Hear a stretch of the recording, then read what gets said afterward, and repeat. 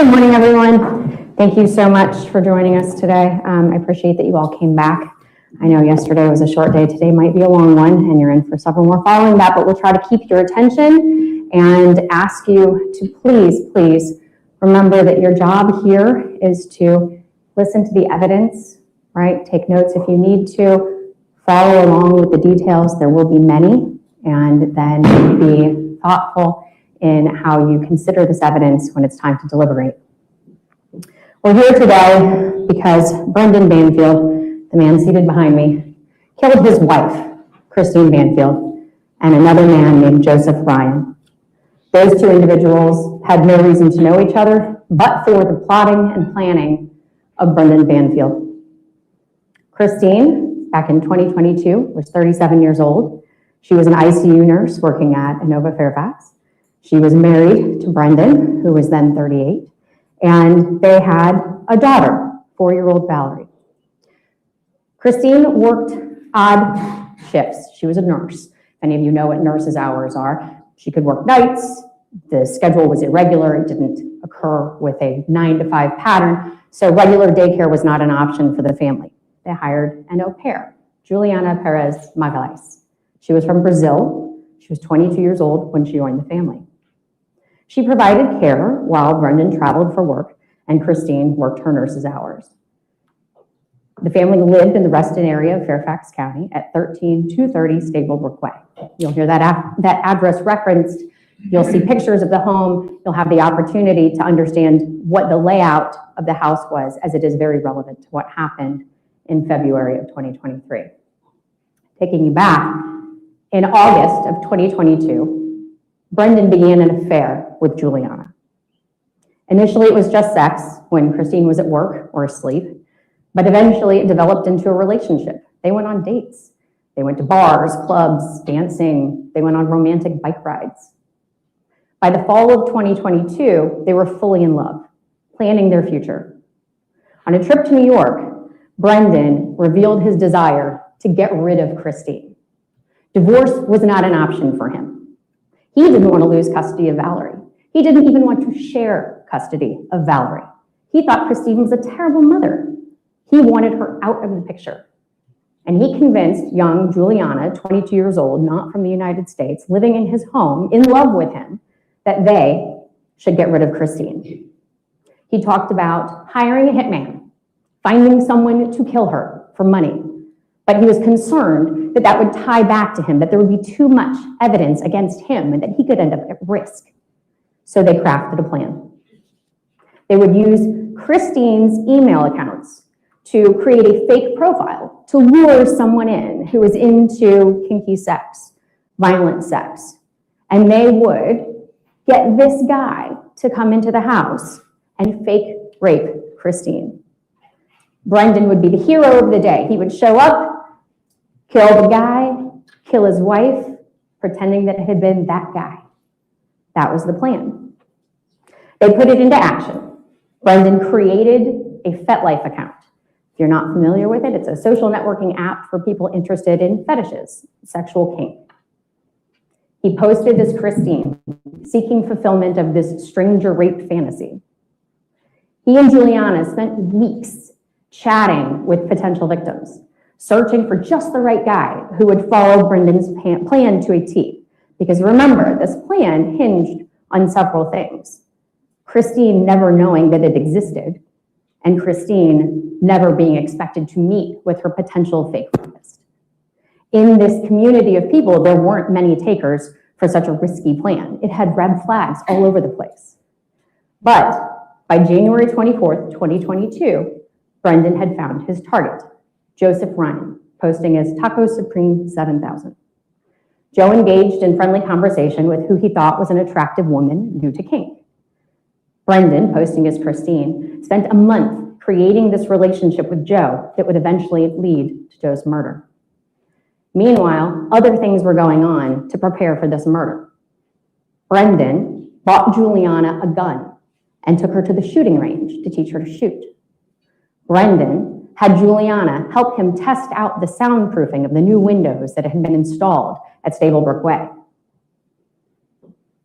By the time this plan was ready to be hatched, Joe was fully on board. He had not questioned any of the asks of him. He had continued to engage in this relationship and appeared to be the perfect willing victim.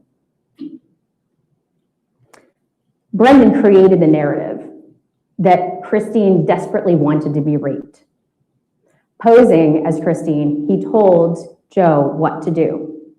Come to the home in Reston. The door will be unlocked. Christine will be asleep in bed. Come straight upstairs, cut off her clothing, tie her, rape her. Simple and fun. That was how it was posed. Joe was willing to follow these rules that Brendan set out posing as Christine. They would not meet in person beforehand. Joe's phones would be left in the car. Joe was to bring a knife, zip ties, chains, and most importantly, he was not to stop. Even if she looked terrified, even if she was calling for help, he was to follow through because that's what she really wanted. On February 24th, 2023, Brendan Banfield's birthday, the plan was put into action.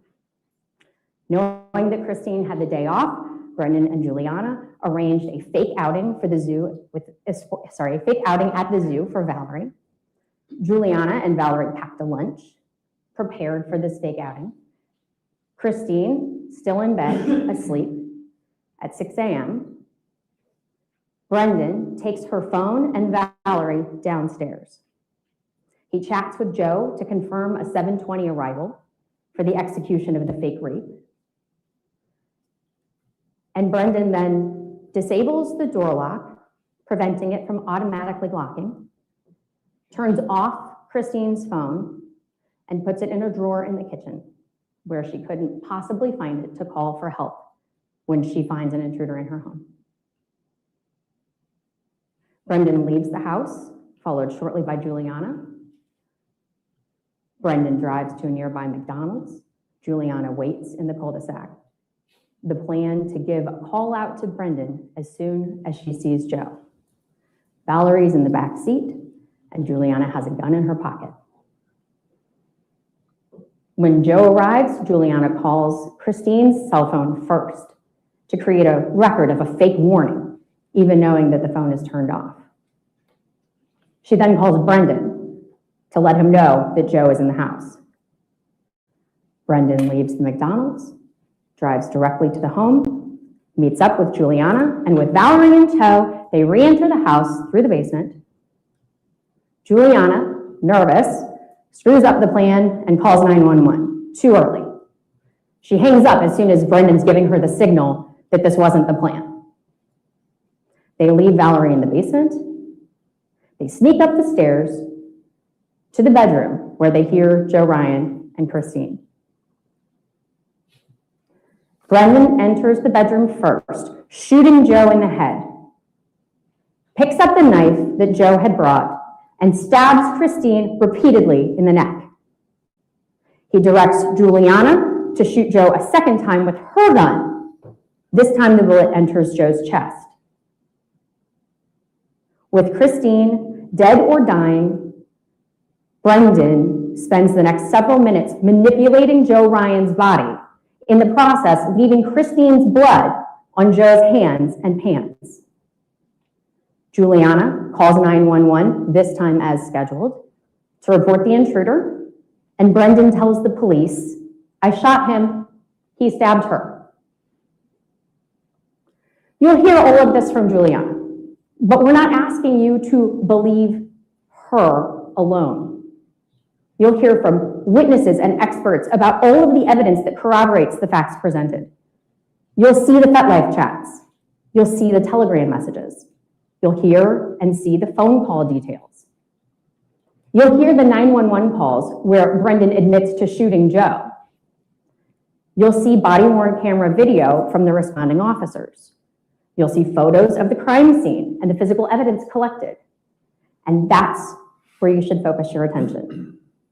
Because while Juliana presents us with the narrative, that story that we wouldn't necessarily know but for her details, it is the blood evidence that you can rely upon without a doubt. The blood cannot lie.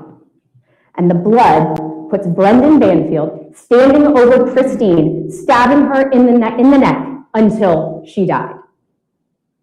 With that evidence, we will ask you to find Brendan Banfield guilty of these murders, the associated charges of neglecting his child, and of creating a danger for her in that home.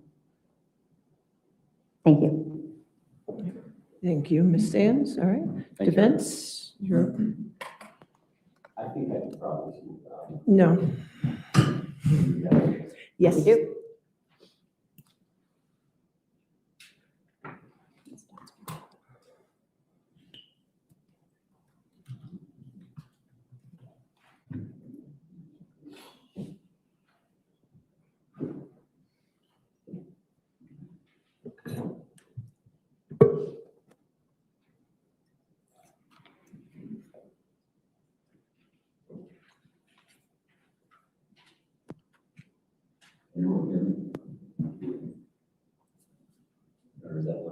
No. You want to check Ms. Sands?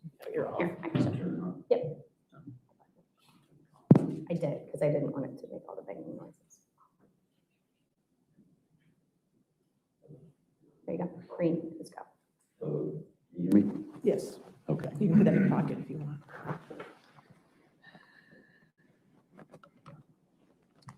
Thank you, ladies and gentlemen. Once again, we had a long day yesterday, and we talked about a lot of the issues that would possibly come up, and they're going to come up today in terms of the story that the Commonwealth just told you, and what I think you should be looking out for in terms of the evidence. There's some interesting things that, in order to assess, first of all, what they're saying, and second of all, the evidence that's going to be before you, is you have to look at certain timelines. So the murder of Christine Banfield by Joe Ryan occurred on February 24th, 2023. The arrest of Juliana Magalhaes took place in October of 2023.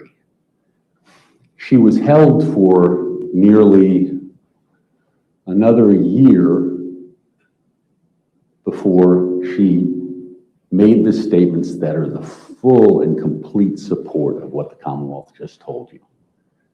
And she did that because the Commonwealth decided that they were going to give her something certain. They were going to give her a plea of guilty to a manslaughter, which is a lesser included offense, and guaranteed time served upon her testimony here today or tomorrow or whenever that testimony is. You're going to hear a timeline of events and evidence that you'll have an opportunity to look at, where she was arrested in October of 2023. And the whole reason she was arrested was to flip her against my client. You'll hear that evidence from someone other than her and other than me. And they tried, and they tried. In a correspondence that she wrote to my client on January 1st, that was given to him, she says, they want you. All they want is to get you in this case. They want me to say things that aren't true. They want me to say things that I did that aren't true. They offered me a misdemeanor. She declined a misdemeanor, facing second-degree murder at the time. And then as the case went on, it became very clear that they wanted him so badly that they were willing to do anything. They made offers, not as good as a misdemeanor, but as time went on, for a manslaughter, suspended time, but she had to testify against Brendan.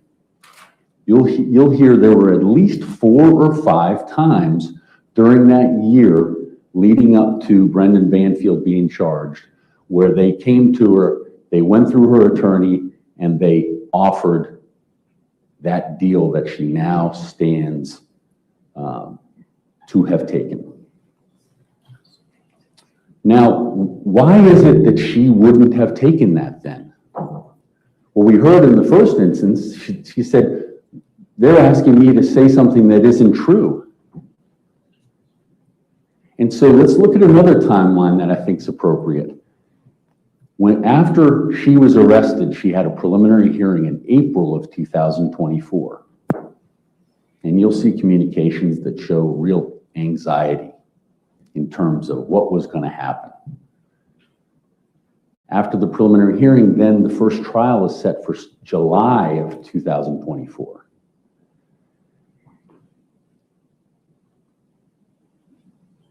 Her attorney continues the case against her will. There's correspondence that says, I want her to go forward. I want her to show my innocence. Continued it to October, I believe. No, to November 12th. During that point in time, she'd lost trust in her attorney. She lost hope because he was the only person for someone who was thousands of miles away from her home, from her family, from the people that supported her. She lost hope in the person who was there to represent her. Whether that's true, whether that's right or not, I don't know.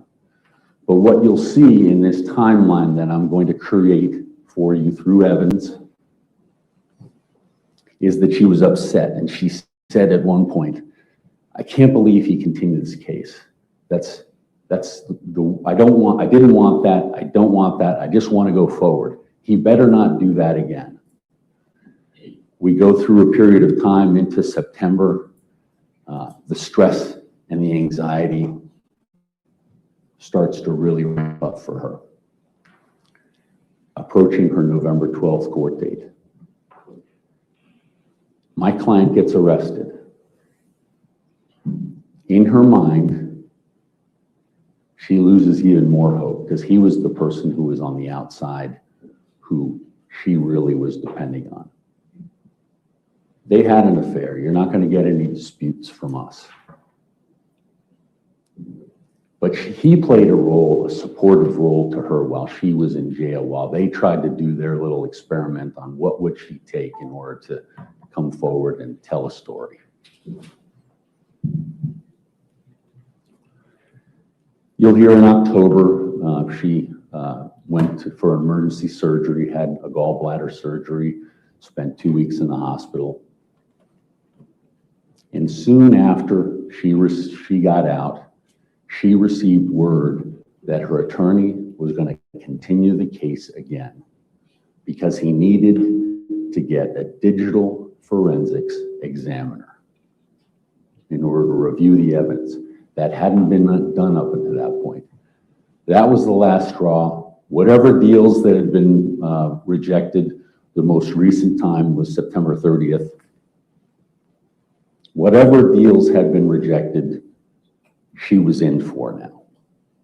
One of the deals was suggested by her attorney after she was upset with him in July.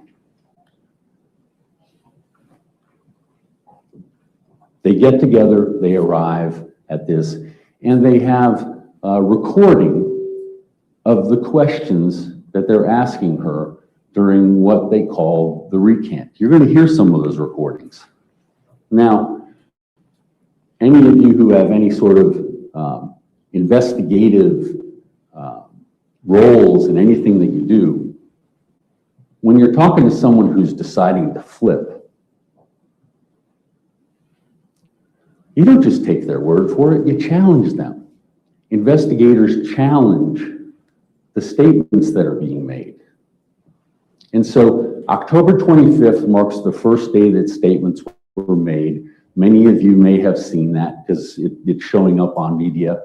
And you hear someone asking her questions and then she answers those questions.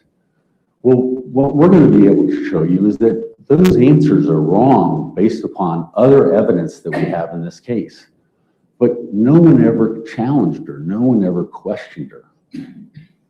And so in order to have this narrative and this story that you received, Juliana Magalhaes is at the center of all of it.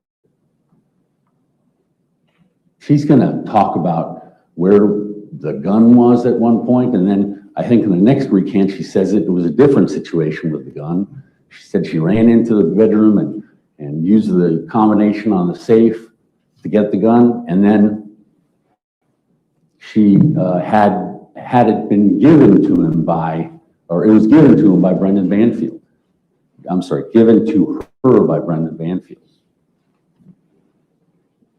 You're going to hear there are significant differences in many of the things that she's providing to the Commonwealth, some of which are changing even up to most recent prep sessions, which we had access to of December 30th. So the question will be, what's the final statement? I think we're all going to get that, but you're also going to see what she's done all along the way. Now, the Commonwealth used her for their case.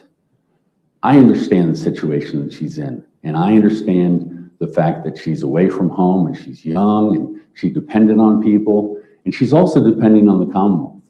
And they've put her in this situation. And she's accepted it gladly, and I'm sorry to say, many people would. But it's the devastation that causes when you ask for that kind of testimony to be included in your case. Now let's just talk a little bit. Here, I may just get a sip of water.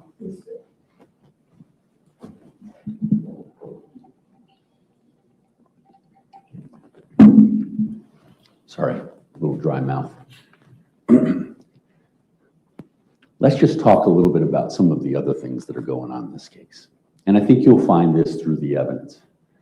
So what essentially, and you may have heard it in media, is there's a theory called catfishing. And catfishing, for those who don't know it, and people more experienced and more expert than I will be able to tell you specifically, essentially is assuming the devices of someone in order to get something done, is the easy quick. There's probably more sophisticated explanation for it. But what they're saying is Brendan Banfield assumed his wife's devices, his computer, her phone, any other devices, in order to take on take on her persona in order to invite this gentleman, Joe Ryan, in. Catfishing is a theory that requires a conclusion that Christine Banfield gave up her devices. The Commonwealth's experts have concluded from the moment that the devices were examined and extracted that she did not give up her devices. And so then started the turmoil within the police department that I think is going to come out here. I doubt it'll be in the Commonwealth's case, but there were people within the command staff who were trying to change what the experts said about Christine Banfield's devices. They were trying to say that Christine Banfield did give up these devices or was away when those devices were being used.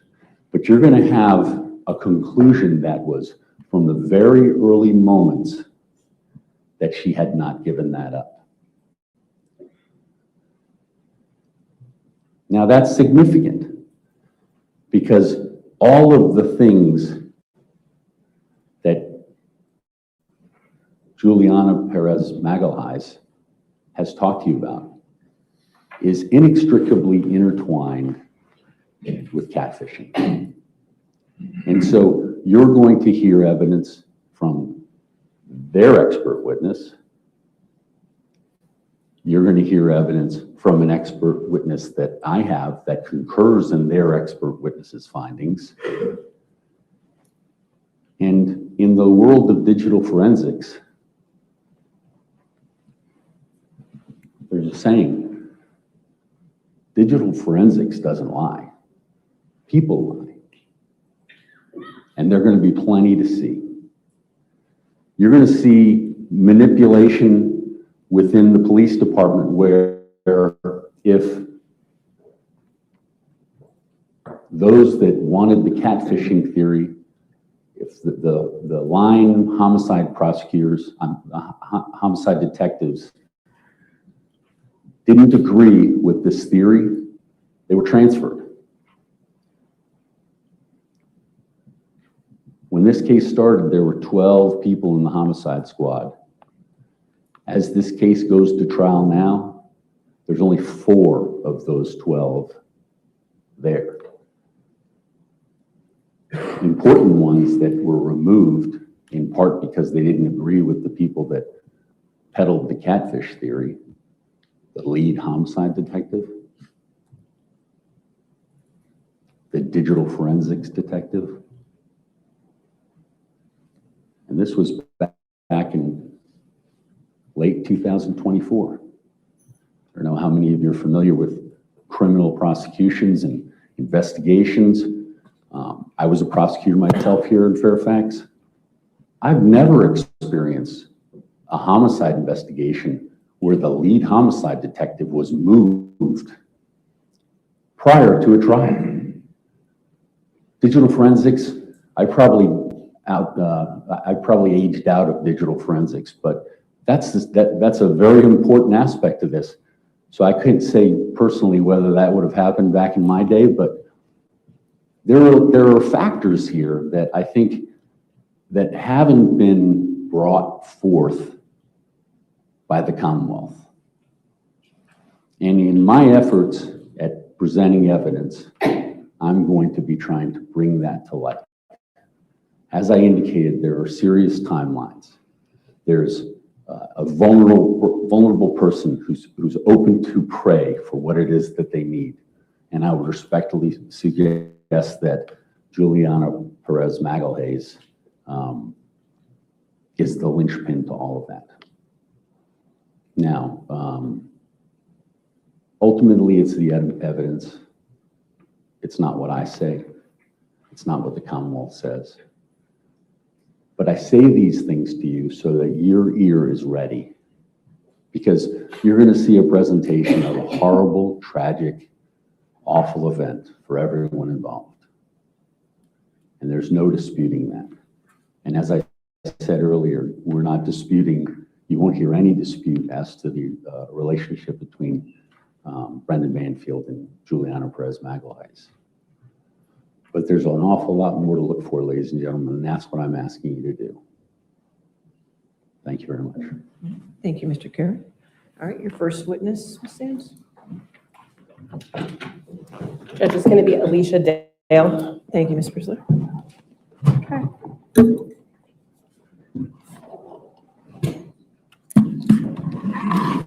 Your Honor, we had spoken to your client about his shield for the screen.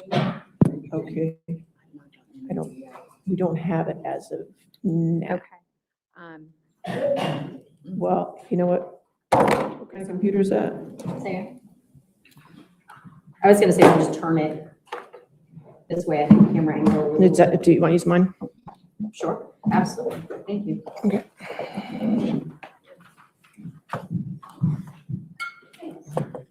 Does this come up?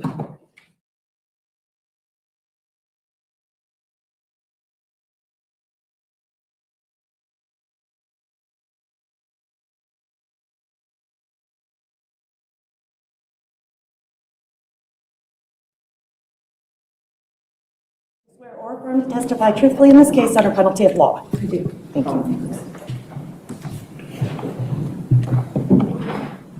Can you give me the thumb drive? It doesn't have it. No, thank you. No, I need mine. Because it's HDMI.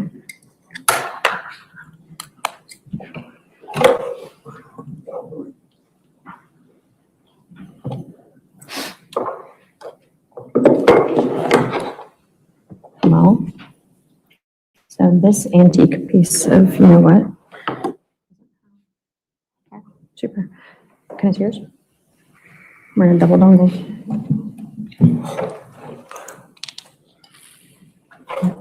No, the other dongle. If not, we'll just use my computer. No, okay.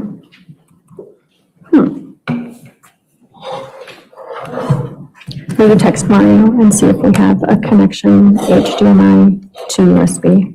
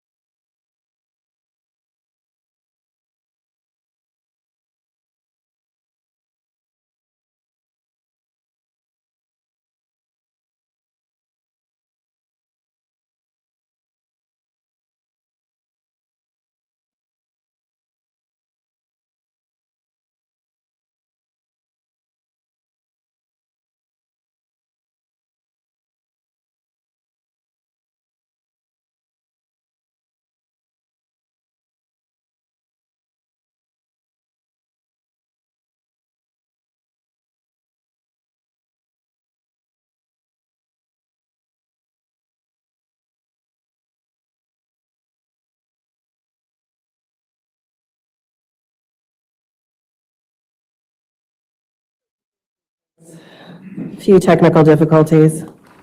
I'm going to first ask you to state and spell your name for the court record.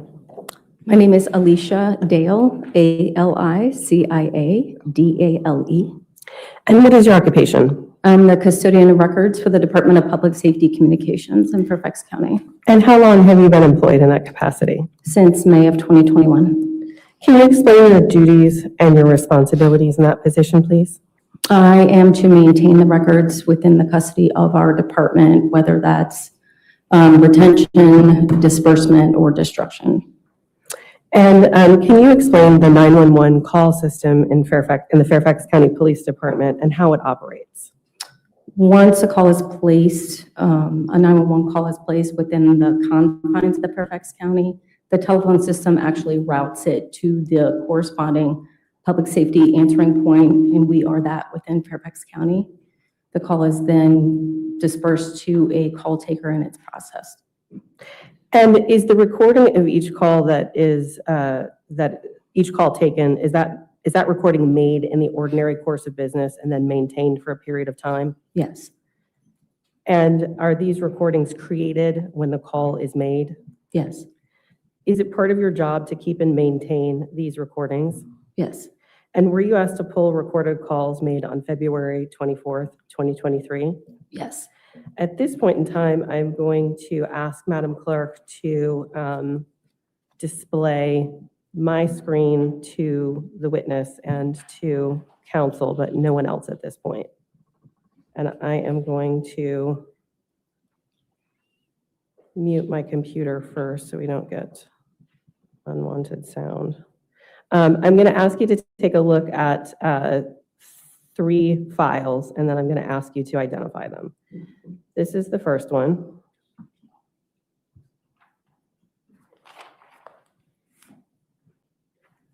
And I'm going to show you all 3 and then ask you about them, if that's okay. Just for the record, what evidence number would This is first one Commonwealth's Exhibit 1. would be the first one you Yep. showed? Okay, thank you. This second one, Your Honor, is Commonwealth's Exhibit 2. Okay.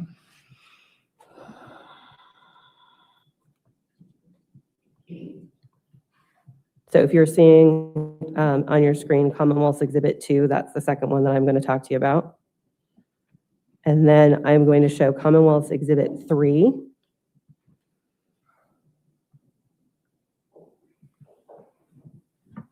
And this would be the third one that I'm going to talk to you about. Okay. Now, I showed you three files. Do you recognize those files? Yes, And how do you recognize them? I actually reviewed them this morning before court. I was just going to ask you if you've reviewed these exhibits before today. You've already answered that. Have you modified these calls in any way? No. At this point, Judge, what I'm going to do is I'm going to ask the court to, I'm going to move these in as Commonwealth's Exhibit 1, 2, and 3. Any objection to Commonwealth's 1, 2, 3? All right, 1, 2, and 3 are in evidence. Before I play them, what I would like to do is ask you some questions about the timing of them. When we're looking at Commonwealth's Exhibit 1, and I'm going to go back to Commonwealth's Exhibit 1 on your screen, hopefully for you.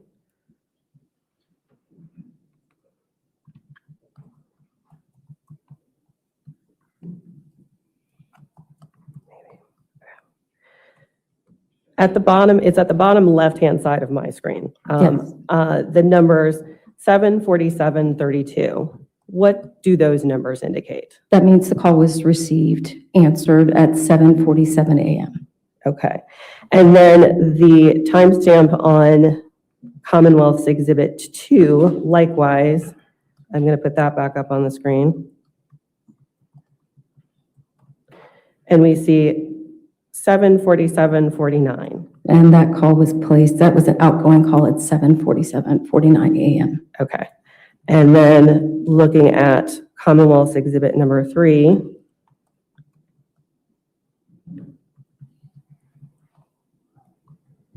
we see that that is 8:02:05. And that was a 911 call received, answered at 8:02 a.m. Okay. Thank you. At this point, Judge, what I'm going to do is I'm going to play the 911 calls. All right.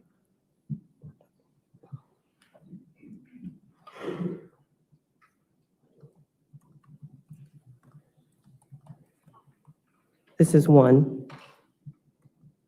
February 24, 2023, 7:47:32. Fairfax County 911, where's your emergency? Hello, Fairfax County 911. February 24, 2023, 7:47:39.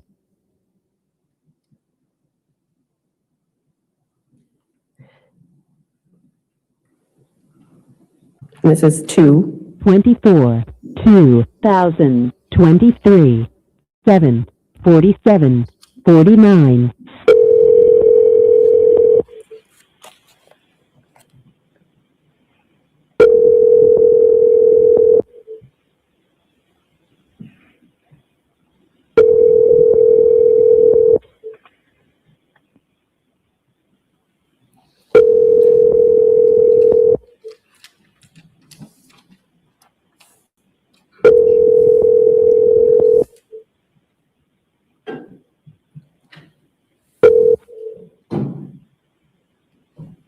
Please leave your message for 57142621112. Hello, this is Fairfax County 911. We had a call from this number. If you have an emergency, please hang up and dial 911. This call was named error. You can disregard this message. Thank you. February 24, 2023, 7:48:40. And this is 3. 24, 2023, 8:02:05. Fairfax County 911, where's your emergency?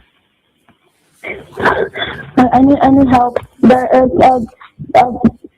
my friend. She just was stuck in the night now. She's bleeding a lot. I don't know what to do anymore. Okay, where are you located?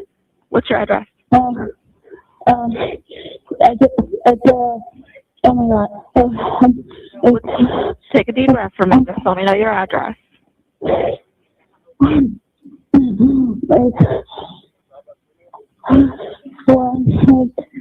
3 1 3 Okay, 1-3.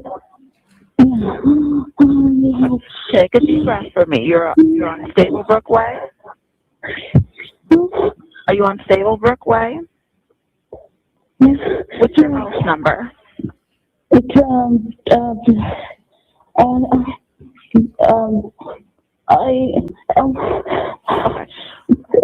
what's the number of? Is there somebody else there that can give me the address?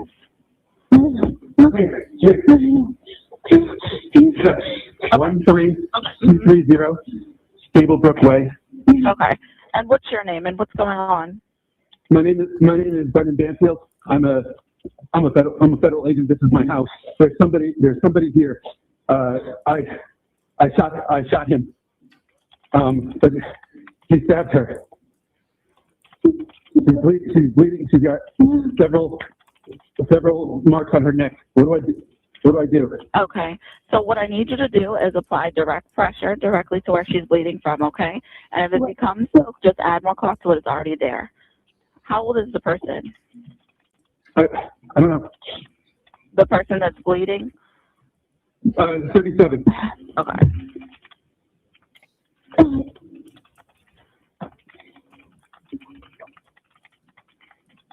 Okay, so the person that you shot, where is he? I don't know. I don't know him. Okay, where is he though? He's here. He's on the ground. Okay. Okay. And the person that he stabbed, where are they now? Are they still in the hospital? I have rescue coming to you. It's my wife. It's just what I'm just know what to do. Okay, so I want you to get a clean cloth and apply direct pressure to where you're bleeding from, okay? Yeah. Okay, are you the one that's bleeding? Just keep applying pressure, don't remove it. If it becomes soaked, just add more cloth to what is already there. Do not use a tourniquet. If one is already on, don't remove it, and don't throw or flush any blood-soaked items, okay? And sir, I need you not to touch the weapons or disturb the scene at all, and don't touch or remove any impaled object, okay?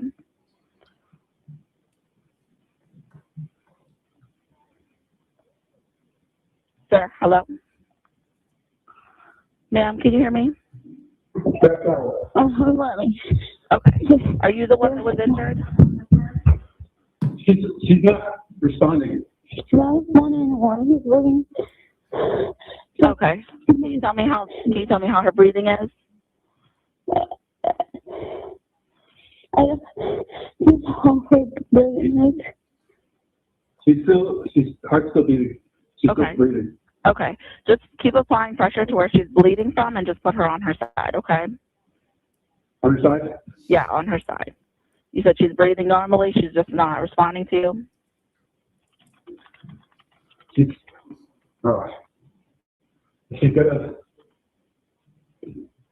got a very big hole in her neck. Okay. Just keep applying pressure, okay? Just keep adding more cloth what's already there. And who am I speaking to? Who are you, dear? Are you? Okay, so who's the person? Where's the person that's bleeding? Where are they in the house? They're upstairs. Okay. In the bedroom. Okay, and where is the person that was shot? Are they also in the house downstairs? Yes. Yeah, in the bedroom too. Okay.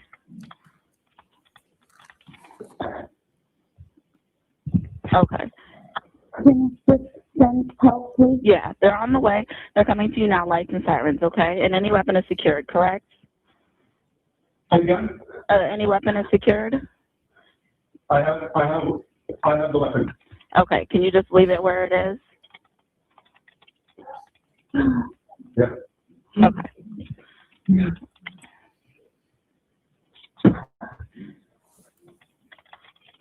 And you said you don't know the individual that was shot? No. No, whenever things are the person.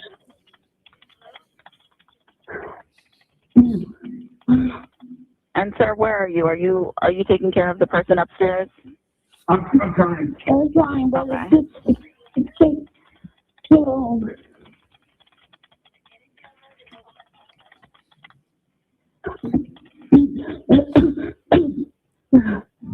Okay, I have officers that are pulling up outside, okay?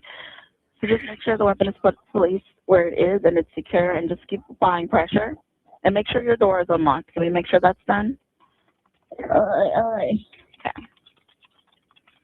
Okay. And if there's any animals, please make sure they're put away. Unlock the door. Okay. Unlock the door. What is it again? Okay, so make sure your weapon is down, sir. And now you're coming to the door with your hands up so the officers can see you. Okay, I'm unlocked. Okay, and the weapon is down?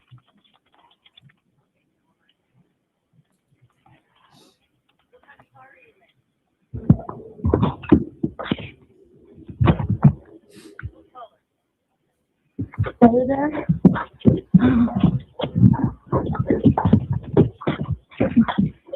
Are you there? Yeah, I'm still here. Are they coming? Yeah, they're on the way. You should see them soon. They're pulling up outside right now. Let me know when you can see them, okay? I just see them? You should be able to see them soon. Huh? I hear them. Okay, so are we? Okay, and no one has a weapon, right? The weapon's down? The weapons are down. Okay. That one's down. I hear them. Okay, they're pulling up outside. Just keep applying pressure to where she's bleeding from and just make sure she's Okay. okay. Not, Here we're doing this. Okay. yeah. Okay, let me know if the officers are with you. Want to come here? Yeah, they're pulling up now. They're gonna make their way to you. Okay. I'm showing them outside.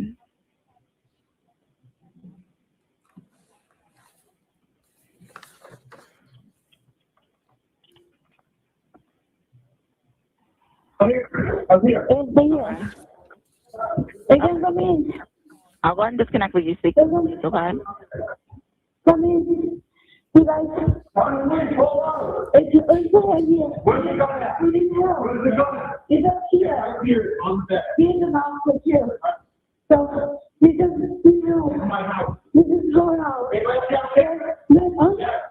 My God. February 24, 2023, 8:10:38.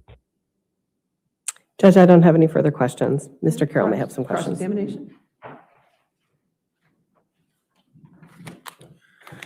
Ms. Dale, I've heard that before, but when I was listening now, it appeared that there was a lot of typing going on.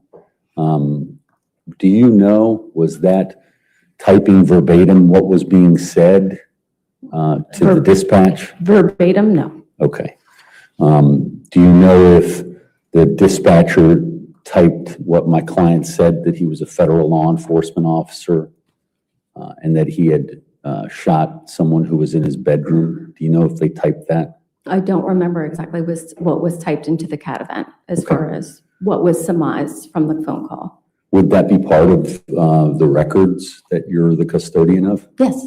Okay. Do you recall if it was typed in what he said, which was that he stabbed my wife in the neck? Objection. I don't think that that was what was said, and we can listen to the call. What's your legal objection, please? Seems facts, not in evidence. Overruled. Go ahead. Was that transcribed? In the actual event? Yes. I would have to review the record. Okay.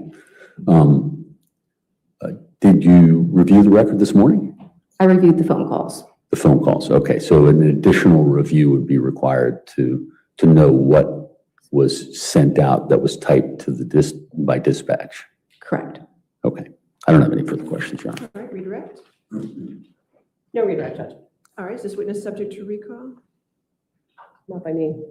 Is she subject to recall, Mr. Carroll? Okay, ma'am, you're free to go. Thank you. Okay. Your next witness? Judge, it's going to be Officer Hugh, Justin Hugh.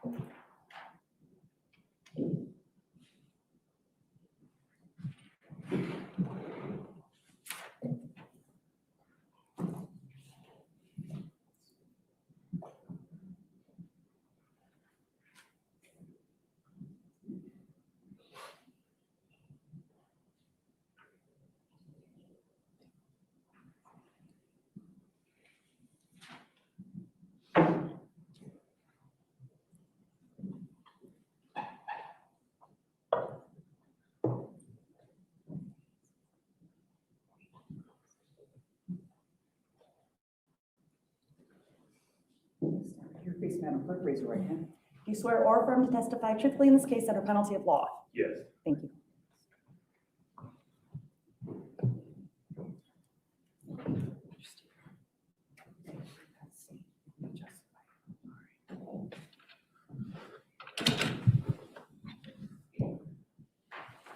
Good morning. Good morning. Could you please introduce yourself by telling us your name and spelling your first and last name for the court record? Justin Hugh, Justin. Last name Hugh, Hugh. And how are you currently employed? I'm a detective with the Fairfax County Police Department in the Child Abuse Unit. And how long have you been with the Fairfax County Police Department? Almost 4 years. And when were you assigned in February of 2023? I was patrol in Reston. And I'm going to direct your attention to February 24th, 2023. Were you on duty in uniform and displaying your badge of authority that day? Yes. And did you respond to a call for service that morning? Yes. What was the call for, if you recall? The call was for somebody that had been shot and then somebody else in the residence had been stabbed. And where did you respond? I responded to area 521, which was my patrol area. And where is Patrol 521? It's in Reston. It's kind of near the town of Herndon. And is that a location in Fairfax County? Yes. Is your uniform equipped with department-issued body-worn camera? Yes. And how does your body-worn camera work? You click it twice in the middle and it activates the body-worn camera and starts recording. And then when you are done with your shift, what happens? We dock it at the station where it will upload everything is recorded for the day. And was your body-worn camera working properly that day? Yes. I'm going to show you what's been marked as Commonwealth's Exhibit 4, and I have I've got my computer muted, so we should only see a picture. All right. I would ask if we could just have that for the stand, the defense attorneys, and the witness at this point.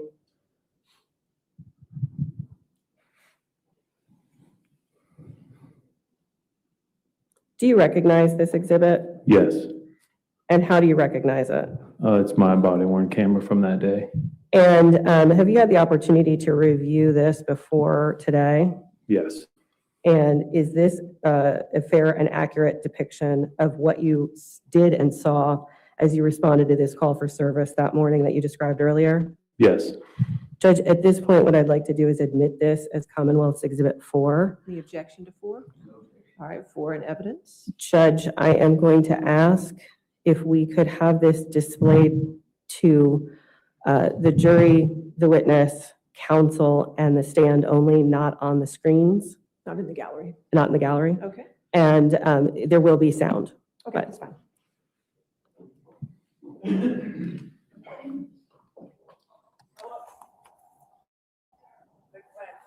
Well, I got voices inside. Let's do something quick. Stack up on me, I guess. County police, call out. Where's the gun at? Where's the gun? All right. So, you just sit down. This is how. Anybody else downstairs? No, Yes. Where's the shot person? His daughter is downstairs. She's just. Who else? Just us? Yeah, she's just for his daughter. Gun on the back. One of the patients is outside now. You're welcome. Alright. We got him. Can you turn the lights on in here? Yeah. Give me a, what can I do to help? Chest seal, give me a chest seal. Yup. Anything I can do? What else was she stabbed? Right on the stab wound. Tank, come here. Got something on her hand. Okay, she got something. There. Stand right here. Yes. You got multiple stab wounds to the neck. Okay. Secure those guns. Ma'am, I need you outside now. She's breathing. What do you need? Get medics in him now. Get a chest seal. Seems full to medics.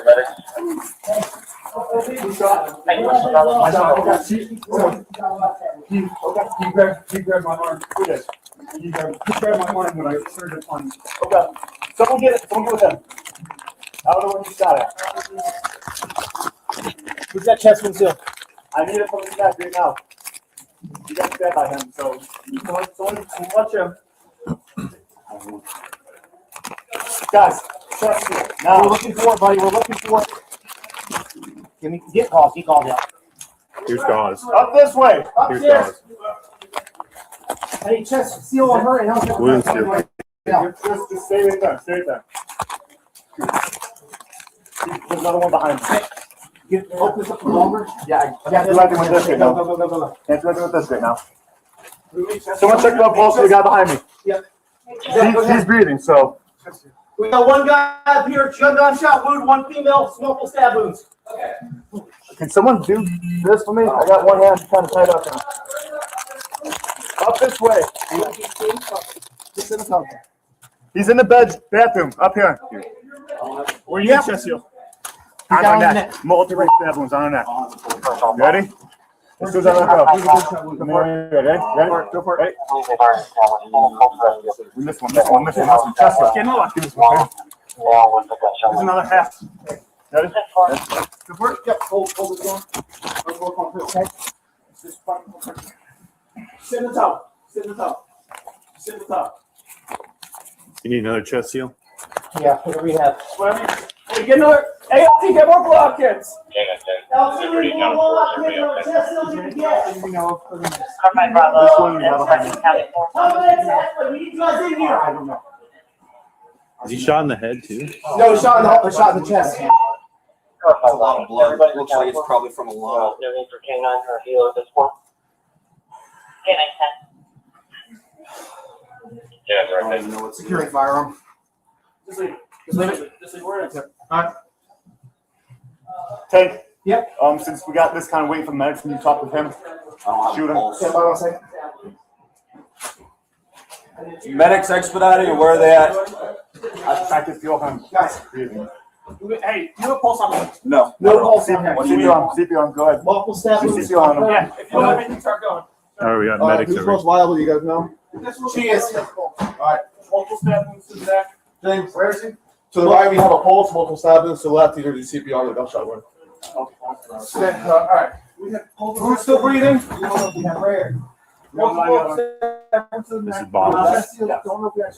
Don't know if it's one behind my side. Okay. She's still right there. You can feel blood moving. You can stop doing CPR. Yeah, we're gonna get her. He's gonna be DOA over there. Yeah, this. She's breathing over here. She's breathing.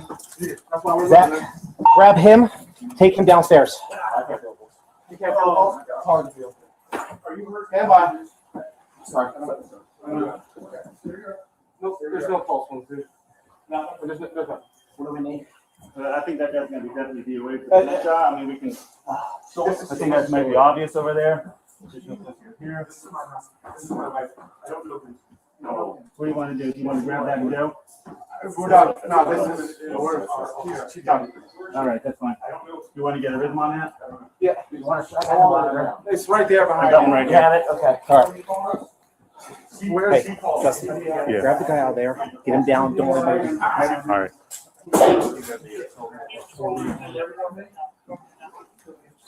Wait, is that not Bombers? I don't know. This is not Bombers. It might be his. There was two on the bed when I came in. Okay. Okay, this one's got blood on it. All right. So stay with him. He might have, I'm not sure if he shot the guy that shot him. Sir? Yeah. Sorry. I'm going to wait till they're done getting her out of the way before I'm willing to walk over. You don't know that guy at all? I don't know. Yeah. I'm trying to figure out where's the gun currently. We have 2 firearms right here. Leave them right where they are. That's where we found them. We moved them away. All right, that's fine. They were on the other kind of. We're more.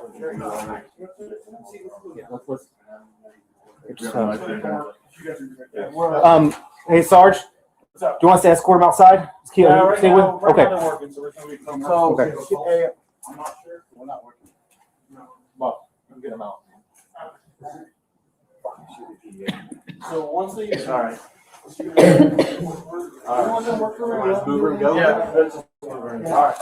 Downstairs. Hey. All right, we're gonna move Very closely with that storm down. Don't touch anything. Got a knife here. Yeah. Is there kids down there? Zach? No. The kids are out of the way. The kids are outside. Of course, we're gonna clear the rest of the house. Don't worry about that. Okay. Just got one. That's fine. Zach, stay here. You're with me. I'm escorting him down. He's gonna stay. We're gonna make sure no one else is hurt in the house. Okay, all right. We're gonna get husband downstairs. All right. Just for the record, we'll admit that under seal, Commonwealth's 4. Understood. Let's talk about what we just saw. When you entered the house, we saw one officer ahead of you. Were the two of you the first 2 officers to enter the house? Yes. And when you came upstairs to the bedroom, did you see any unsecured firearms in the room? Yes. Can you tell us how many? 2. And can you describe the unsecured firearms that were in that room? Did you note anything about either one of them? One had a flashlight on it and the other one did not. Okay. Did you handle either of the unsecured firearms? The one with the flashlight on it, I handled that one. And what did you do with it? I moved it twice. The first time I moved it just from the corner of the bed to in front of me. And then the second time I moved it to the other side of the bed near the other firearm. And did you know anything about that firearm when you were handling it? There was blood on it. And Judge, at this time, I'm going to show Commonwealth Exhibit 5 and ask that, and it's going to be a still photo, just to witness and counsel. Okay.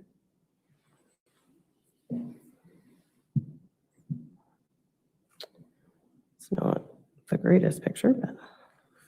Is this the firearm that you handled? Yes. And is this the position that it was in when you entered the room? Yes. Can you describe the position, what we're looking at here?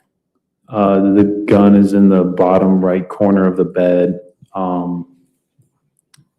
It's pointing towards whatever's kind of behind me.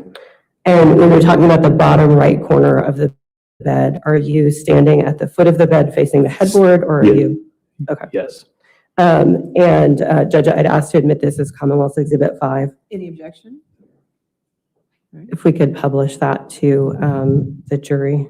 In the gallery. Got it. And when you handled this firearm, did you have gloves on when you handled the firearm on February 24th? Yes. And when you left the bedroom, where had those 2 firearms come to rest, this one and the other one? On the left side of the bed. If I'm facing the headboard, that's where the last place I saw them at. Okay. And then when you, the rest of your morning, when you left the bedroom, who was with you? When I left the bedroom, I was with Officer Beckner. Believe there's another officer walking down the stairs with us, and Mr. Banfield. And where did you go? We walked outside and then we took Mr. Banfield to an ambulance. And when you got to the ambulance, what, if anything, did you take from him? A jacket that he was wearing. And what did you do with that jacket? I held on to the jacket, and then Detective Falk, who's a crime scene detective, showed up, and then I transferred custody of the jacket to him. And I'm sorry, you said Detective Falk? Falk. Is that OJ Falk? Yes. After you left the defendant's company that day, did you remain at the scene? Did you go back into service? What was the rest of your morning like? We remained at the scene for a while outside, didn't go back inside the house, left the scene for a bit to do other things. And then I ended up coming back to the scene and stayed there until the end of my shift, just on the outside of the house. I don't have any more questions for you. Mr. Carroll may have some questions. Cross-examination.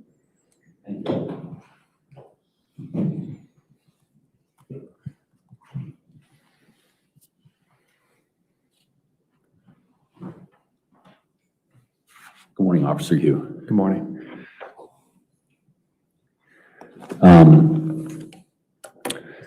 Were you right after Officer Gibbons as an arrival on the scene? When I walked into the house, Officer Baumler was the one in front of me. Officer Baumler? Yes. But Officer Gibbons was in front of him, is that correct? No. When was Officer Gibbons there? He would have walked in behind me at some point. I don't remember when. Okay. Eventually, there was like a stack of us that all went in. I don't remember the exact lineup. And I understand, but Officer Gibbons was the one who was in the bathroom with my client, correct? Yes. So when you saw, when you walked in, you observed my client rendering aid to his wife, is that right? I don't recall what I saw when I first turned into the room. I know he was in the room. I don't remember the positioning though. Okay. Do you recall Officer Beckner arriving? I remember Officer Beckner coming in the room. Okay. And were you present when Officer Beckner started, getting chest seals and chest compressions and things like that all of you were doing? Yes. Okay. And did you observe, according to Officer Beckner, a panic attack on my client's part? I wouldn't really know. I wouldn't say a panic attack. I would say I witnessed his behavior. Okay. I don't know how you exactly would define a panic attack. I didn't think of it. I didn't think it was anything super. His words, not mine. Yeah. You observed, but you observed my client, correct? I did. And around that same time, Officer Beckner reports that some firefighter was kicking items on the ground. Let me see. Kicking the blankets near Joe Ryan, and he was advised to stop by Officer Beckner. Do you recall that? I was told about what a firefighter did after, but I never really witnessed that in the moment. And I understand, I mean, it's a fast evolving situation, but that's what I wanted to find out is if you had recollection of it, but you were told thereafter? Yes. Okay. Now, when you arrived on scene, Christine Banfield was breathing, correct? I never touched her, so I don't know. Okay. I couldn't tell you. Were you aware based on what people were saying regarding her condition? Listening to the body camera footage after, yes. It sounds like someone was saying that there might have been breathing or there was breathing, but okay. I don't have direct knowledge. But the firefighters ended up connecting her and actually found a pulse, right? That I don't know. I know they found something, but I know there's like electrical readings I've had on other scenes. Was that not what we just watched on that they actually connected her up to whatever device the one firefighter was saying? They did connect her to something. I don't know what, I'm not versed in what machine they would have connected her to. Okay, and I'm not asking you to be an expert on this. I'm just asking you as the person on the scene what you observed. Yes, the firefighters worked on her. Okay, they were tending to her. Yes. Okay, that's probably the best way to say without knowing what exactly they did. Yes. And then while you were there, or at least that's what your body camera video shows, they secured her and they brought her out of the house, correct? Yes.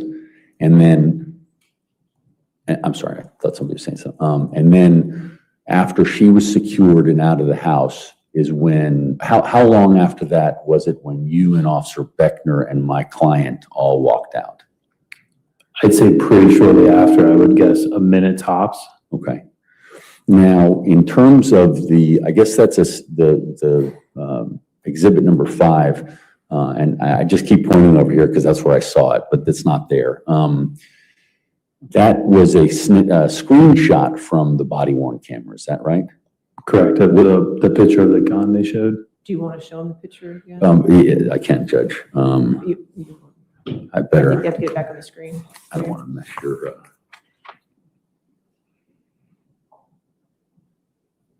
Okay. Okay. Do you see that? Yes. And is this your body worn camera? Yes.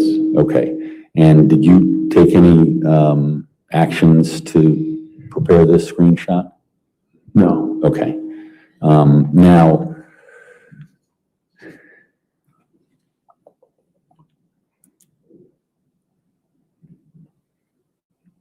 do you know where this gun was before it was sitting at that situation that's shown in the picture? No. Okay.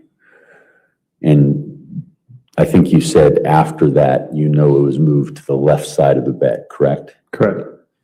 Do you recall who did that? I moved it. You moved it, okay. And then if I understand your testimony correctly,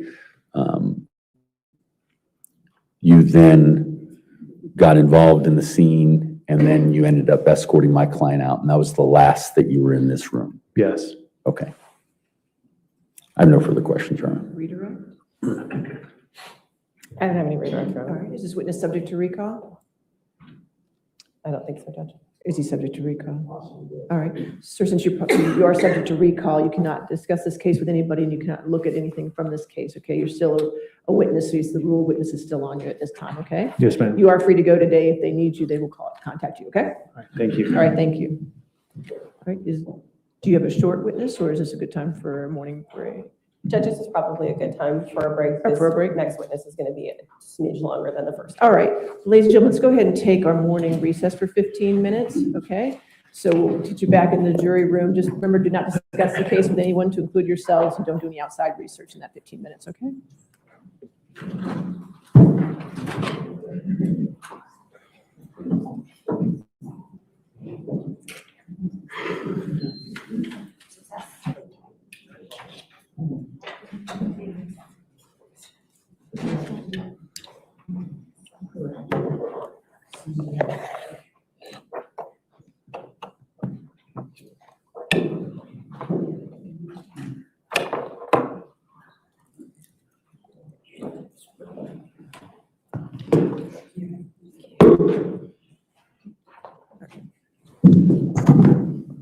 So we'll come back then at 11:30, okay? Thank you, Judge.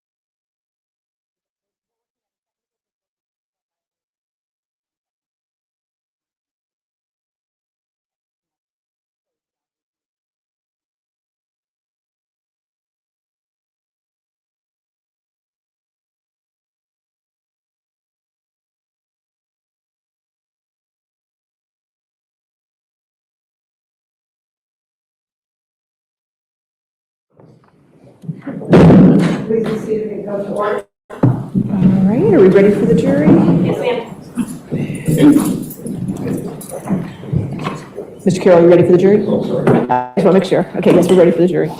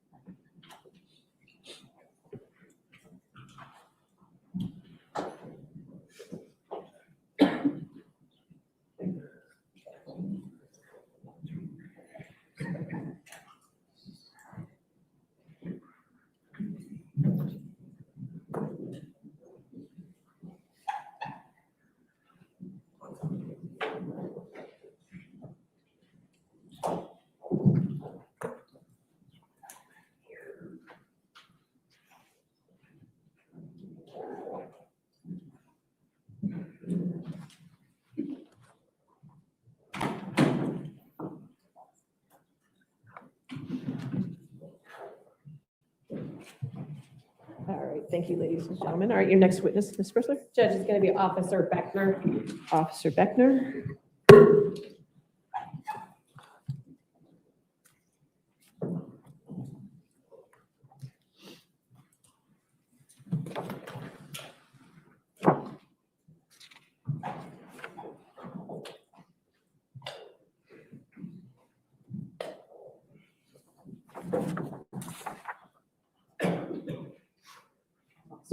Please place, ma'am, both raise your right hand. Do you swear or affirm to testify truthfully in this case under penalty of law? I do.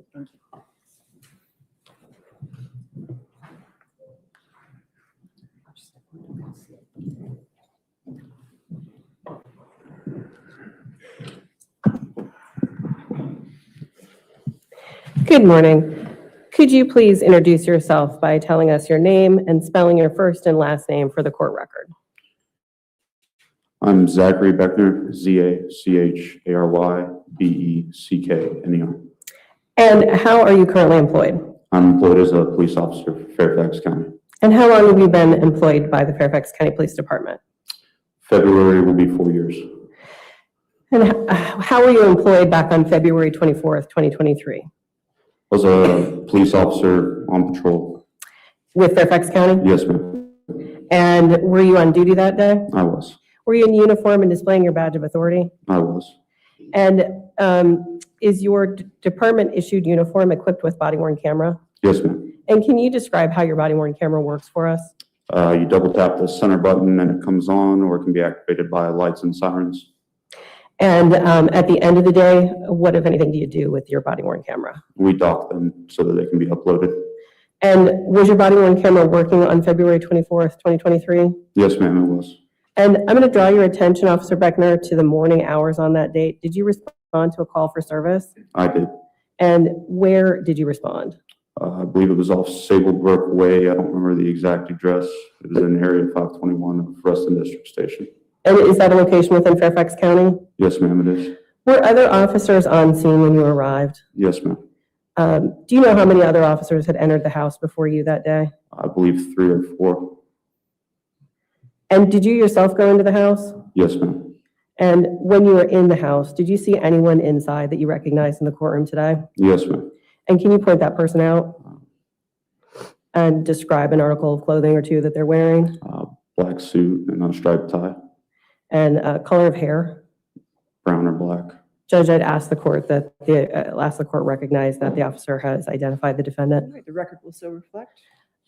I'm going to show you an exhibit that's been marked as Commonwealth's Exhibit 6.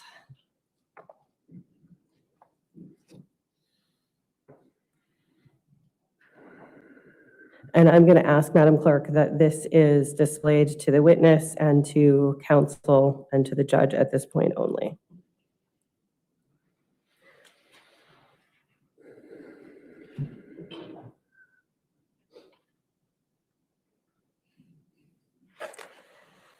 Do you recognize this? Can you see it? No, ma'am. There's Oh, nothing okay. pulled up. Sorry. It's a blank screen on our. I see, okay.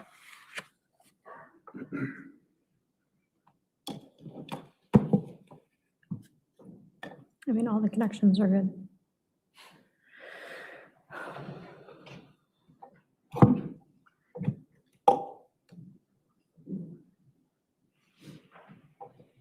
No.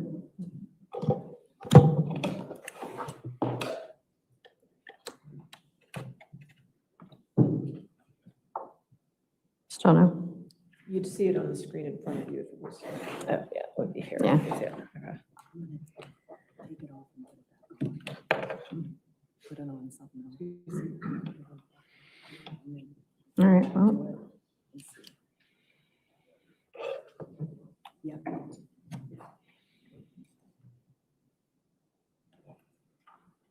It flickered. Was that you or was that me? We changed it just to make sure our system was working, so our system's working. Okay, well.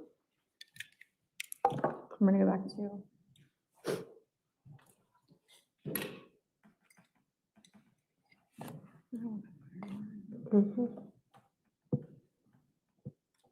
Where's yours?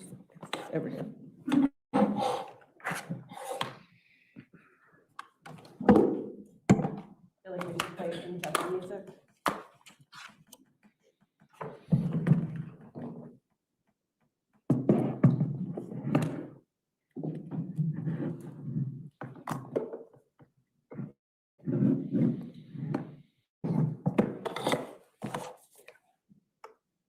Yeah, just go ahead and log in.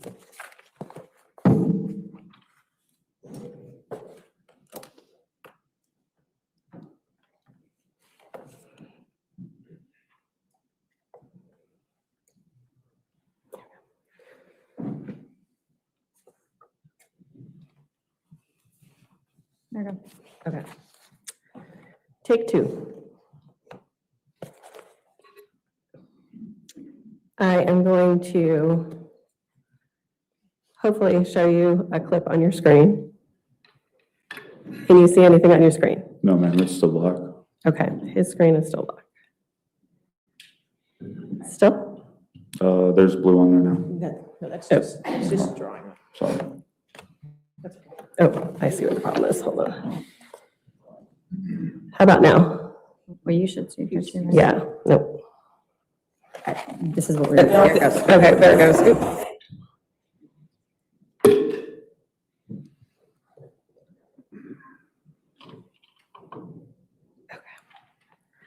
All right, now can you see Yes, ma'am. on your screen? Okay.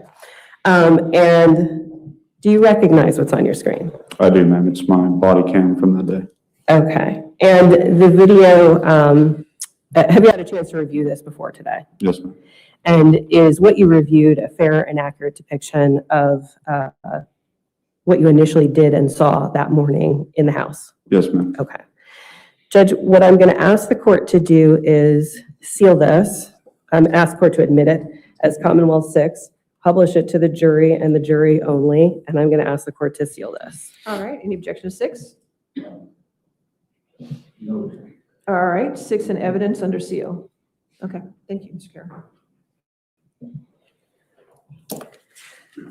Now, as I'm playing this, I'm going to stop it in places so that we can talk about what it is that we're seeing.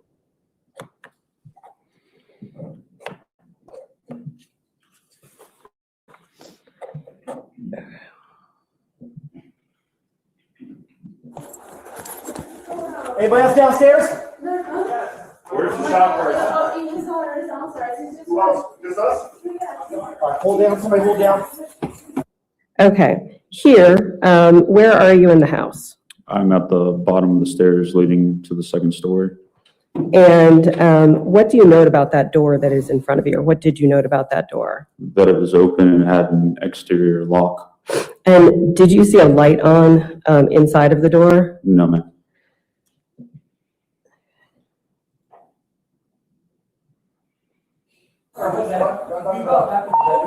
Brother, they're saying one of the patients is outside now. So somebody's outside. In the back? Anybody else outside? Who else is outside? Anybody over here?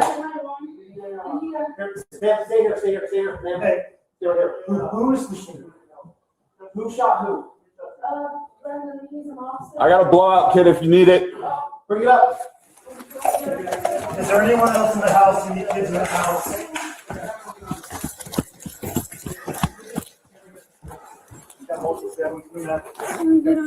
Look at those guns. Ma'am, I need you outside now. Here, how many unsecured firearms did you note as when you came in? 2.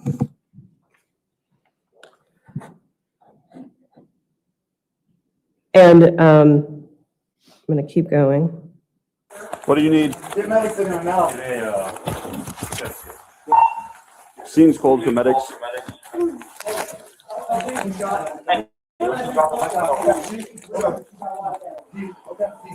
grabbed my arm. He grabbed my arm when I just heard that coming. Okay. Someone get it. Someone go with him. I don't know when you shot at. Who's that chest concealed? I need it from the staff here now. You got stabbed by him, so watch him. I have one. Guys, chest seal. Now. We're looking for it, buddy. We're looking for it. Get balls. Get balls out. Up this way. Upstairs. Hey, chest seal on her, and I'll get it right now. Just stay right there. Stay right there.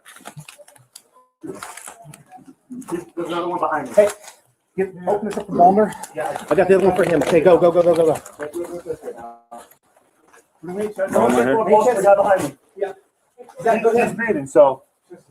We got one guy up here, gunshot wound, one female, small mistake. Here, did you notice the knife as you moved over to where Joe was laying? I noticed it first whenever I was checking for a pulse on him.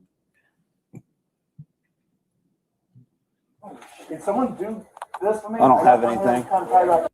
Was that you saying, I don't have anything? Yes, ma'am. And what did you mean when you said that? I was checking for a pulse on the decedent there. And is that at the point when you noticed the knife? Yes, ma'am. And when you were checking for his pulse, what part of his body were you checking? His neck.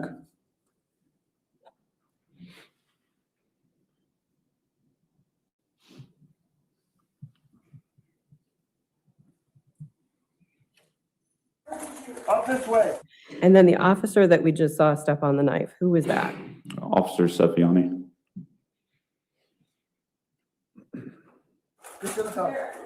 He's in the bathroom, up here. I don't have a pulse on him. When you said, I don't have a pulse on him right there, the second time, who were you saying that to? The other officers there to my left, particularly Officer Sefiani. And the view that you have of the bed at this point, do you know at this point where the unsecured firearms that you saw when you entered the room? Yes, ma'am. Can you tell us where they are? They're both laying there at the foot of the bed, basically in the same position as whenever we saw them first on my body cam.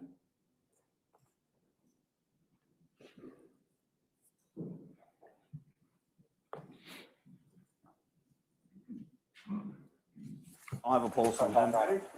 Where's the gunshot wound? I'm not entirely certain, sir. Let's check. The officer here who, that is moving Joe's hands, who is that officer? It's Officer Sefiani. And had anyone moved Joe's hands that you saw before Officer Sefiani moved them? No, ma'am. Chest. Okay. Hold this down. Let's work on her, okay? Sit in the top. Sit in the top. Sit in the top. You need another chest seal? Yeah, whatever you have. Whatever you. Hey, get another ALT. Get more blowout kits. I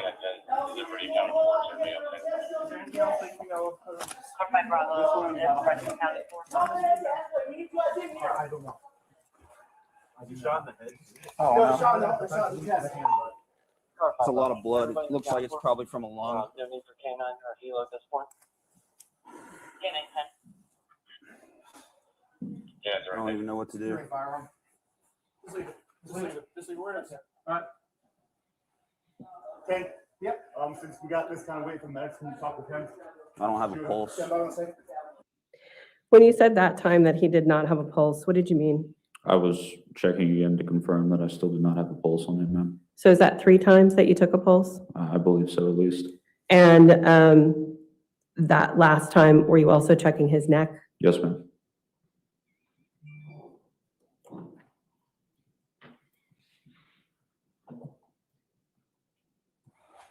Medics expediting, or where are they at? I can feel him. Guys, hey, do a pulse on me. No, not at all. What do you need? I'm good. Multiple stab wounds on her. Start going. Who's most liable, you guys know?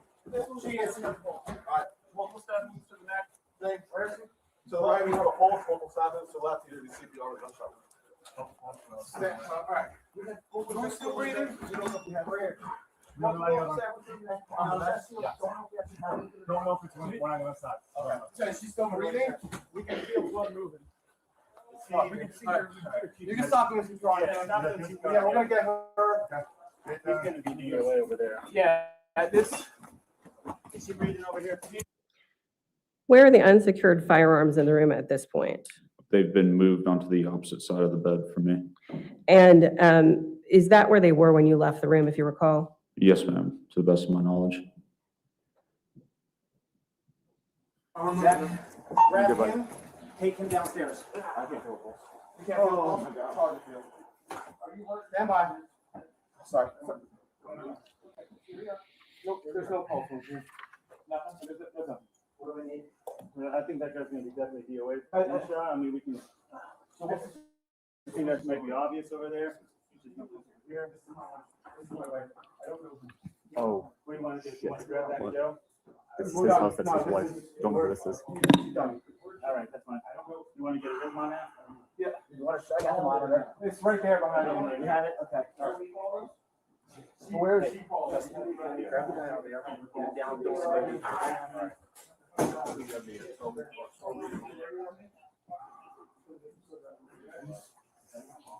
This is not bombers. There was 2 on the bed when I came in. Okay, this one's got blood on it. So stay with him. Keep away. I'm not sure if he doesn't know. I'm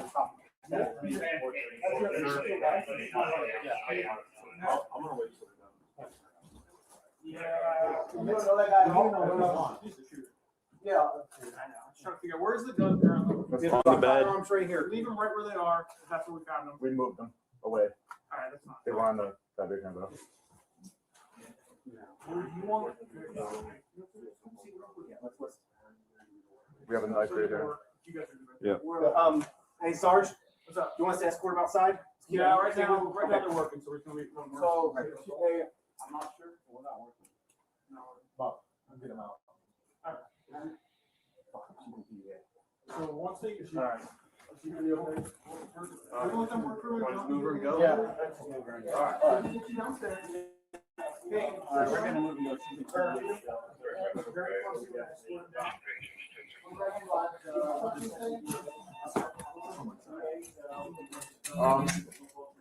Got a knife here. Yeah. Is there kids down there? Zach? The kids are on the way. Kids are outside. We're gonna clear the rest of the house. Okay. Someone's gotta go with them. You guys want me to go with them? If you want to go with it, that's fine. Zach, stay here. All right. You're with me on which what are we doing here? We're gonna make sure no one else is hurt in the house. Okay, all right. We're gonna get them downstairs. Okay. How long did you stay in that bedroom after Christine Banfield was removed from the bedroom? A couple of minutes at the most. And where did you go when you left the bedroom? Outside, And who was with you? Officer Hugh and Mr. Banfield. And where did you go with them? Initially, we walked outside, allowed the first ambulance to leave, and then Mr. Banfield was taken into a second ambulance. And what was the purpose of taking him to the ambulance? Just to check on him, make sure that he didn't sustain any injuries that we weren't aware of. And did he receive a medical evaluation while he was in the ambulance? The medics did check him out. Again, look for any injuries or anything that we might have missed initially. And what, if anything, did you do while you were with him in the ambulance? I searched Mr. Banfield.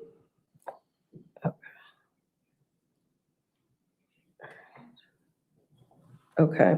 I'm going to show you Commonwealth's 9A, and I'm going to ask that it be displayed only to the witness and to counsel.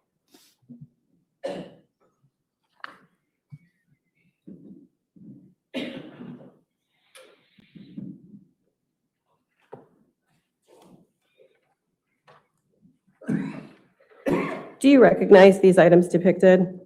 Yes, ma'am. And how do you recognize them? They were some of the items that I collected from Mr. Banfield. And can you describe what they are? It's 2 handgun magazines, a set of handcuffs, and a watch. And do they appear in this photo in the same or similar condition to what you saw them in on February 24th, 2023? Yes, ma'am. Judge, at this point in time, I'm going to ask to admit Commonwealth 9A. And this can be, Sorry. No objection and publish? it can be published to the jury. All right.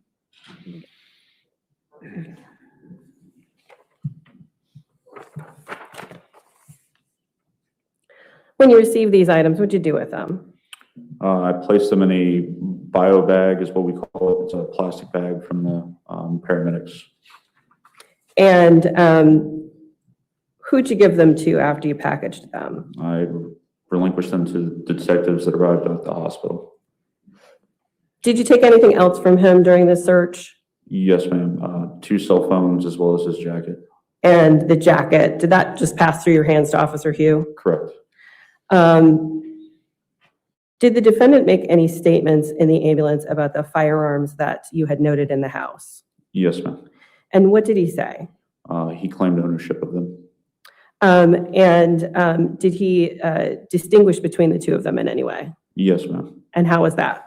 He said the one firearm was his duty weapon, essentially, and the other, the Glock 43X, is his personal weapon. Okay. And the duty weapon, was there anything that he noted about the duty weapon to distinguish it? It had a flashlight on it, a TLR. I don't remember the exact model number. Did he have blood on his hands when he was in the ambulance? Yes, ma'am. Where did you go next with the defendant? When we were in the ambulance, it transported us to Reston Hospital. And when you arrived at the hospital, did he still have blood on his hands when you escorted him into the hospital? Yes, ma'am. Was he handcuffed when you escorted him into the hospital? No, ma'am. Was he handcuffed at any point that morning? No, ma'am. Did the defendant make any statements about his daughter while you were with him in the hospital? Yes, ma'am. What did he say? I believe he said something about her being 4 years old. And what, if anything, did you see him do while you were in the hospital room with him? He washed his hands. And before he washed his hands, had anyone swabbed his hands to preserve samples of blood that were on his hands? No, ma'am. Why'd you let him wash his hands? I felt bad for him blowing his nose and wiping his face with his bloody hands. And what, if anything, did you do next? I assisted with anything the detectives needed on scene, and then went back to maintain scene security for the residents. Okay. I am going to show you a few still pictures that are Commonwealth 7, 8, and 9. And if I could have them displayed just to the witness. Can we And make it 9B since you have a 9A? oh, I'm sorry, Your Honor. I meant for them to be, yes, it can be 9B, but I had them as 9 and then 9A, and I just took 9A first, but that's fine. Okay. Yes. Gotcha. All right, Yep. so 9 will have, Yep. that's fine. Thank you.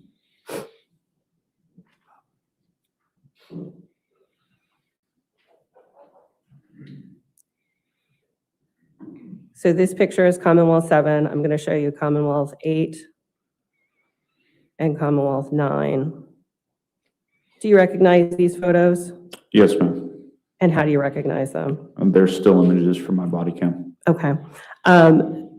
Judge, I'm going to ask to admit Commonwealth 7, 8, and 9. They're still photos from the officer's body cam. Okay, just a minute.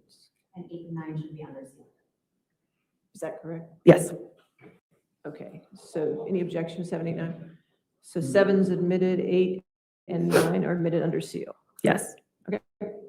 And if we could publish 7 to the jury?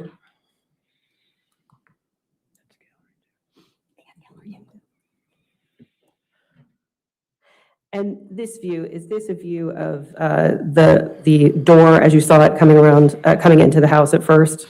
Yes, ma'am. And this view here, is this the view that you had, the first view that you had of the defendant when you came into the room? Yes, ma'am.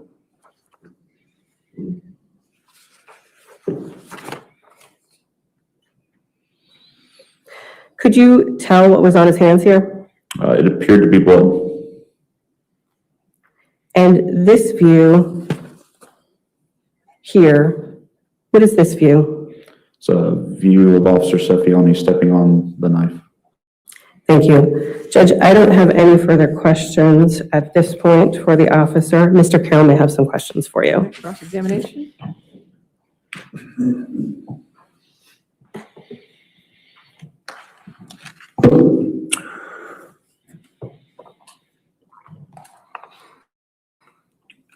Officer Beckner, do you have any idea what number entering the house you were of the Fairfax County Police Department? I believe I was the fourth person in the house, sir. Okay. Do you know who the first person in the house was? I believe it was Officer Baumler. Baumler? Yes, sir. Okay. And was Gibbons anywhere near you there? I couldn't honestly remember where he was until I saw him inside the actual bedroom, sir. Okay. And the body worn camera that we were just looking at, that was a 6-minute. Was that a clip of your entire body worn camera? It's a portion of it, yes, sir. Okay. So, because I think if I recall, your body worn camera went for nearly an hour. It went all the way through till we were instructed by detectives at the hospital that we were able to turn them off, and essentially they took over from there. So, so some of those things that you answered questions to, like searching my client or taking items from him, that would all be caught on the body worn camera if it were allowed to continue? Yes, sir. Okay. Now, at any point in this process, was my client not willing to accommodate you with whatever you asked him to do? He did everything I asked him, sir, if that's, Okay. if I'm understanding you correctly. Yeah, that's okay. That's what I wanted to make sure. And so if you were advised to get swabs from his hands, you didn't expect there would be any problems with that, would you? At that point in time, no, sir. Okay. So just if I recall correctly, in your body worn camera, the later portion, you're there when he's told by the chaplain at Reston Hospital that his wife had died, correct? Yes, sir. Okay. And when you're talking about crying and blowing his nose, it was after that. Yes, Isn't that correct? Yes, sir. And so up until that time, he was in the original condition as you walked him out. Is that Correct. right? Yes, sir. Okay. And it's fair to say he, based on your review of your body cam, he was very upset. Yes, sir. He seemed pretty emotional at the time. Okay. And after that, he went over or he was blowing his nose and he got blood on his face and things like that? Yes, sir. Okay. And that's when you acquiesced, I guess, to allowing him to do that? Yes, sir. I was trying to be empathetic at the Yes. time. No, I understand. Was there anybody who told you not to do that? No, sir. Was there anybody who gave you any advice as you were the person who was supposed to be watching him from that point forward that would suggest that you would know that washing his hands was a problem? Not at the time, no, sir. Okay. Did you get any sort of instructions other than just have him in a separate ambulance than his wife? I didn't even have that instruction, to be honest with you, sir. Okay. I mean, his wife was taken as quickly as she could to the hospital to receive treatment, so. Understand. And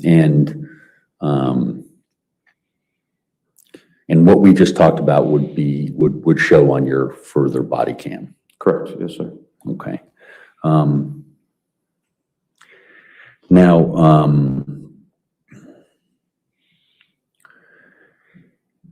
you've previously reported that you observed him have a panic attack within the room? Yes, sir, whenever his wife had left. So if you could, just to give the ladies and gentlemen of the jury and the judge an idea, when you say panic attack, how did that show? How would that show to someone? Can you describe what you saw? He seemed unable to walk and went kind of down to the ground to, I guess, steady himself. Okay. And was that one of the reasons why he was taken in an ambulance to get checked out?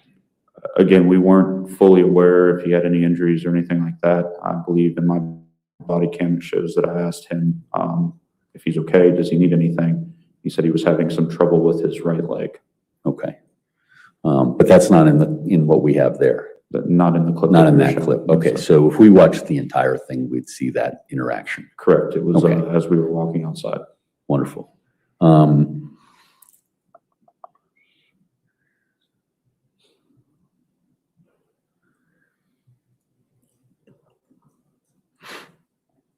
And were you present when the doctor addressed the spasms that were in his leg? Yes, sir. Okay, and what did the doctor tell him? I don't honestly remember, sir. Okay.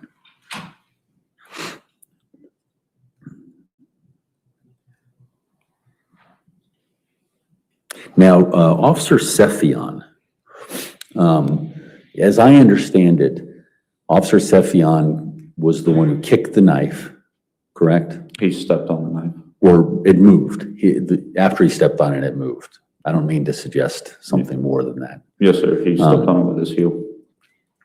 And was that the original place where the knife was when you walked in? I believe it to be, sir. Again, I didn't see it until I was taking the other gentleman's pulse. Okay. That's right. And so you would have gone past it and you'd be looking back at it. Is that right? That was the view that we saw. And were you the first person to have walked in that direction toward where Mr. Ryan was? I believe so, to the best of my knowledge. Okay. You don't know what had happened before that? No, sir. And then when you, there's a point in the body cam video where there's someone in front of you. Do you know which officer that is? Which time, sir?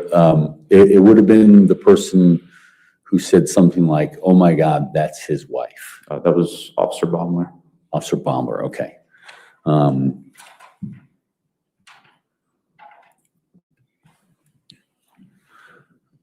Just bear with me, sorry.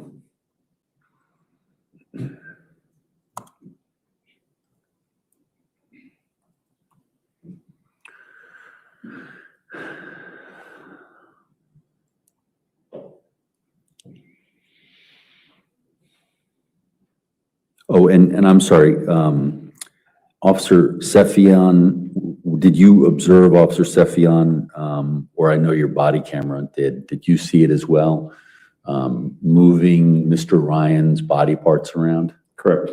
Okay. What was it you observed? He moved his hands so we could check for his injuries. Okay.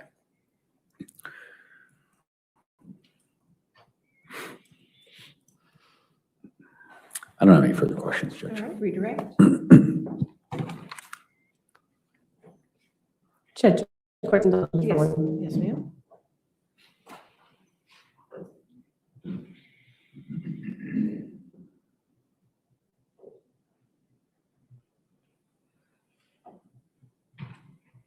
Nothing further, Judge. All right, is this witness subject to recall? Not from us, Judge. Yes, that's fine.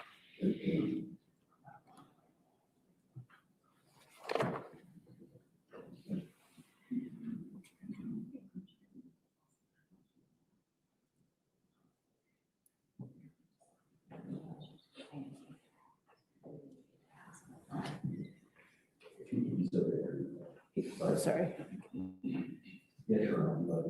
So, okay, you could put your, okay, so sir, you're subject to recall, so you're free to go today, but you might be called again in this case, so you cannot talk to anybody about this case and do not do any research and avoid any news about this case, okay? You still have the rule of witnesses in place, okay? Yes, ma'am. All right, thank you. Yes, ma'am. Judge, Lieutenant Gibbons? Lieutenant Gibbons?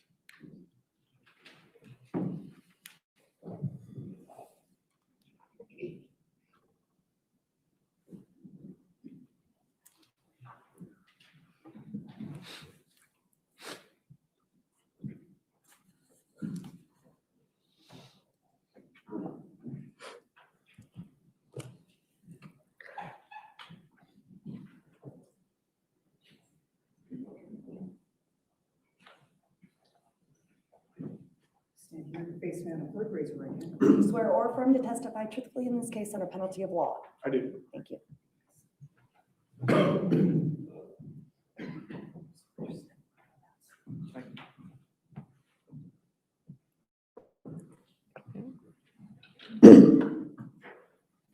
Good afternoon. Good afternoon. Could you please introduce yourself by telling us your name and spelling your first and last name for the court record? Yes, Michael Gibbons, Michael Gibbons. And how are you currently employed? I am a lieutenant with the Fairfax County Police Department. And how long have you been with the police department? I've been a police officer for 9 years. And how were you employed on February 24th, 2023? I was the Days A Sergeant of the Reston Squad for the Fairfax County Police Department. Were you on duty that day? I was. Were you in uniform and displaying your badge of authority that morning? I was. And is your department issued uniform equipped with body-worn camera? It was. And can you tell us how your body-worn camera works? Body-worn cameras are activated either manually or automatically upon activation of emergency lights and sirens, firearm being removed from the holster, or a taser also being removed from the holster or activated. And at the end of the day, what happens with your body-worn camera? They're put into a dock so they can be uploaded. And Lieutenant Gibbons, drawing your attention to the morning of that date, February 24th, 2023, did you respond to a call for service that day? I did. And where did you respond? I responded to 13230 Stablebrook Way, which is in Herndon, part of Fairfax County. And can you describe the neighborhood as you saw it on that day? Residential neighborhood in Fairfax County. That house is located at the end of a street with a shared driveway. And when you responded to that address, what, if any, vehicles were in the driveway of the home that you responded to? There were 2 vehicles in the driveway. There was a Jeep SUV and a Volkswagen SUV. And did you note anything else about the home that you responded to? Typical Fairfax County neighborhood, houses are relatively close together. And upon arriving at that location, what'd you do? I grabbed a blowout kit or a medical bag from my police cruiser, grabbed that, ran up to the residence. I was instructed that the medical supplies were needed up in the master bedroom of the residence. And did you respond to the bedroom? I did. And what did you see when you went into the bedroom? At first glance, I saw a female that was nude. She was covered in blood, laying on her left side with a gentleman standing over her with bloody hands. There was an officer rendering aid to her, and then multiple officers surrounding the bed, gathering medical supplies. And do you recognize anyone from that scene here today? I did. Who? The defendant. And can you point him out and describe something that he's wearing in his hair color? Appears to be a black suit, brown hair. Judge asked the court to recognize that Lieutenant Gibbons has identified the defendant. All right, the record will so reflect. And when you went into the bedroom, what did you do? I immediately opened the medical bag. A chest seal was requested from the officers, so I opened that up, immediately applied pressure and the chest seal to the female. And did fire department personnel ever arrive? They did, and they relieved me from rendering aid. And what did you do after the fire department arrived and relieved you? Because it was a crowded space with a lot of people, I went into the bathroom, which was where the defendant was. And what did you do in the bathroom? I stood there, kept him separated, and spoke to him briefly for a few minutes. So you had some conversation with him? I did. And what did you ask him? I asked him first if he was injured, to which he replied no. And then I asked him how long they had been down. And what was his response when you asked how long they had been down? He said, I followed up that question with, since you called, to which he replied, she called. She had to find her phone. My hands were covered. And did he ever ask about his wife or Joe Ryan? He first asked, does he have a pulse? To which I believe I replied, I'm not sure, or I don't know. He did follow up with, is she breathing? Or is she going to be okay? Was what he said. And did he say anything about his daughter? Later in the conversation, it was mentioned that there was a child in the residence. He did ask about her, and I advised him that the au pair had gotten her out of the house.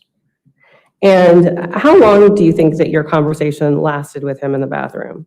Not more than a few minutes. And what happened after the two of you spoke in the bathroom? After we spoke, the fire department was carrying the female out of the residence. So I had 2 officers ready to escort the defendant out, to which he started to become upset. And we waited a minute so he could collect himself. Then they escorted him outside of the residence. Okay. At this point in time, I am going to ask for Commonwealth 10 to be displayed to the witness and to counsel only.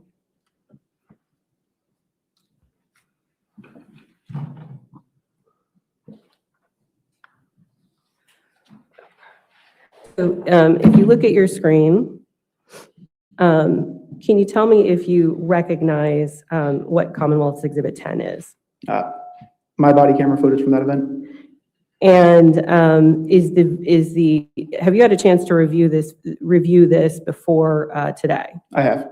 And is the video that we see, that we're going to see, is it a fair and accurate depiction of what you initially saw and did that morning as you responded to this call for service? It is. Judge, I'm going to ask the court to admit Commonwealth's 10. I'm going to ask that it be played to the jury and counsel only, and I'm going to ask for it to be sealed. All right, any objection? No objection. All right, 10 is an evidence under seal.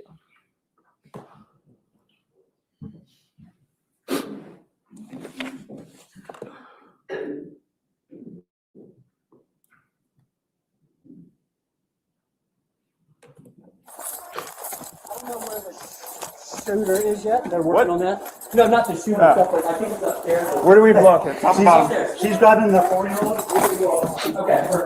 Where you at, left or right? I need chest seal on her, and how we're kind of fighting right now. Just stay right there. Stay right there. There's another one behind me. Hey, open this up for the corner. Yeah, I got it right from him. Okay, go.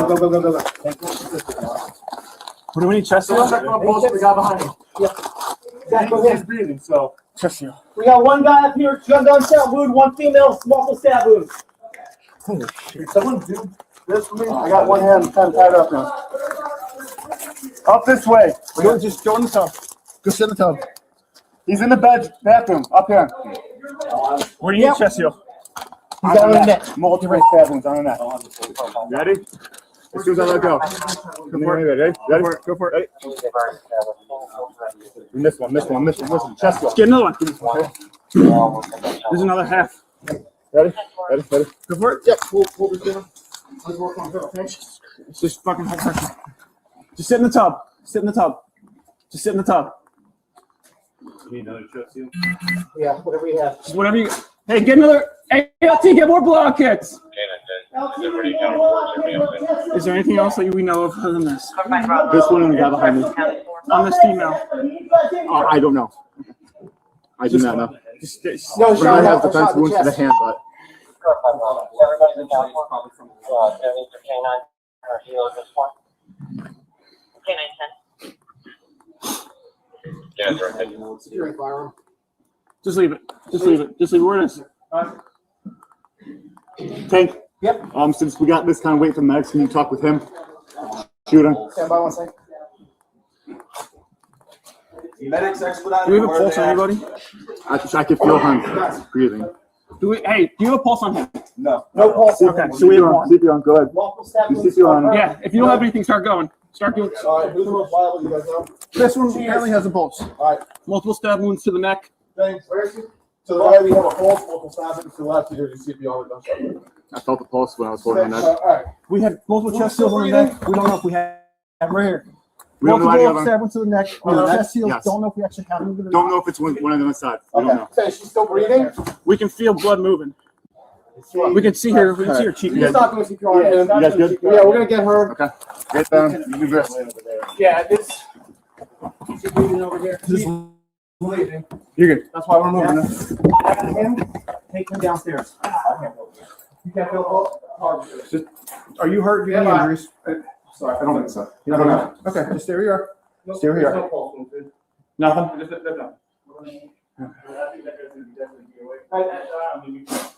So what's the story? Do you live here? This is my house. This is my wife. I don't know him. You don't know him.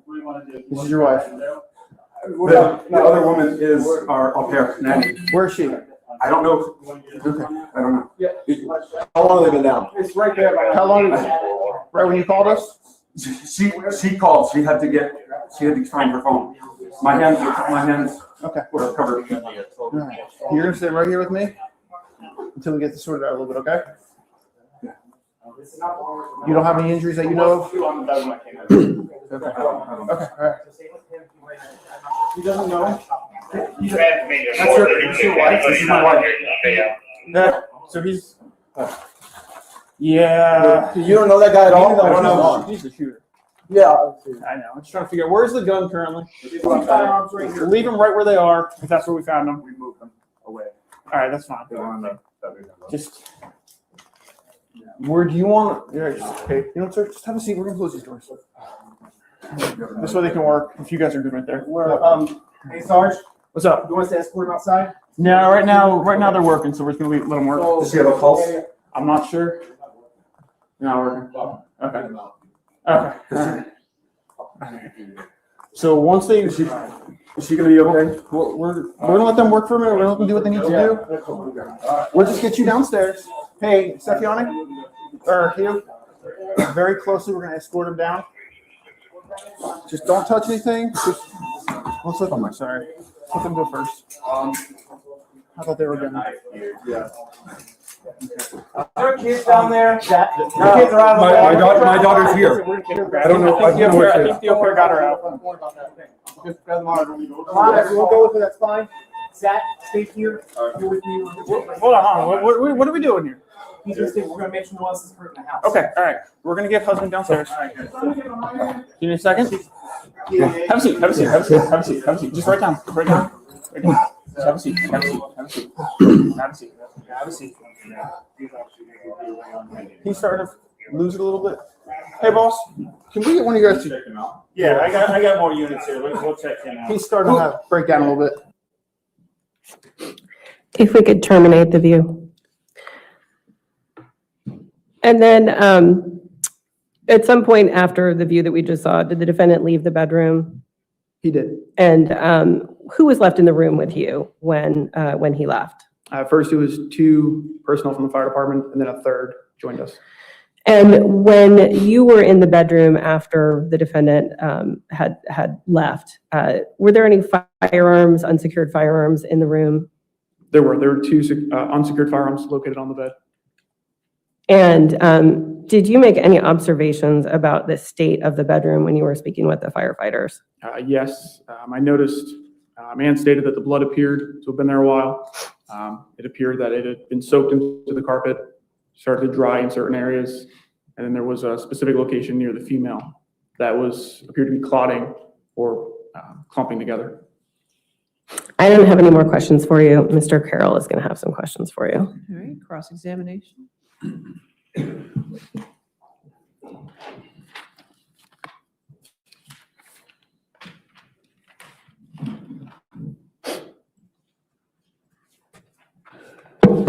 Officer Beckner, do you know, or Lieutenant Beckner, sorry. Lieutenant Gibbons, sir. Do you know what order you were there from the FCPD? For the record, Lieutenant Gibbons, and I do not know. I'm sorry, Lieutenant Gibbons. I apologize. Okay. Um, First handful, 5 or 6 maybe. Okay. Do you know who the first person was? Top of my head, I do not. Okay. And so you essentially at the moment you got in, you took over kind of custody or observation of my client, correct? So I took command of the scene inside. I'm sorry, I can't. I took command of the inside of the residence. That was my role. Okay. And were you asked to do that? No, that was my job as the squad sergeant. Okay, so did you provide a chest seal or anything like that? I did. Okay, and then that's when you went into the bathroom and told him to sit on the bathtub and all those sorts of things? Correct. Okay, and that was, were you observing that he wasn't able to stand at that point? Or were you just saying, this is where I want you to be while this is going on? So in a patrol capacity, my firearm is located on my thigh. And the stance I was in while rendering aid my right thigh was directly facing him Okay. into the doorway of the bathroom. So to prevent any access to a firearm, as he was identified as the shooter of the event, but also it was a very crowded space. So I determined the tub was a safe location for him to be, either sitting in it, on it, outside of where we needed to work. Okay, so he hadn't at that point experienced the issues regarding his legs that you saw later in your video? Not that I had noticed. Okay, you didn't notice that. Now, the dispatch told you that he was the shooter? I don't recall. Okay. If it was dispatcher, I know officers on scene made Okay. comments or statements that he was the shooter. Okay.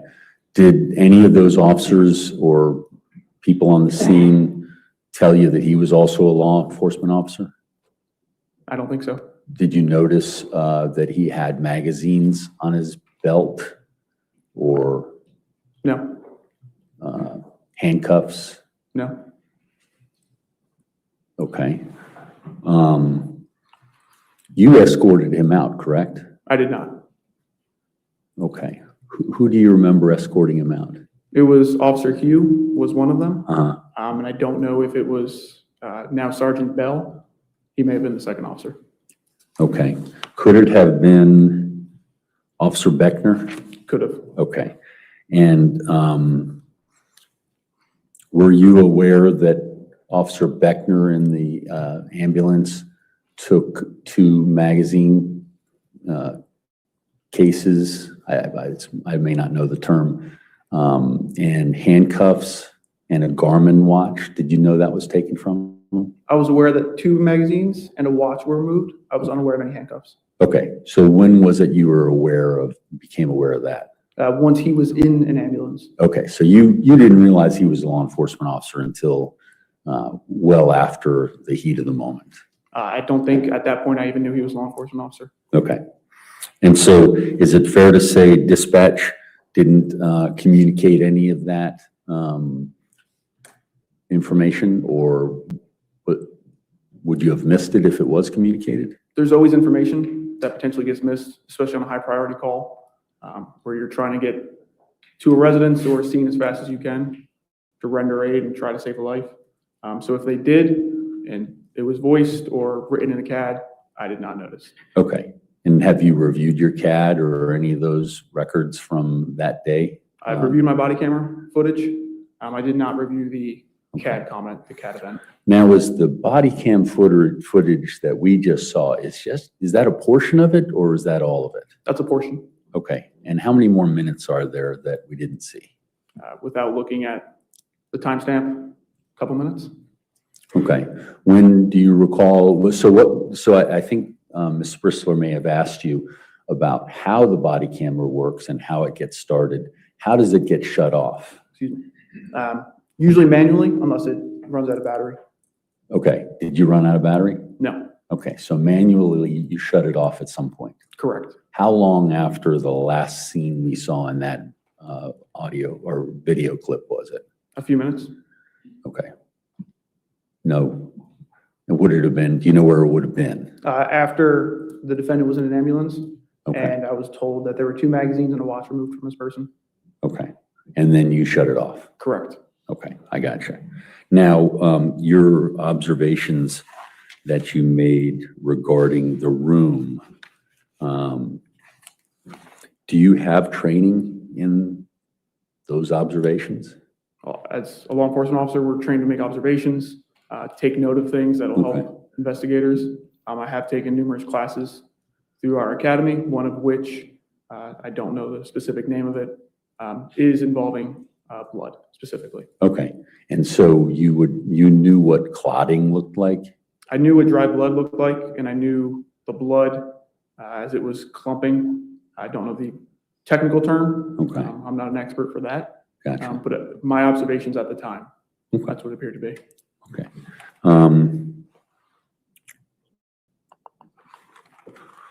Your Honor, court's indulgence.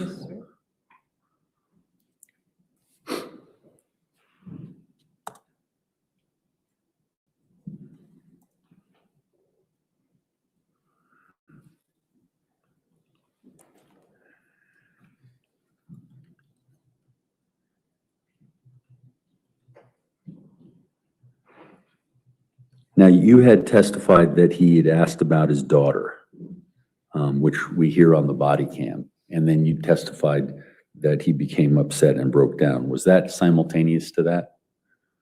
It was within probably a minute or so, Okay. without looking at the camera.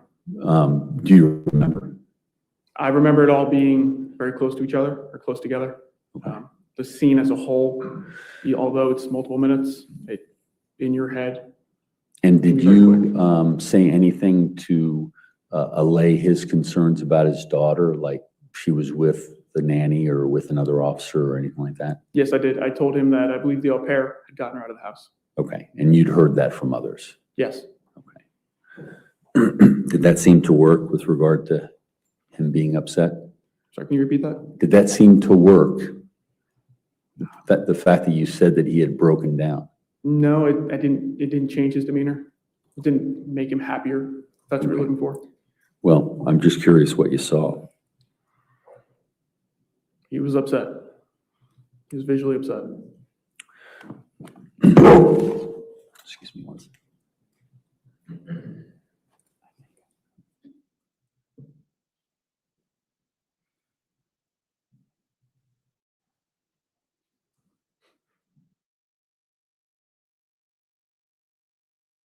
All right, redirect. Court's indulgence for 1 moment.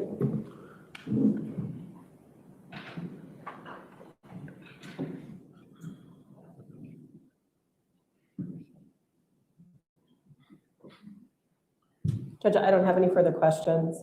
He is not subject to recall for us.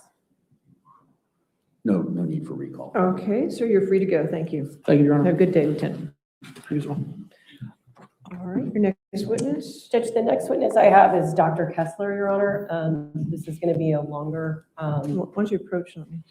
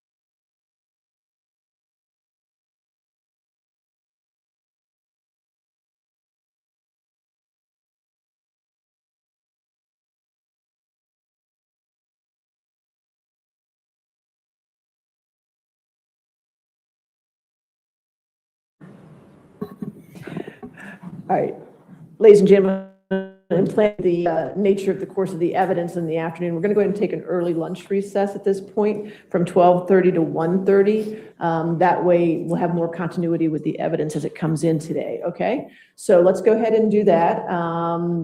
Go back with the deputy, that she'll give you all your lunch options. Please do not discuss the case and don't do any outside research, okay? Thank you. We'll see you back at 1:30.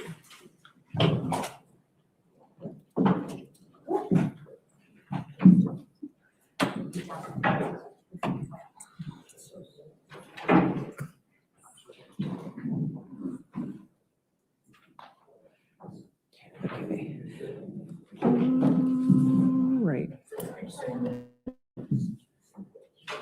See. I have two other items. One of them is the technology. If we could make sure, and if you're going to use a document camera for the medical examiner, can you make sure that's up and running for your tangible evidence?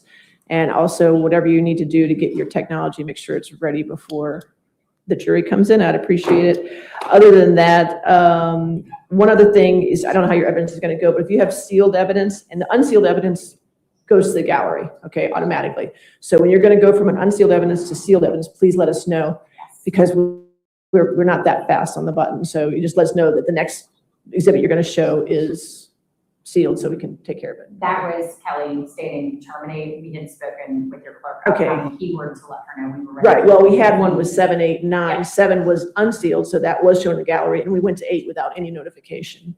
So we were as quick as we could. But if we could keep that in mind. Yes, ma'am. Okay, perfect. Anything else, Mr. Kara? All right, we'll see you all at 1:30 then, okay? All rise.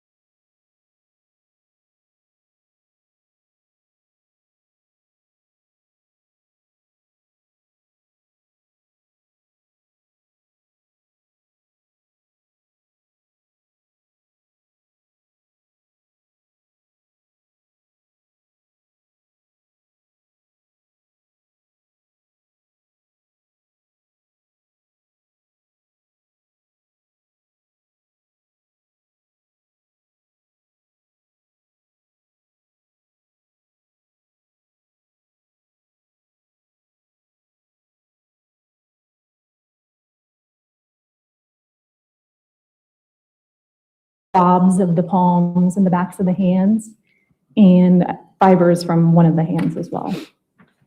And what did you do with these samples after you finished collecting them for the physical evidence recovery kit?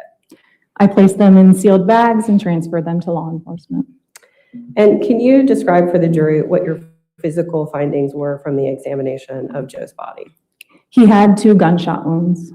And where were those 2 gunshot wounds located? There's a gunshot wound of the head. The entrance was on the right side of the head.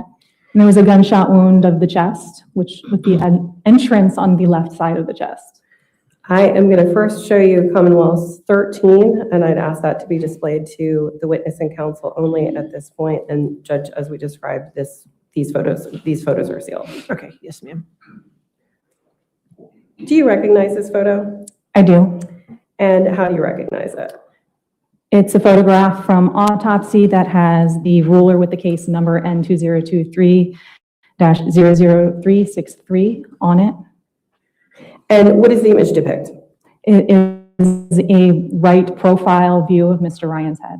And is it a true and accurate depiction of the wound as you saw it and when you performed Joe Ryan's autopsy? Yes. Judge, I'd ask to admit this as Commonwealth 13 and publish it to the jury. Any objection? No. All right, 13 under seal to the jury. Can you tell the jury what is meant by the terms entry wound and exit wound as it pertains to a wound caused by a bullet? An entrance wound is where a bullet enters the body. An exit wound is where it might exit the body and leave the body.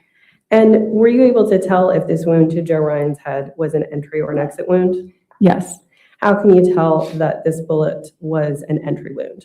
It's an entrance wound. It has a characteristic round appearance with an abrasion to the edges of it. And also, there is no exit. A bullet was recovered from the wound path within his head. And what means, if any, exist that would inform a medical examiner's determinations regarding the distance from which a person had been shot? When a gun is fired, not just does the bullet leave the muzzle, soot, dirt, debris, there is burning gunpowder flakes that are leaving the muzzle as well. And if the gun's fired close enough to the person, the skin, it can be deposited and cause some characteristic injuries on the skin. If it's fired from farther away, those particles are light enough that they kind of drop out and they don't leave any evidence.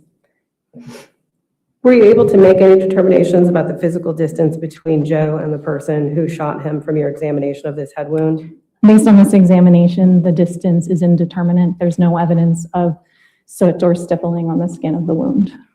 And in relation to where the entry wound is located, can you tell us where and how the bullet traveled after entering Joe's head? The bullet entered the skin on the right side of the head, injured muscles of soft tissue, the skull, the facial bones, the bones around the eye, the right eye, and the left cheek, and caused fractures of the base of the skull, bleeding on the brain. And it traveled from right to left, back to front to back, and downward. And given the path of travel of the bullet through those areas, which of Joe's bodily functions might have been impacted or would have been impacted, and how? It is causing, the wound path caused bleeding on the brain, which is an injury of the brain. It impacted his eye. He can no longer see, he has no eye. There's evidence that there was breathing of blood, hemoaspiration, and swallowing of blood. What if any effect would you expect this injury to have on a person's ability to see, speak, or make vocal sounds? So the injury, the gunshot wound path injures the right eye. The left eye is still intact. He could see, potentially. To be able to speak or make noises, the injury is not of his larynx where the vocal cords are, where the sounds are generated. So potentially could still make noises. There's no physical injury of that area. And in the course of your work as a medical examiner, are you able to quantify in terms of time the speed at which a bullet wound would be able to kill someone? Sometimes.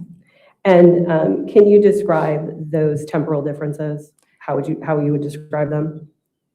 There are times when I can say a wound is immediately or instantly fatal, and that's typically when it's an injury that disconnects the brainstem and the head, ceasing breathing and heart functions. This wound is still intact. This wound is considered rapidly fatal, meaning seconds to minutes, injuring vital structures of the body with some survival. And given that you found no exit wound caused by this bullet, were you able to locate the bullet, and where was it? Yes, a bullet fragment was recovered from the left cheek, just in front of the left ear, and bullet fragments were also recovered through the wound path in the head. And what did you do upon locating this item in Joe's head?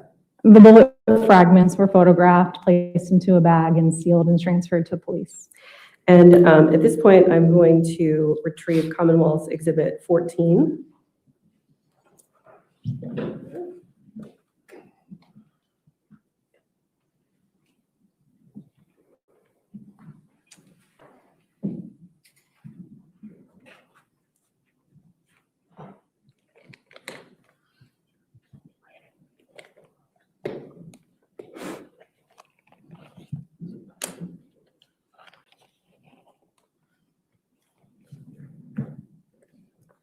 I'm going to pass up, if I could,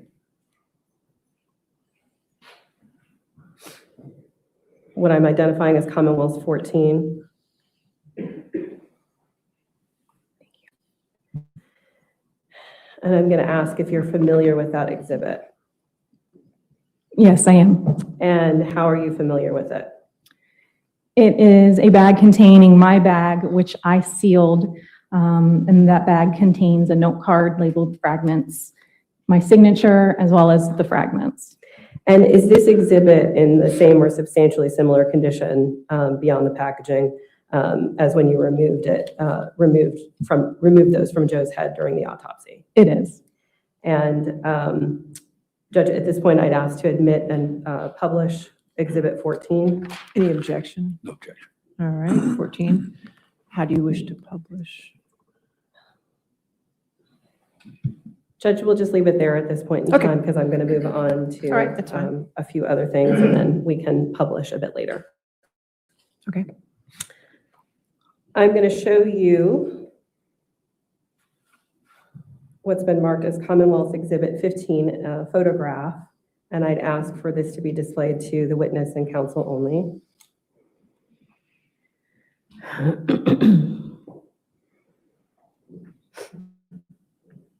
Can you see the photograph? Yes. Can you tell us what this image depicts?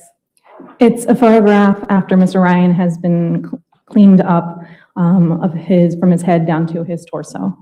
And how do you recognize it? It also has the ruler with the case number. And is this a true and accurate depiction of this chest wound as you performed Joe Ryan's autopsy? Yes. Judge, at this point, I'd ask the court to admit this as Commonwealth's 15, and this can be published to the jury. Any objection? No objection. All right, 15 under seal and to the jury. And was there any evidence present that would have helped you determine the distance between this injury and the firearm that inflicted it? There was no visible soot or stippling on the skin around this wound. And when you examined his clothing, the clothing that was present, did you find any defects in that clothing that he was wearing when you began your exam? Yes, there was a hole in the left side, the front side of the shirt. Okay. I am going to show you Commonwealth's 17, 18, and 19, their photographs. I'm going to ask for them to be displayed to the witness and counsel only at first.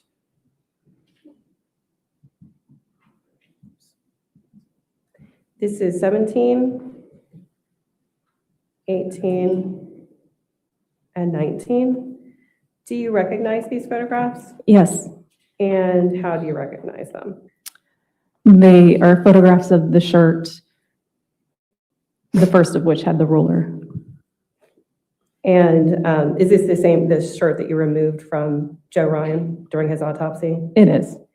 And are they all true and accurate depictions of the shirt as you saw it during the autopsy? It is. Judge, at this point, I'd ask the court to admit as Commonwealth 17, 18, and 19 the photographs of the shirt and then allow them to be published to the jury. You want them under seal also? Judge, I don't think that these need to be under seal. There's That's nothing. Yeah. Okay, that's fine. Any objection? No objection. All right, 17, 18, 19. So first showing 17, 18, and 19.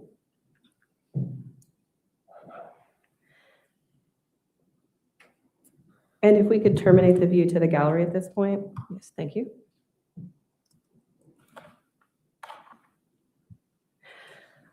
I am going to show you Commonwealth's Exhibit 20, which is another photograph. And I'm going to ask for it to be displayed to the witness and counsel only. Can you see the photograph? Yes. Okay. And do you recognize this photo? Yes. And how do you recognize it? It has the ruler with the case number and is a photograph of the middle section of Mr. Ryan's body before the clothing and medical intervention has been removed. And is it a true and accurate depiction as you saw this view during the autopsy? Yes. And at this point, Judge, what I'd ask the court to do is admit Commonwealth's Exhibit 20, and I'd ask for this to be sealed. All right, any objection? No objection. All right, 20 under seal, thank you. And then you said before medical interventions were removed. Can you describe the medical interventions? As seen in this photograph, there are 2 EKG electrodes on the lower portion of the abdomen. You can see one on the arm. There's also a chest seal, which is an adhesive seal over the gunshot wound on the left side of the chest. And the chest wound, is the chest wound an entry wound or an exit wound? An entrance wound. And how do we know this? It is round, has an abrasion, and a bullet is recovered from the body. In relation to where the entry wound is located, can you tell us where and how the bullet traveled after it entered Joe's chest? The bullet injures the skin, soft tissue, and the muscle, the rib cage, the pericardium, which is the sac that the heart resides in, the heart, the aorta, which is a major blood vessel coming off of the heart, and the outside of the esophagus, which is the food tube to the stomach, and the T8 spine. The bullet traveled from left to right, front to back, and upward. And given the path of travel of the bullet through these areas of Joe's chest and his upper body, can you tell us which of Joe's bodily functions would have been impacted and how? The injury of the rib cage will impact breathing. The rib cage is needed for breathing. The injury of the pericardium in the heart puts a hole in the heart, so therefore it is now bleeding, leaking blood, and no longer pumping blood to the body effectively. There are holes in the aorta, which is a major blood vessel carrying blood, so now it is also bleeding. And there is injury of the T8 spine, the actual bone that the spinal cord is in. And the spinal cord itself is markedly softened, it's contusion, and bleeding around it, so it is also injured. And given that that there is no exit wound that we've seen, were you able to locate this bullet? Yes. And what did you do upon locating the bullet? It was removed and photographed and sealed and transferred to police. Do you recall where in the body it was removed from? It was removed from the T8 spine. And at this point, I'm going to show you what's been marked, what I will identify as Commonwealth's Exhibit 21.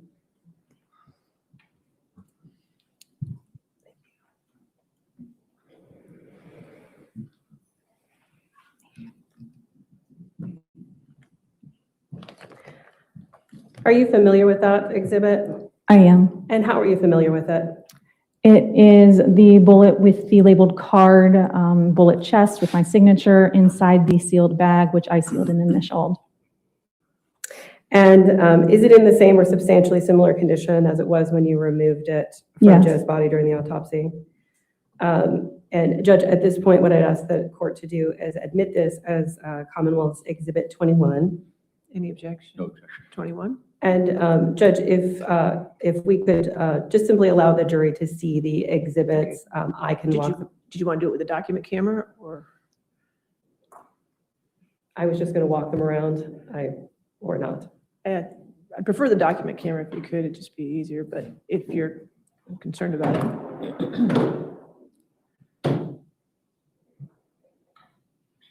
want to get back to her.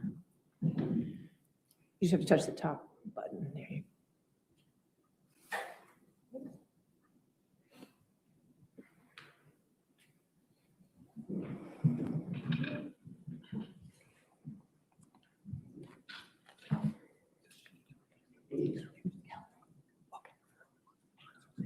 There you go.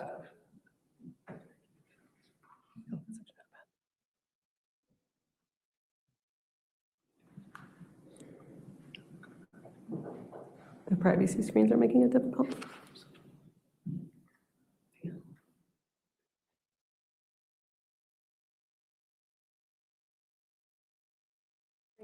Yes.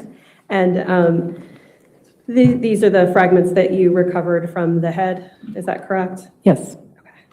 And then,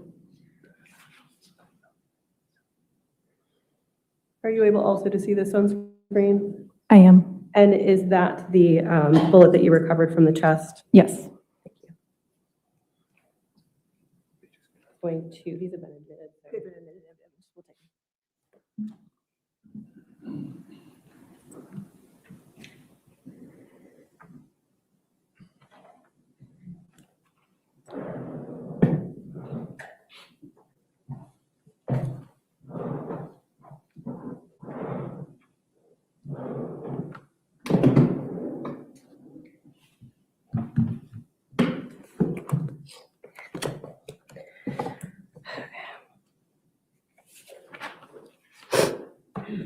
When you examined Joe's heart, was there anything about the structure and its injuries that was significant?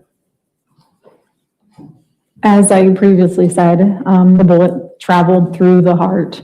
So now the heart is leaking, bleeding, and is no longer able to effectively pump blood. And are you able to make any determination about his condition when that bullet injured his heart? There was 1,200 milliliters of blood in the left side of the left chest cavity, which is 1.2 liters.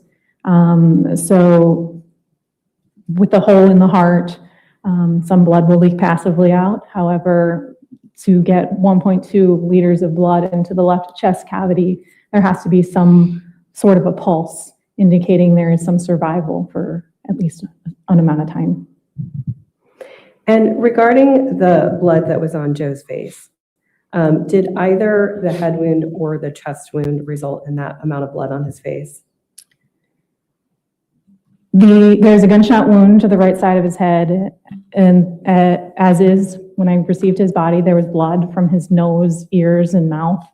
And that injury of the gunshot wound to the head injured the skull and the facial bones, which injured the sinus cavities and the airways. So it can result in blood coming out of the ears, nose, and mouth and onto the face.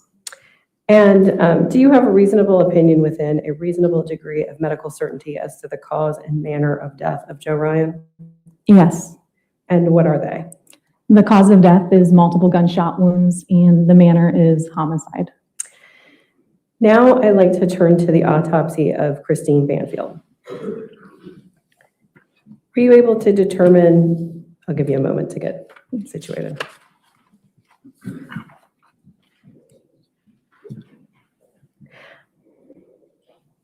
Were you able to determine, I'm sorry, was she clothed when you examined her? She was partially clothed with socks. Did she have anything else on her person other than clothing? Yes, there were glasses on the top of her head and her hair. She had a necklace around her neck. She had earrings in her earlobes, and she had 2 rings on her left fourth finger. And were you able to determine her height and weight? Yes. After documenting her weight, her socks, jewelry, and glasses, what did you do with the items? The personal effects were photographed and packaged and transferred to law enforcement. I'm going to show you a photograph that I'm going to identify as Commonwealth's Exhibit 50, and I'd ask for it to be shown to the witness and counsel only at this point.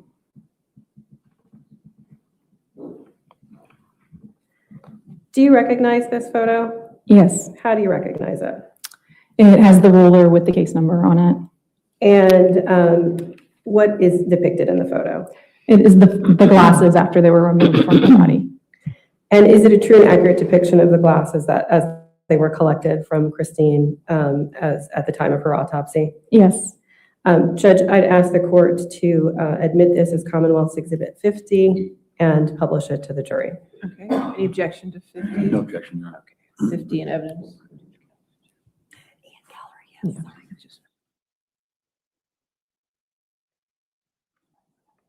And I'm sorry, you said these glasses were found where on her person? The top of her head. And at this point, could I ask for the gallery view to be terminated?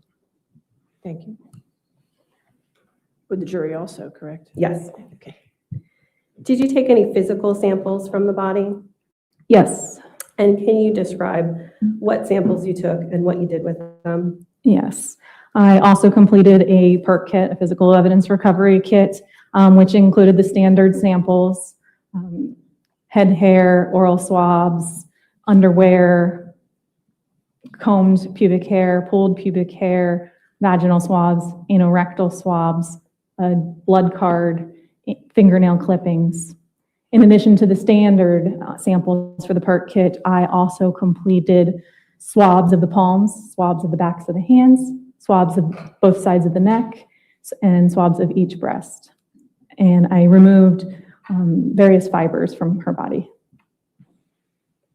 And what did you do with those samples when you collected them? All of those samples were packaged and transferred to law enforcement. And is there a particular, is that also in a physical evidence recovery kit? Yes. Okay. And if we could, let's talk about the physical findings from your examination. I'm going to direct you to page 6 of your report in the section titled Evidence of Injury.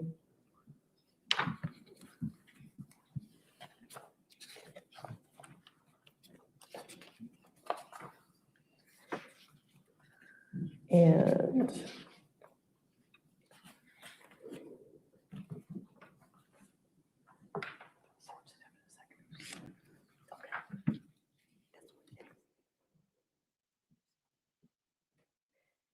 Judge, if we could display Commonwealth's Exhibit 11 to the jury.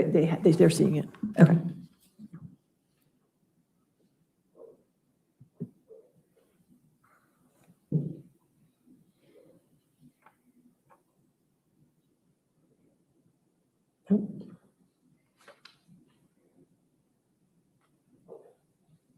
There it is. Okay.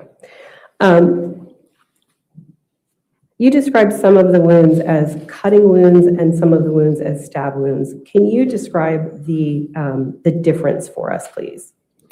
By definition, both wounds are sharp force injuries, so some injuries that are caused by something sharp, like a knife. Stab wounds, by definition, are deeper than they are long on the skin, and cutting wounds are longer on the surface of the skin than they go deep. And I am going to show you a series of photographs at this point, and if I could have the view now be to counsel and the witness only for this portion.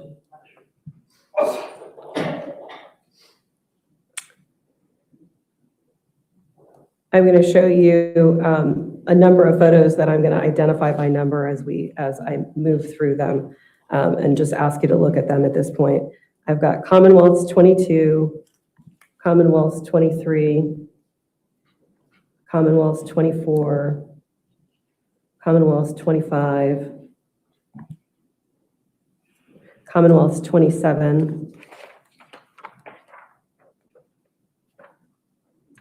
Commonwealth's 28, 29,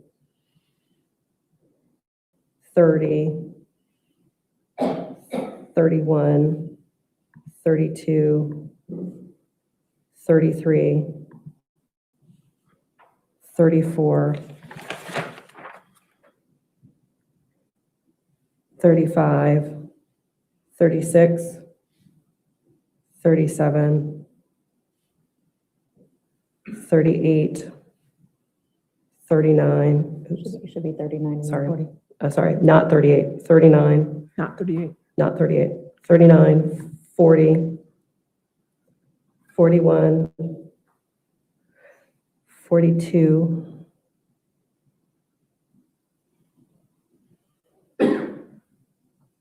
43, 44, 45, 46, 47, 48, and 49. Do you recognize these photographs? Yes. And how do you recognize them? They're all photographs of Ms. Banfield at the time of autopsy that have the ruler with the case number. Judge, at this point, and are they a true and accurate depiction of what you saw as you performed the autopsy and took these photographs? Yes. Judge, at this point, I'd ask the court to admit the photographs, and then I'm going to talk about them and display them. Right. Any Judge, objection? may we approach? Yes.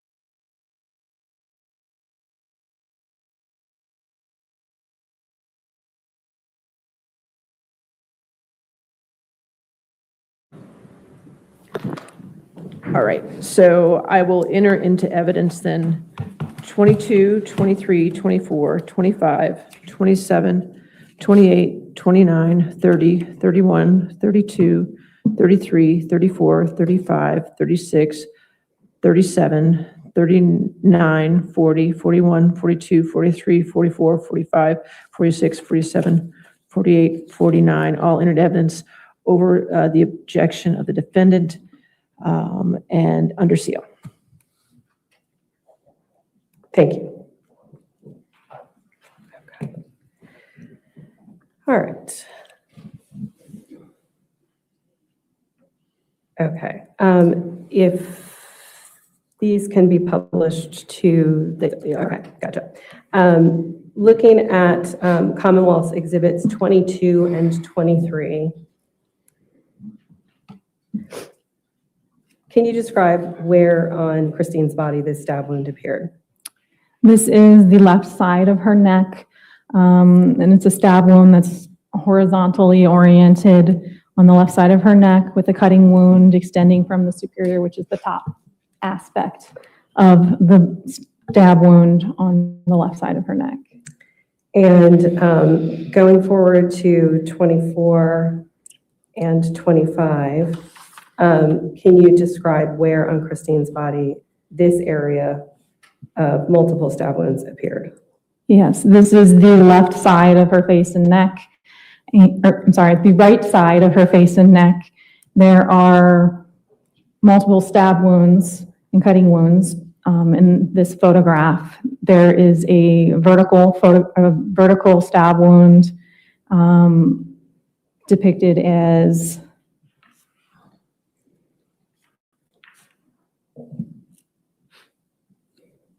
letter C on my autopsy report, which injures muscle and goes to the bottom of her skull and causes a fractured notched defect. There are 3 stab wounds on the left side of her neck that you can also see in this photograph. They're closely oriented and on the skin. The wound paths commingle, meaning overlap underneath the skin and the muscle in her neck. And they injure the left jugular vein, which is a major vein in the neck, the right carotid artery, and the larynx, which is the breathing tube, the epiglottis, the esophagus. There is a stab wound at the anterior aspect as well, kind of towards the front of her face with a cutting wound, as well as an abrasion present in this photograph. And can you describe the various depths of the wounds that we see here? The wounds range from a quarter of an inch deep to up to 2.5 inches deep. And what meanings or observations, given your training and experience, informed your conclusions regarding the number of stab wounds on this side of Christine's neck? In terms of the number, I counted. And for the ones that are very closely oriented beside each other, I used my training and experience to reapproximate them. The elastic fibers in the skin, kind of pull them apart more so that I could reorient them to be able to kind of put them back together to see them better. And are any of the wounds that you described on this side of her neck or the other, are any of them immediately fatal? No, they're all rapidly fatal injuries. And did you note any additional injuries to Christine's body during your exam? Yes, she had abrasions and contusions about her body. And you recorded those? I did. Before we move on to those, I am going to retrieve Commonwealth's Exhibit 26.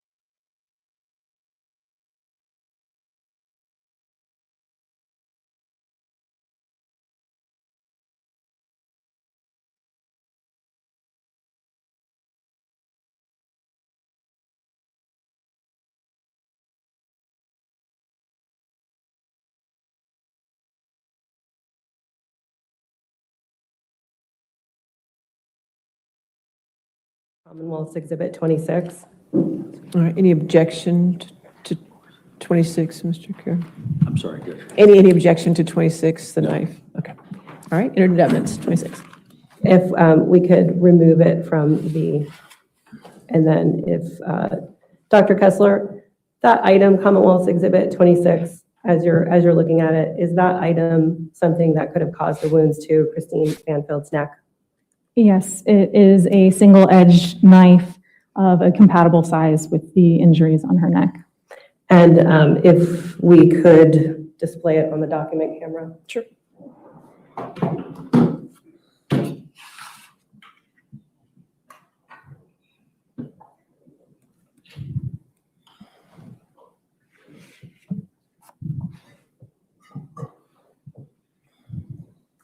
Maybe.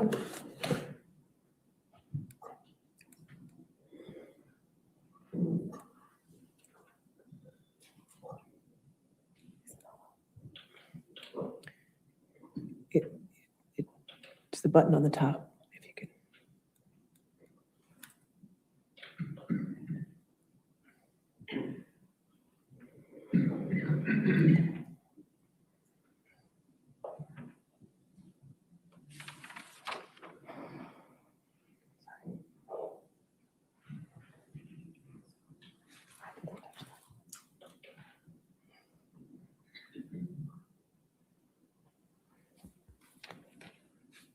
There you go.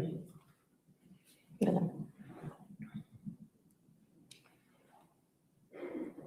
you go.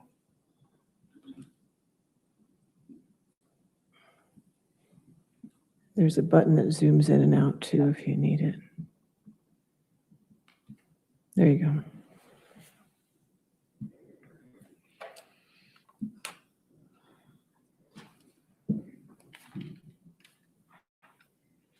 Thank you. We can put it away for now.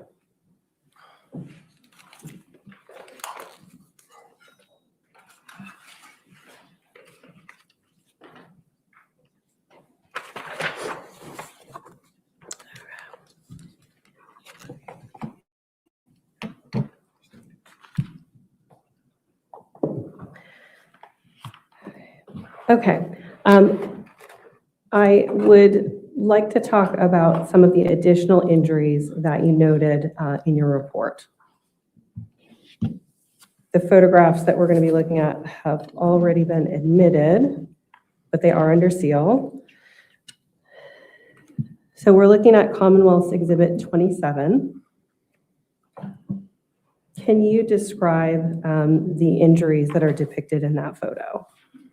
In this photograph of the front of Christine's head and face, there is a abrasion on her forehead. There's an abrasion on her left eyelid. You can see abrasions on the left side of her chin. And then moving on to 28 and 29. Can you describe the injuries that we're seeing in these photos? This photograph shows 3 abrasions on the left side of her chin. And I am going to go back to 24, which we've seen before. Is there an additional injury that you noted that we can see in this photo? Yeah. On the right side of her chin at the angle of the jaw, there are contusions, which are bruises. And going forward to Commonwealth's 30, and you describe the injury that we see here. And that is an abrasion on the underside of her chin. And in Commonwealth's 31, can you describe the injuries additional to the stab wounds that we see? And there's an abrasion at the kind of the back side of the neck. There's a bruise on the top of the right shoulder. And moving forward to 32 and 33, can you describe the injuries we see in these photos?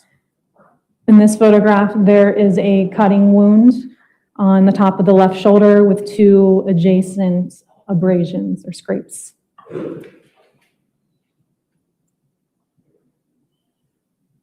And in Commonwealth's 34, can you describe the injuries that you see in this photo? In this photograph, you can see a bruise on the front side of her right arm, the upper chest on the right side, and the left side. And in Commonwealth's 35, go ahead. Is another photograph of the bruise on the front side of her right arm. And Commonwealth's 36 and Commonwealth's 37, can you describe this injury for us? This is a photograph of a bruise on the inside of her right arm. And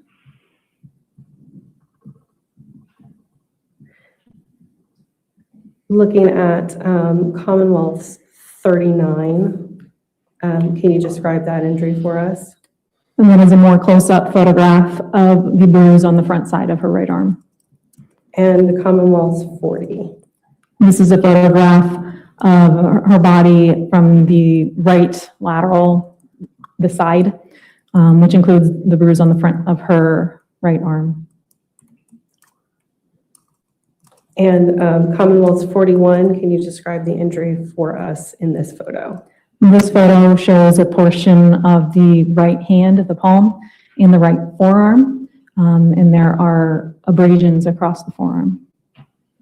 And 42, Commonwealth's 42? Is a bruise on the back side of the right hand. And Commonwealth's 43, can you describe the injury in that photo? This is the inside of the left arm, or the medial aspect, and it shows bruises. And you say medial aspect, what's that part? What does that mean? The inside, the side that's closer to your body. And in Commonwealth's 44, what injury do we see here? This is the front side of her right thigh, and there is a dark bruise and a fainter horizontal bruise across the front of the right thigh. And in Commonwealth's 45, can you describe what injuries we're seeing here? This is a picture of the left leg at the knee, and just below the knee there is a bruise on the left leg. And in Commonwealth's 46 and Commonwealth's 47, can you describe the injuries that we see in those photos? These are photographs of the front side of the right thigh. The first photograph is further away, the second is close up, again, of a bruise. And in Commonwealth's 48 and 49, can you describe the injury in that photo? This is a photograph of the back side of her left leg at her calf.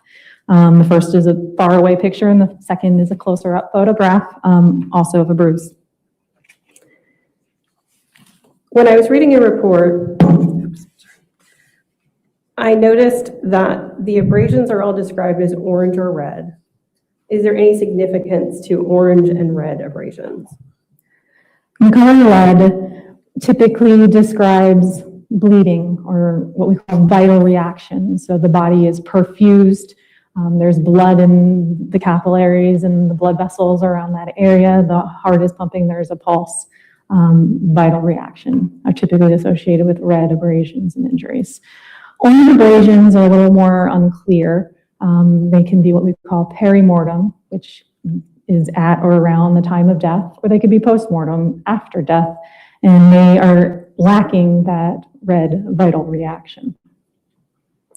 And I also noticed that the contusions or bruises are all described as purple, blue, pink, gray. Is there any significance to these colors? As well aware, bruises can come in a variety of colors. Typically, after a bruise appears, it can have a different appearance on different people. And as a bruise breaks down and heals and ages, it can change colors. Typically, a bruise that is more than 24 or 48 hours, a bruise that is yellow or green is typically more than 24 or 48 hours. Just because a bruise isn't yellow or green doesn't mean that you can age it. And so if you noted green or yellow contusions, would you be able to tell us how old those were? That would be more definitive evidence of, yes, that is an older bruise.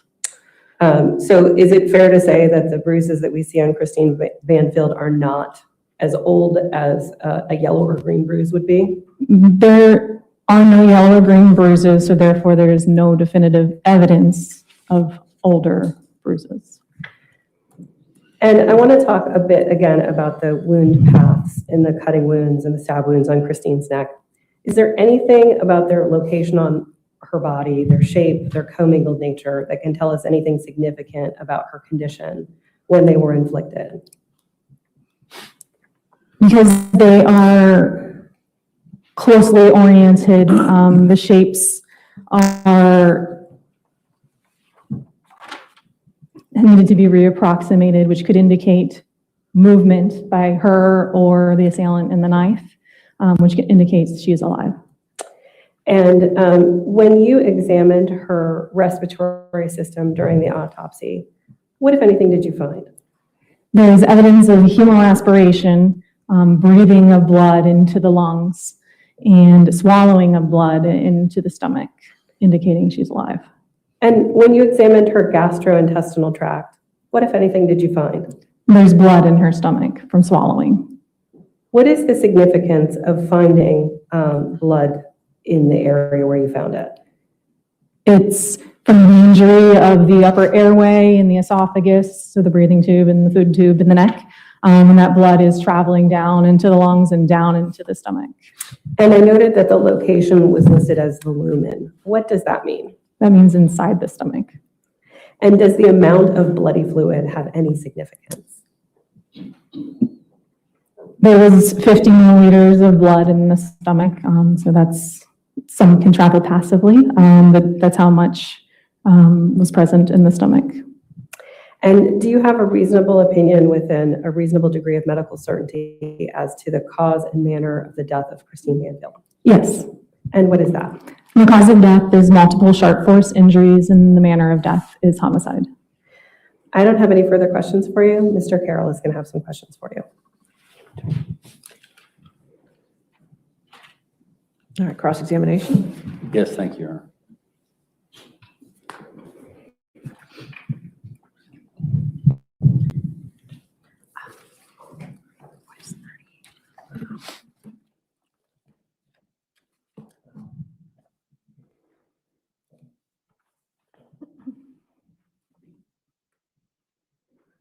Good afternoon, Dr. Kessler. Hello. How are you? Good.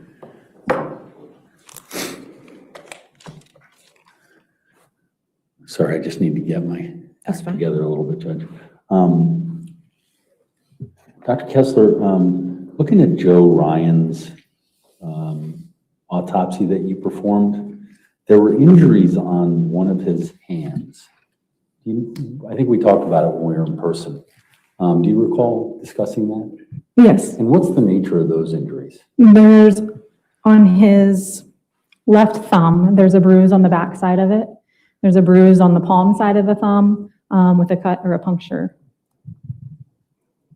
I'm sorry, what was the last part? On the palm of the left thumb, Okay, there's a bruise with a cut, puncture injury. okay. And would that be consistent with the knife that you've viewed? It could be. Okay. Now, was there any sort of discussion as to toxicology with regard to Mr. Ryan? Did you do any sort of testing regarding that? Yes, toxicology was completed. And what, if anything, came out from his system at that time? The toxicology was positive for THC, carboxylic acid, 11-hydroxy tetrahydrocannabinol, and was inconclusive for tetrahydrocannabinol in the blood. In the blood? Yes. Okay. And so what would that breakdown of what you just testified to, what would that indicate to you? Those are typically components of marijuana. However, I defer further questions regarding the toxicology to the toxicologist. Okay. would it be, well, then I don't want to put you on the spot and say anything about that. I won't ask that question. And tetrahydrocannabinol is either marijuana or a byproduct of marijuana, correct? Perhaps. Okay. And would it be within your bounds to be able to say that there was marijuana smoked prior to this time when they ended up in the Banfield house? I can't say that. Okay. But it was evident in the toxicology? It's in the blood. Okay. Now, in your dealings with the Commonwealth Attorney's Office, how many people did you talk to? Do you recall? I don't recall. Was there one person that was the person in charge of discussing things with you in the medical examiner's office? There is typically a representative from the Commonwealth Attorney's Office who is assigned the case. Okay, and do you know who you spoke to about this case? This case is from 2023, so the Commonwealth attorneys have changed throughout the course in regards to this trial here today. I discussed the case with Ms. Bristler and Ms. Sands. Okay, did you talk to anybody else in the Commonwealth Attorney's Office? Relevance, what's the relevance? You want to approach the Yes. relevance? Okay.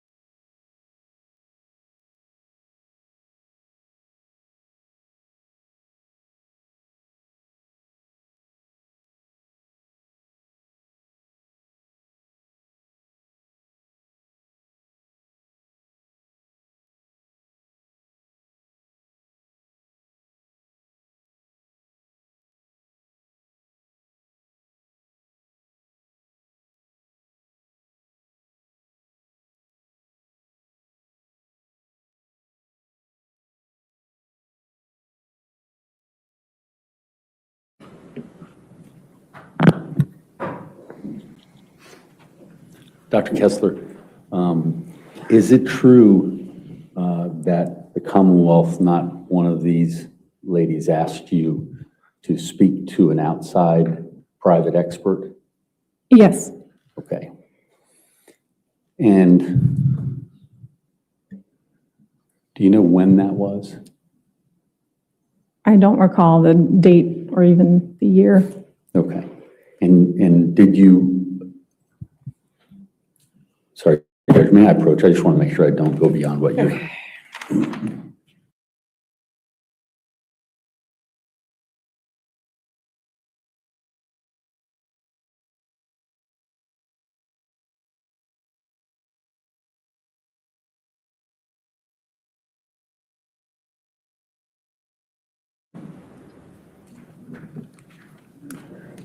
And Dr. Kessler, did you make a call to that expert? I did not make a call. I corresponded via email. Okay.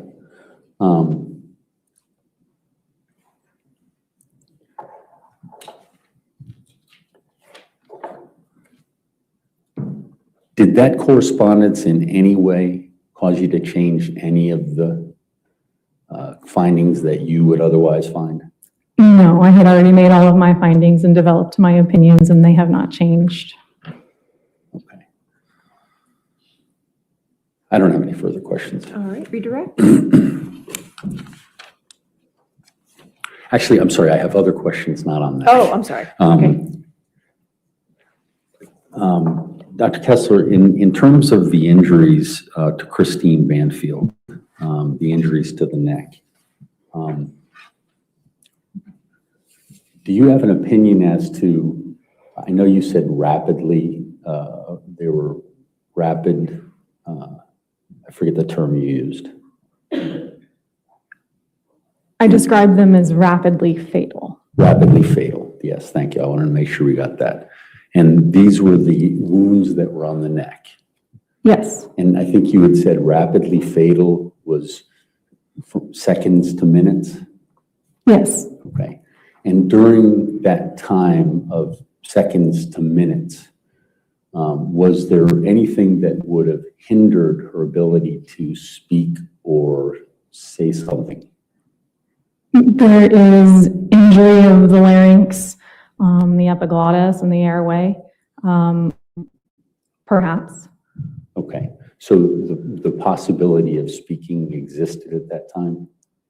I can't definitively say there, but I can confirm that there is injury of that area, not of her vocal cords, but injury of her airway and her larynx in the general area where sounds are made. But I can't tell you yes or no definitively if she could make noise or speak. In communications, I guess in your contact with the police department, was there ever a request to determine if there was another knife? I don't recall. Were you ever asked for anything like that? I don't believe so. Okay. And is it fair to say then that the knife that you just presented to the jury was the only knife that you had any sort of contact with? It's the only one that I recall seeing, yes. Okay.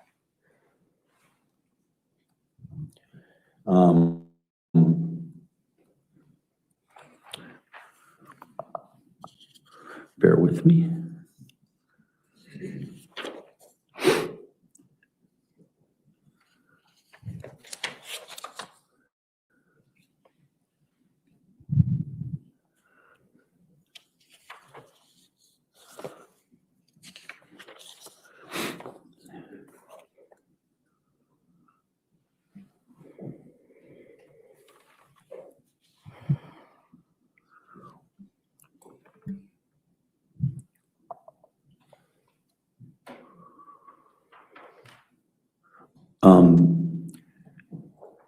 On page 2 of your report for Christine Banfield,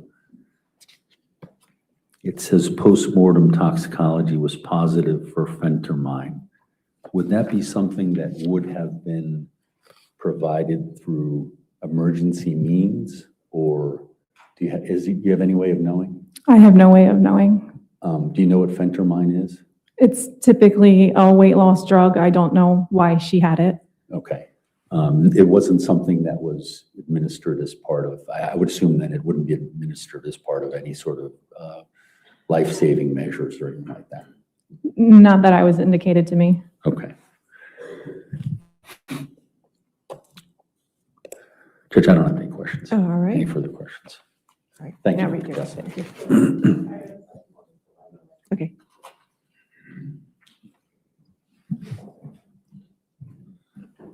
Judge, we don't have any redirects. All right. Is this witness subject to recall or is she free to go? Judge, not for me. Mr. Carroll, is this?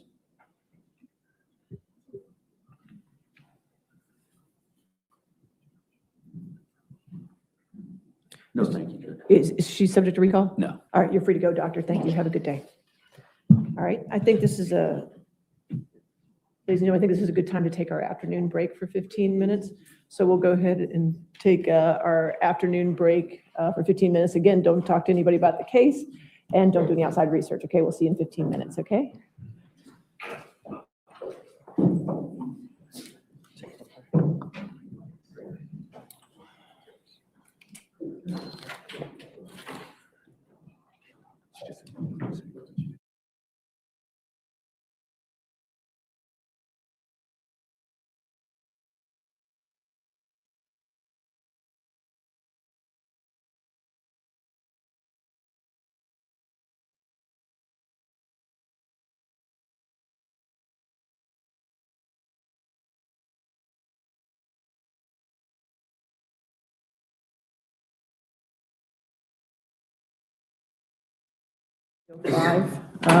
And we are the co-defendant's next, is that correct? So I'll get on the bench and we'll bring her out. And then we'll put her in the witness stand, they'll come out and then we'll swear her in, okay? Everybody okay with that? All right, we'll see you in 5305. All rise.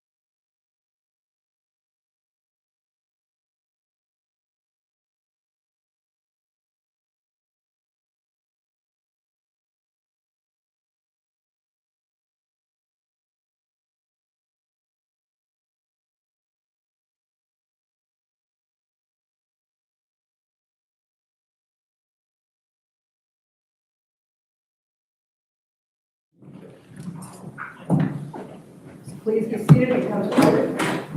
All right. Anything before we have the co-defendant come out? No? Okay, we want to get co-defendant. I'm just going to wait for the jury to come back in, please. Okay. Yes.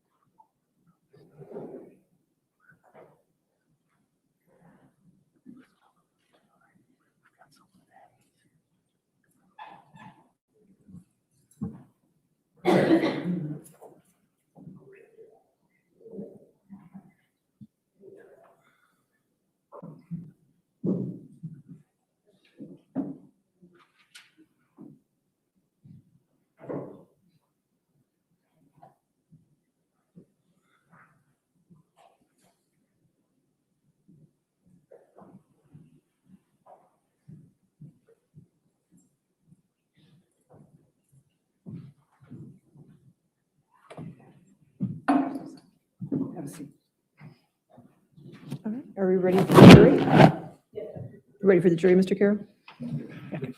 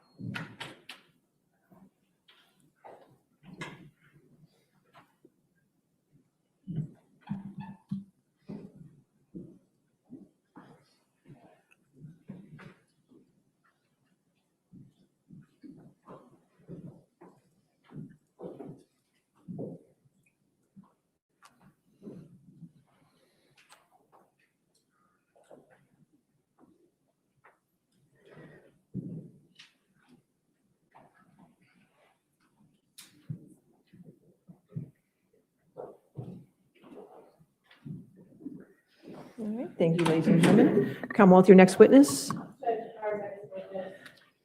Is Juliana Magalhaes. All right, ma'am, if you could stand and face the clerk and raise your right hand. Do you swear or affirm to testify truthfully in this case under penalty of law? Yes. Thank you. Now you can have a seat.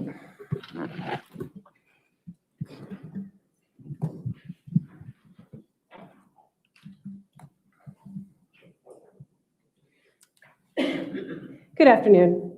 Good afternoon. Could you please state and spell your name for the court record? Yes, Juliana, Juliana, Perez, Beres, Magalhaes, Magalhaes. And how old are you now, Juliana? 25. And do you know the defendant? Yes. What's his name? Banfield. When did you meet him? Back in October 2021, 22. When did you meet him? When did you meet him? Can you specify? Sorry. When did you first meet him? In person when I first came to the States, and before that, through a video call with the family. Okay. Do you recall what month or year that was? When I came to the States? Yes. It was October. Do you know what year? 2021. Okay. And when you first met Mr. Banfield, what was your relationship to him? Professional. He was my boss. And you said he was your boss. Yeah. What was your job? I was their au pair. And so you said you worked as an au pair. What does that mean? Au pair is like a nanny position, but somebody comes from another country, providing care for their kids, and in exchange they live with the family. And yeah. Okay. basically. Do you get paid to be an au pair? Yes, How much? $200 a week. And how long of a stay did you have as an au pair? We can have from a year to 2 years, but as an au pair, I stayed for a year. Okay. And did you, so you arrived, you said you arrived in October of 2021, and you said you stayed for a year?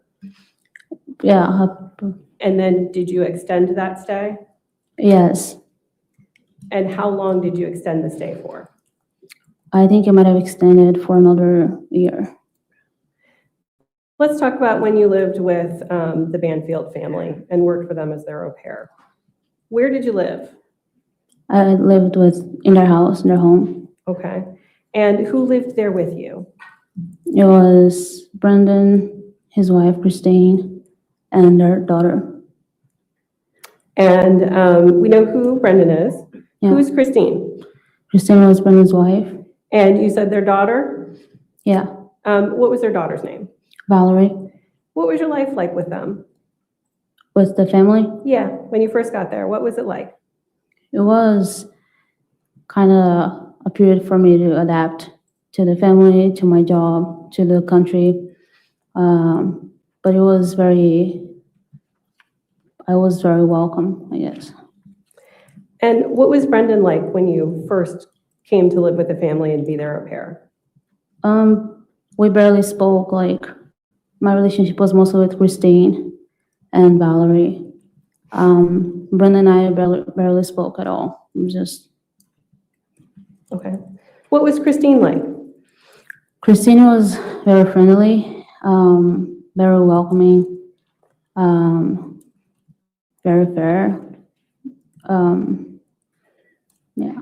Did you spend time with her and spend time with Valerie together? Yes. And did you spend time on your own with Christine? Maybe a couple times going to a store or, yeah. Do you recall if Christine had a blood disorder? I heard about it, yes. And do you know the name of it? I do not know. Do you know if she took any medication for it? As far as I know, no. What was Valerie like? Valerie is very loving, very caring. She's just. How old was Valerie when you met her in 2021? She was 3.5, I guess. I'm sorry, say that again? 3.5. And were there any other children that were living in the Banfield's home while you lived there too? No. Do you know if they had an au pair before you were their au pair? Yeah. Who was that? It was Amanda. And when you began working for the Banfields, you need a minute?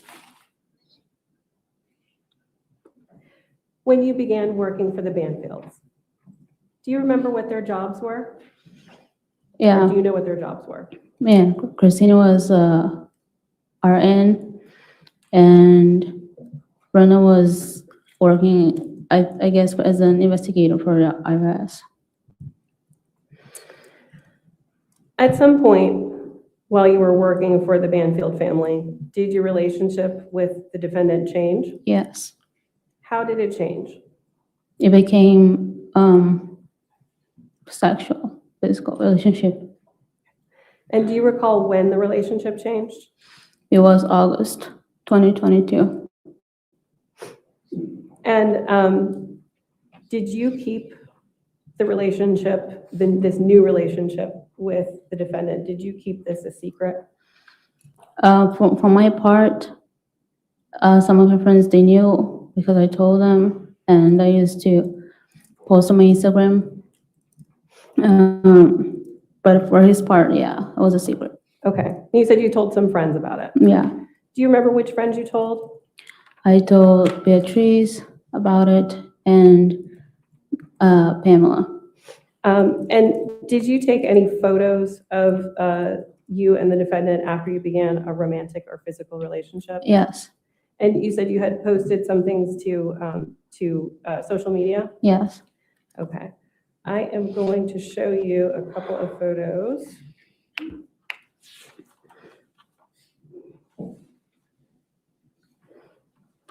And if I could have this view be to the witness and counsel only, please. Yes, ma'am.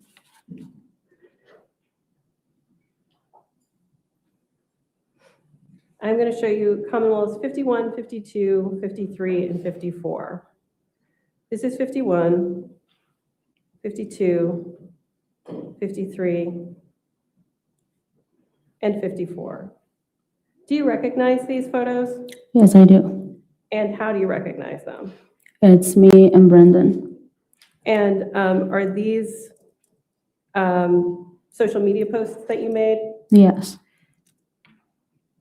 Judge, at this time, what I would ask the court to do is admit these as common laws 51, 52, 53, and 54. All right, any objection? Okay, 51, 52, 53, and 54 in evidence. And we can publish the first one to the jury.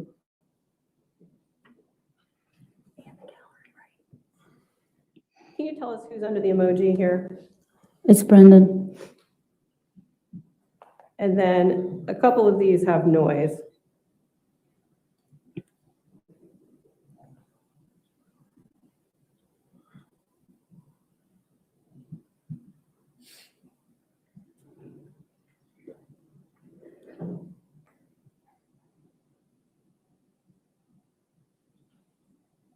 And then this one, Commonwealth 53, can you describe who this is?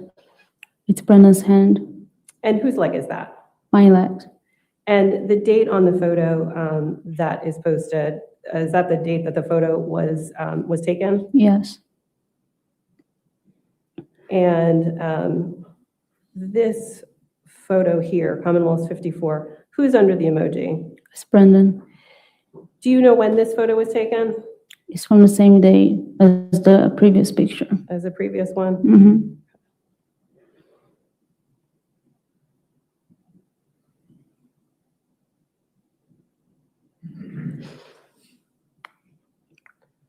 All right, I want to go back to 52.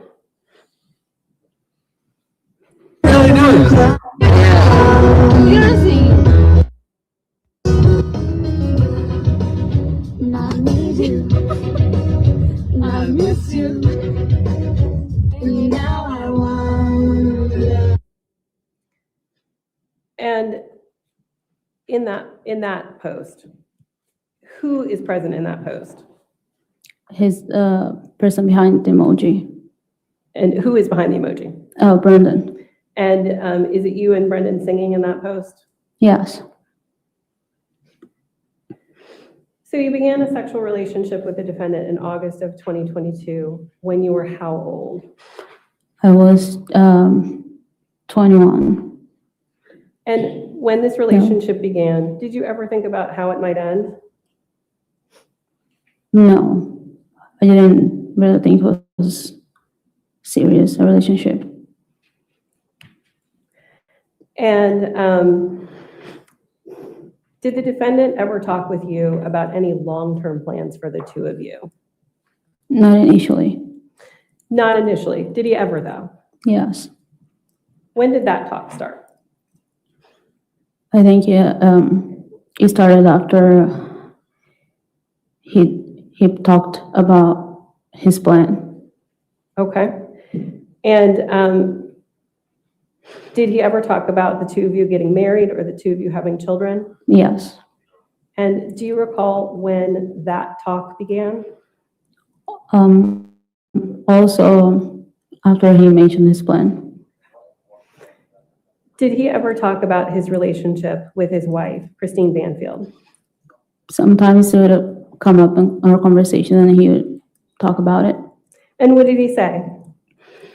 he used to say that she didn't seem to care about where he was, what he was doing. She didn't seem to care about him at all. And that she was helpless and just lazy. Do you recall when he said those things? When? Yes. Well, many times during our conversation when she came up. And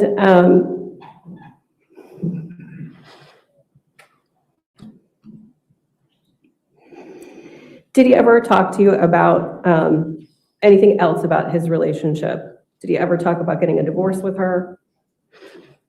No, he basically said divorce was not an option.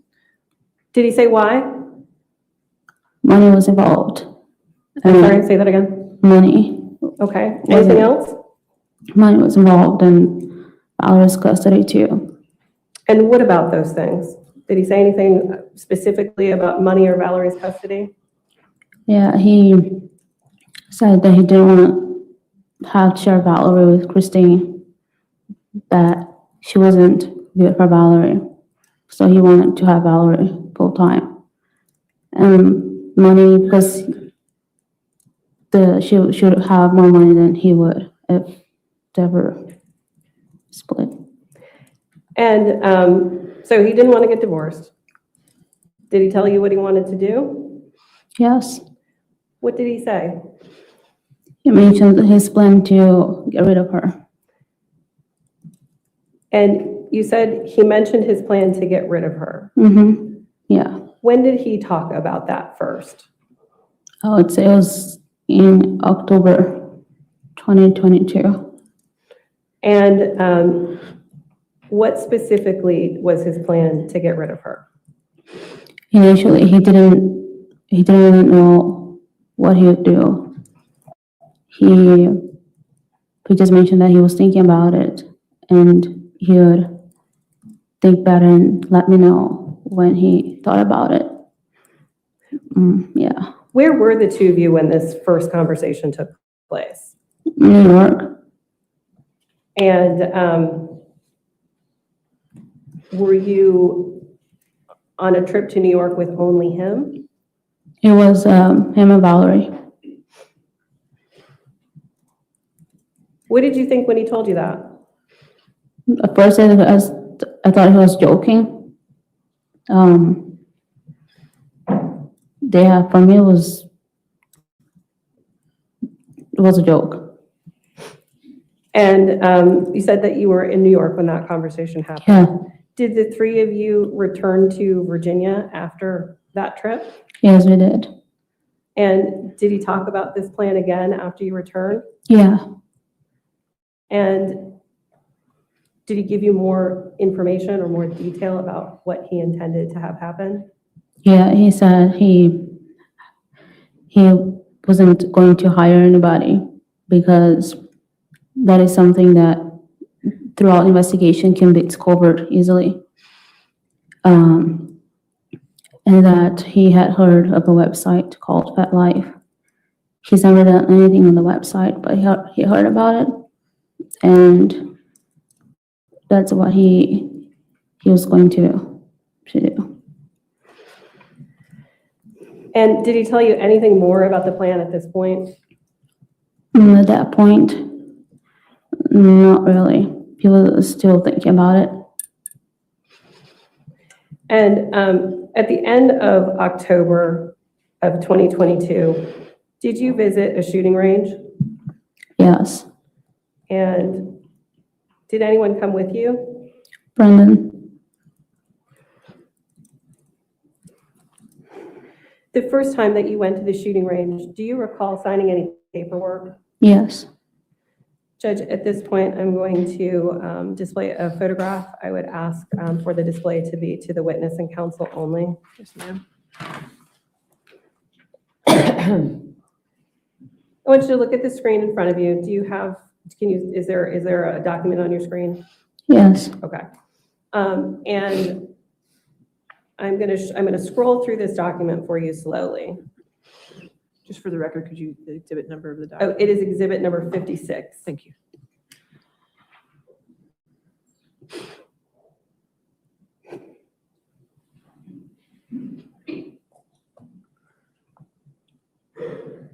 Do you recognize this exhibit? Yes, And how do you recognize it? it's the waiver you have signed when you first go to the shooting range. And did you sign this? Yeah, Is that your signature there on page 6? yes, Judge, at this point, I'm going to ask to admit this as Commonwealth's 56 and allow for it to be published to the jury. Any objection? All right, 56 in evidence and published. And I'm going to just bring it back up to the top so that the jury can see it. Do you recall the date on the form?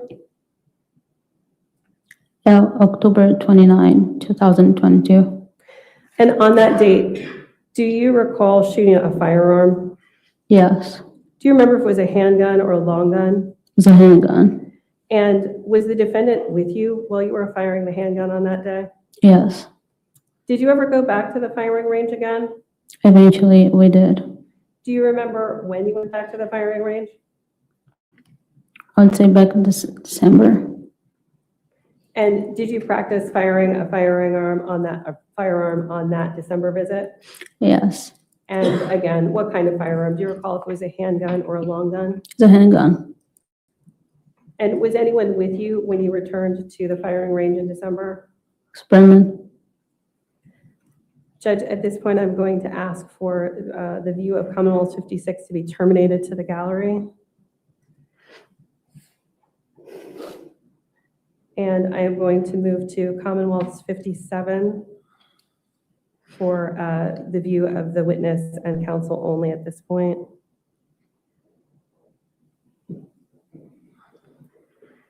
Do you see a photograph on your screen?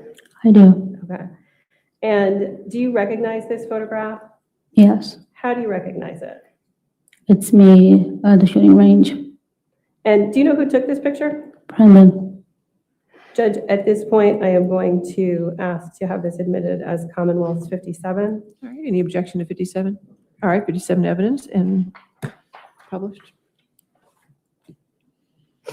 Did the defendant tell you why he wanted to return to the firing range for that second visit? Yes, And why was that? it's in case I need to use it if something goes wrong. And what would go wrong? What was he concerned about going wrong? Had he told you more of his plan at this point? At that point specifically, I can't really recall. But he told you that he wanted you at the firing range because you needed, in case something went wrong. Yes, Is that right? yes. After the December visit to the shooting range, what, if any, additional steps did the defendant take to move his plan forward? It was in January when he created the account on the website. Okay. So were you present when he created the FetLife account? Yes, And did he use his own email address to create the account? no, he did not. What email address did he use? He created a new email account for Christine, under Christine's name. And were you there when he created that email address? Yeah, yeah. And do you recall what device he used to create the email address? To her laptop, And Christine's laptop. And do you recall what device he used to create the FetLife account? That was the laptop. And when you say the laptop, are you talking about Christine's laptop? Yes, And do you recall the name of the profile that the defendant created for the FetLife account? Anastasia Knight. And was there a photograph added to that profile? Yes, Who is the photograph of? it's Christine's body in a bathing suit. And who added the photograph to the profile? Brandon did. And who typed the words for the profile? He did. I'm sorry, say that again? Brandon did. Okay. If I could have the view terminated to the gallery at this point. And I am going to ask for exhibits 58, 59, 60, 61, 62, 63, 64, and 65, all photographs, to be displayed to the witness and counsel only at this point.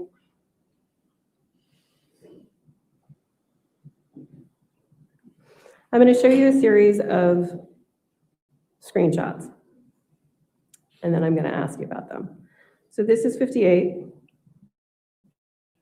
59,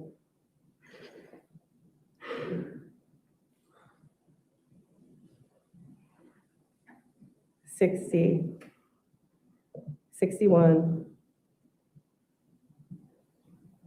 62, 63, 64, and 65. Do you recognize these photos, these screenshots? Yes, How do you recognize them? as the FetLife account. And Judge, at this point, I'm going to ask to admit Commonwealth's 58, 59, 60, 61, 62, 63, 64, and 65 to be admitted under seal and published to the jury only. All right. No objection. All right, 59, 60, 61, 62, 63, 64, 65, admitted under seal. Okay, well, I'm going to run back through them. 58. Okay. So Commonwealth's 58, is this the FetLife profile that was posted? Yes, And the about section here that we can see, who wrote the words in that? Who composed that? Brandon.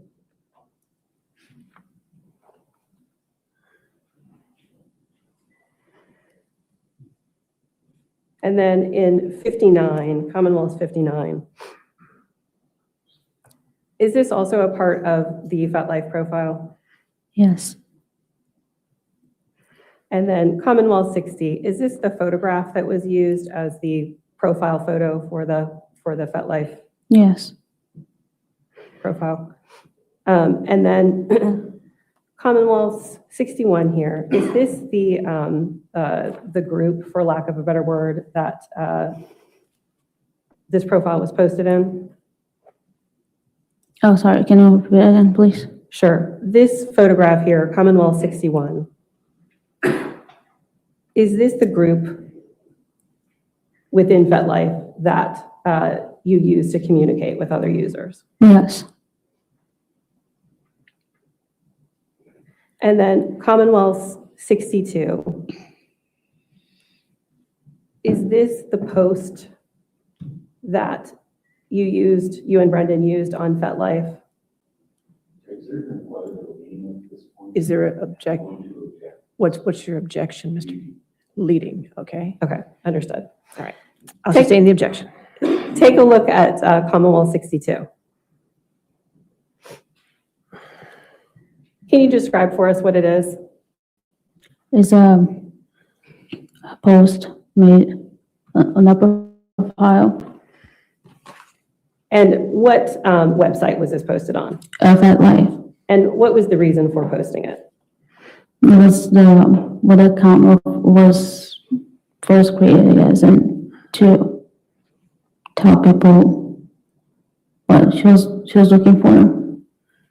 And whose idea was it to post this? Whose idea was it to post this? Then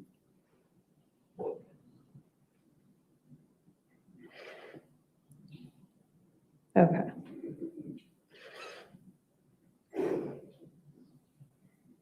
We can terminate this view at this point. How did you and Brendan, how did you use the laptop? How did the two of you use her laptop without her knowing about it?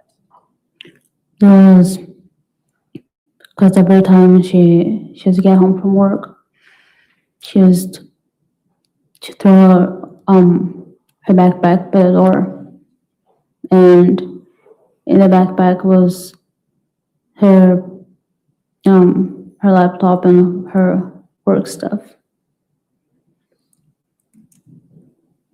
And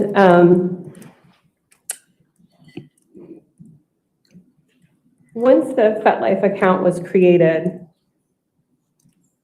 what, if anything, did the two of you do with it? Texting guys. They would also text, looking for whatever it is that they're interested in. Okay. And had Brendan explained to you at this point in time, or was there any explanation given to you about what it was that he was using FetLife for, or what it was he was looking for from another FetLife user? Yeah. What was that? The website is for BDSM, people that like that kind of stuff, and he said we would be able to find somebody that plays like aggressive or that likes playing with blood and that kind of stuff. And why? What was the, what if any reason did he want to find someone like that for? Oh, because the person would be eventually, the person would be invited to come to the house, and he needed to know that the person was willing, or was going to do what he had in his mind. And what was he using FetLife to ask other users to do to the Anastasia profile? Things like pinning her down, gagging her, spanking.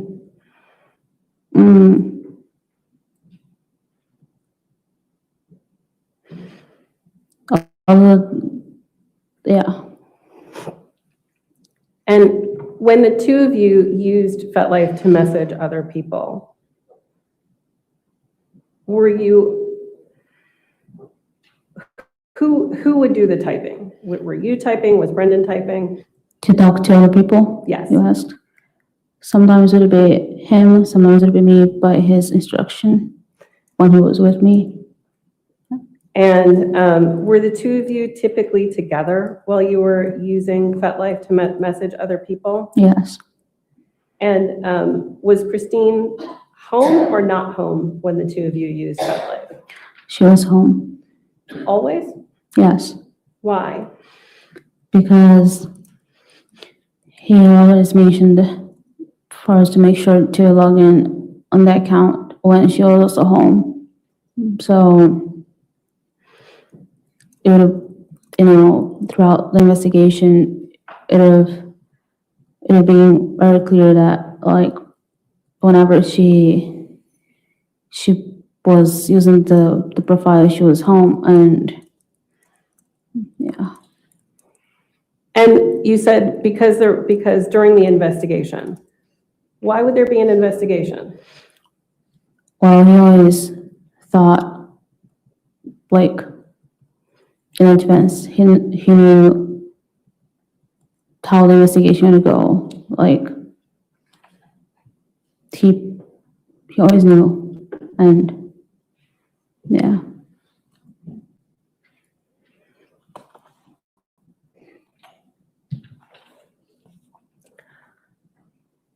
But why did he know? What do you know? Yeah, why? You said because he always knew about the investigation. What did he know about an investigation? There hasn't been one yet. He knew eventually we would have one investigation. Why?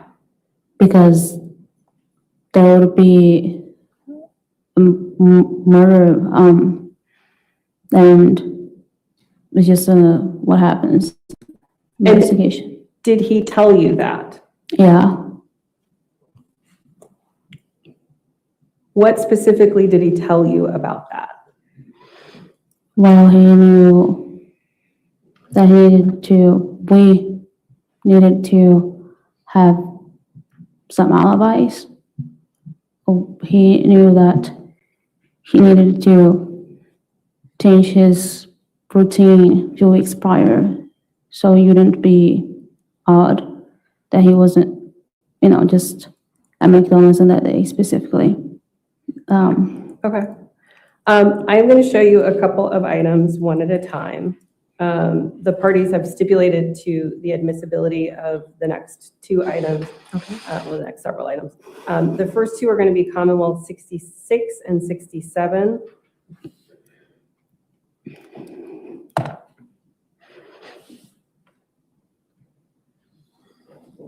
And Judge Commonwealth 66, I'm going to ask to have published to the jury and counsel only, and I'm going to ask that these be under seal. 66 and 67? Yes. There's an agreement to admissibility, is that correct, Mr. Kara? Okay, so 66 and 67 are in evidence under seal.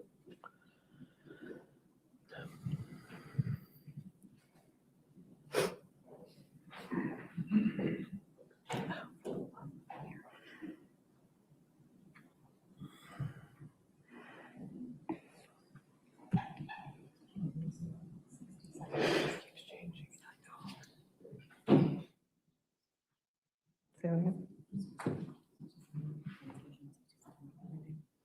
Let me see. Yep.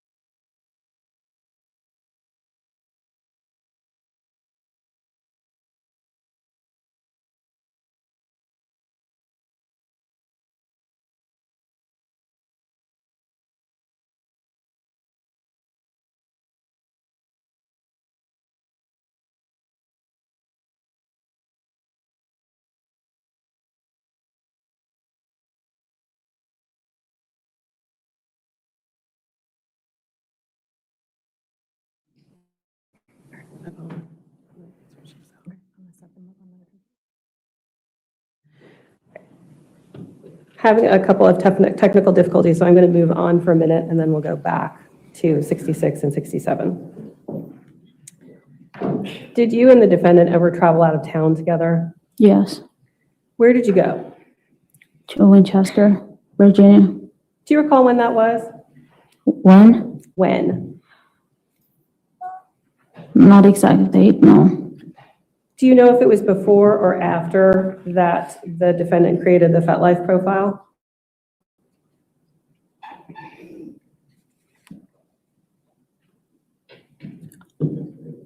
Can I say if not 100% sure though? You don't recall? No. Okay. How did you arrange to go to Winchester together? He was going for an overnight stay in a hotel for his job. Okay. And Go ahead.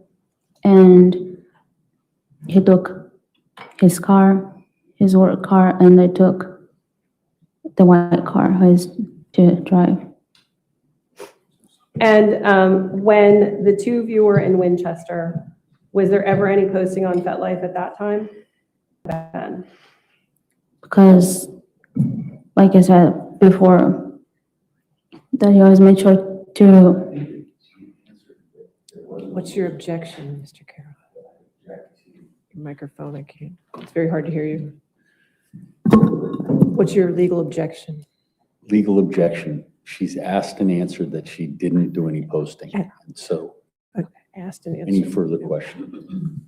I'm sorry, I missed that. He said asked and answered.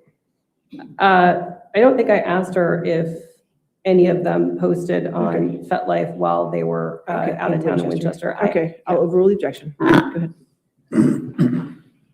Sorry. Did either of you post on FetLife or message anyone on FetLife while the two of you were in Winchester? No, And why is that? because we would only post when we were home and she was home at the same time. Okay. And were there any other things that the two of you did to make it look like Christine was the one messaging in FetLife?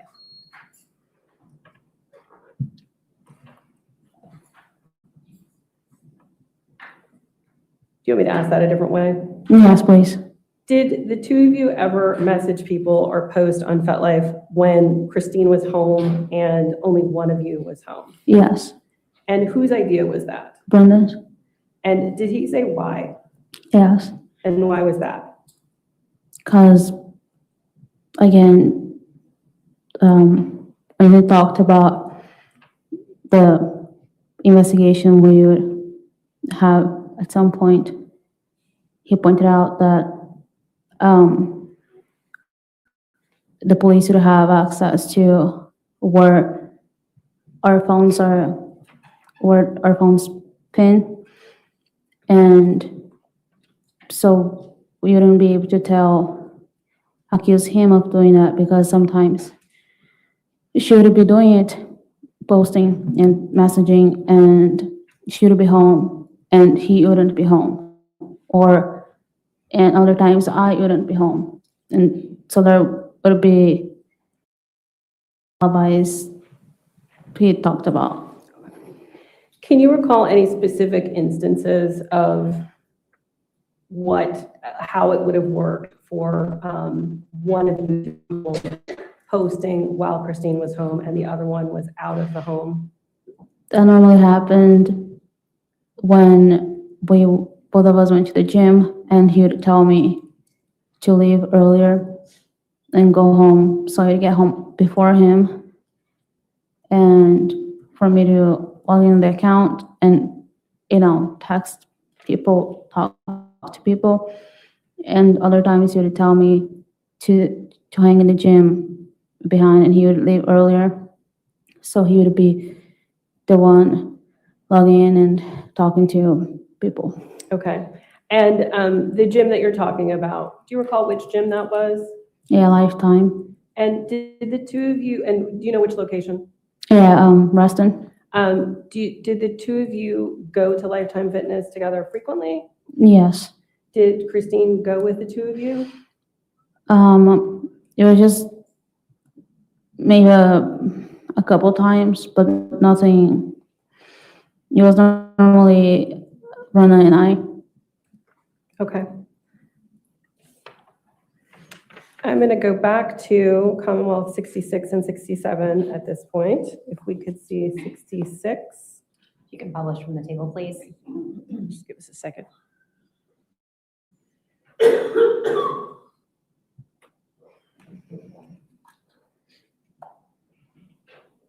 Jury, it's already in evidence. In the gal. Oh, sealed, no, never mind. Okay, yeah. All right, so looking at Commonwealth 66, can you see it on your screen? Yes. Okay. And then at the top of your screen, there's a column that's titled User ID. Do you see that? Yes. Okay. The user ID identified as Anastasia 9. Okay. Who wrote the messages from Anastasia 9? Not that specific message, but just in general. Who is the person or persons who are writing the messages from Anastasia 9? It's either me or Brendan. And the other user IDs that we see that are largely numbers in this view, are those messages that are received by you and the defendant using the Anastasia 9 profile? Yes. Okay. So I'm going to ask for us to scroll forward a little bit to location number 367 or cell 367.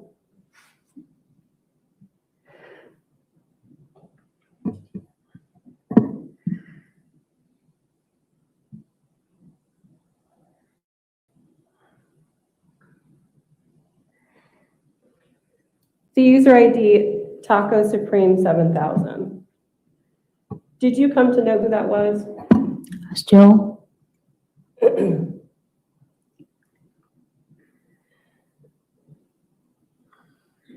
And now if we could switch to Commonwealth 67.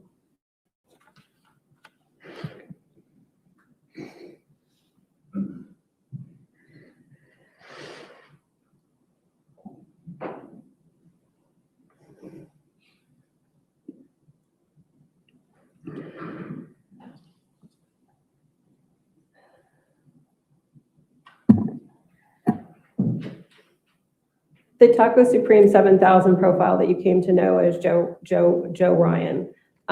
We see that profile, and we see Anastasia 9 communicating in this view of the spreadsheet. Do you recognize these as FetLife chats that you and Brendan wrote from Anastasia 9 and received from Taco Supreme? Yes. And when the two of you were using FetLife, I've asked you before what it was that Brendan was looking for. What is it about Joe's answers and messages that attracted Brendan to selecting Joe? Did he ever tell you? He told me at some point too, but he was always making comments like that Joe was the white person. Did he say why? Because he seemed to be like the person who would do the things that Brennan needed the person to do. Okay. And I'm now going to ask you to look at Commonwealth's 68, 69, 70, 71, and 72, one at a time. Can you go back to that one? Go back to that? Yeah, you're still connected. If they're the same. Okay. And Judge, let's look at 68 first. We're just getting back to the podium. Hold on. Okay. Oh, I'm sorry, Your Honor. I do think these are all Excel spreadsheets. and Okay, we're do you having- want to stay with me? Yeah, Thank you. we're having trouble with Excel from this computer. Okay. So first, if we could look at 68 from the witness and counsel views only. And again, Your Honor, the parties have stipulated to the FetLife chats. So I believe that all of these exhibits can be admitted, but I'd ask that they be admitted under seal. 68, 69, 70? 68, 69, 70, 71, and 72. Okay. Is that correct, Mr. Carroll? Do you need to see them all? She said you've already agreed to, not the miscibility, but just to the foundation. These are the same exhibits that were provided to council last weekend. They're, If you could go through them, do you want me to go through these and make sure? Okay. You need to see them, is that what you, okay, I'm sorry, just, if you have your microphone on, I had a lot of trouble hearing you up here. Okay, so you need to see. I do, my Okay, client and I need to You see. could go through all those exhibits, Ms. Bristler. Okay, so looking at 68 is a short one.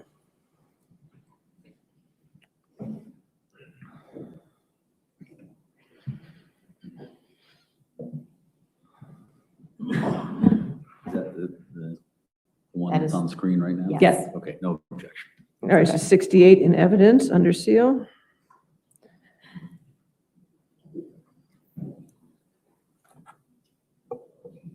Is this 69 we're This looking at? is now? 69. No objection. All right, no objection, 69 under seal.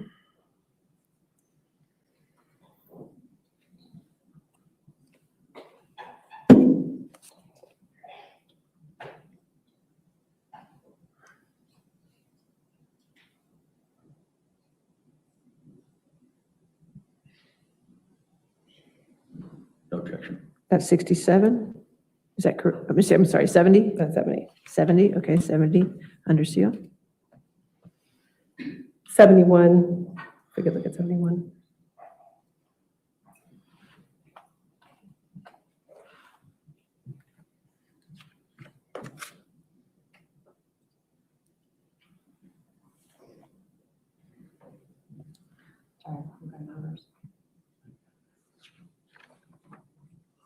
No objection. All right, 71 under seal, and then 72.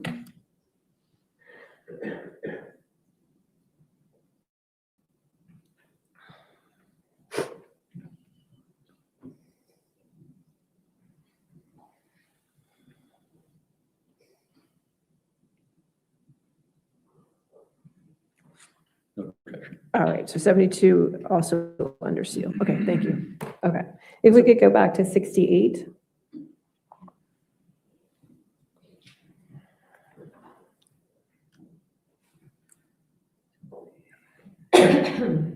Can you see on your screen Commonwealth 68? Yes. Okay. And you see again, in the menu, in the title bar there, you see ID, conversation ID, user ID, body. So the conversation ID that we're looking at, I just want to check and make sure we're both looking at the same thing. 446774523. Yes. Okay. So we see these messages between this user ID and then the Anastasia profile. This user ID says, wish I could get you to come meet me at my hotel in Richmond next Wednesday night. And then the Anastasia profile says, thank you, Richmond is too far for me. I'm looking to chat a bit before meeting someone.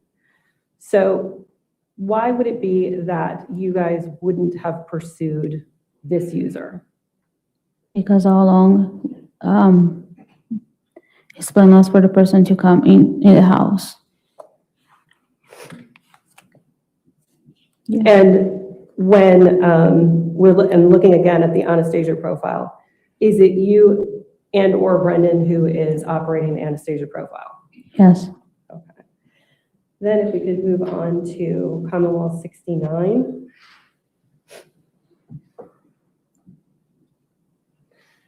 So just making sure that we're looking at the same thing on the screen. I'm looking at conversation 447868690.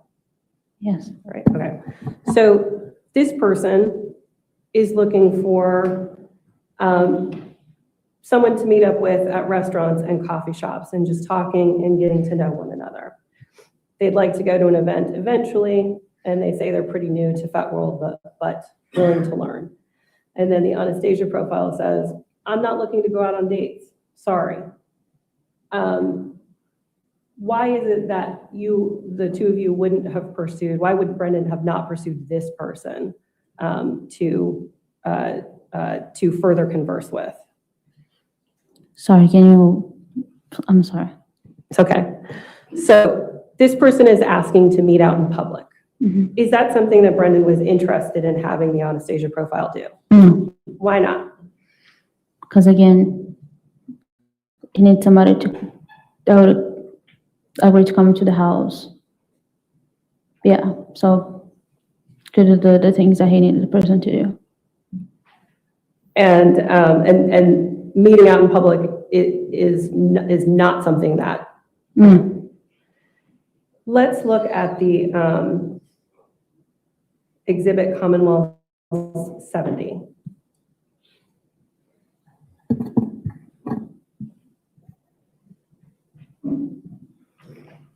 Ready, right? I want to stay at the top first. Okay. So again, just making sure we're looking at the same document. I'm looking at conversation ID 452721523. Yes. Yes. Okay. So this user ID messages the Anastasia profile and says, saw your ad, I'm interested, a little bit about what I like and have done in the past. First off, restraints, and I've used rope and some leather cuffs and some vinyl tape. The profile goes on to describe pretty specifically what experience and what equipment that this person has and bring to this relationship.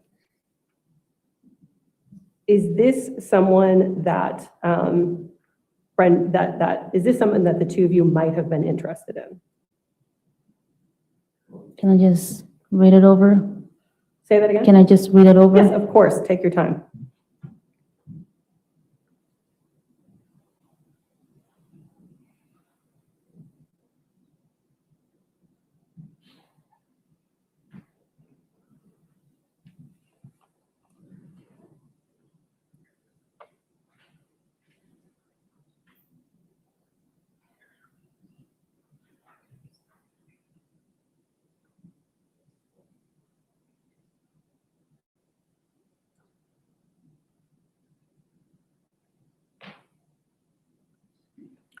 Yes.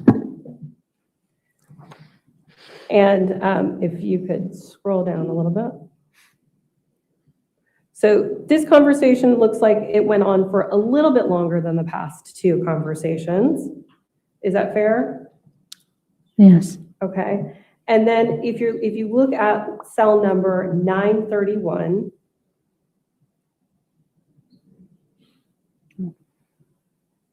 the profile says, the other user says, I would expect that you might want to meet somewhere in public before doing anything in private. Your call on how or when to do that. Most weekdays I could get away at some point during the day to get a bite to eat or coffee or a drink after work. And then it goes on from there. Did you guys answer that? Take a look at the spreadsheet and let me know if you see an answer to this request to get together. No, And why wouldn't you have responded? because that's not something he was interested in, going for a coffee or meeting in public. Okay. And then if we could go on to Commonwealth 72.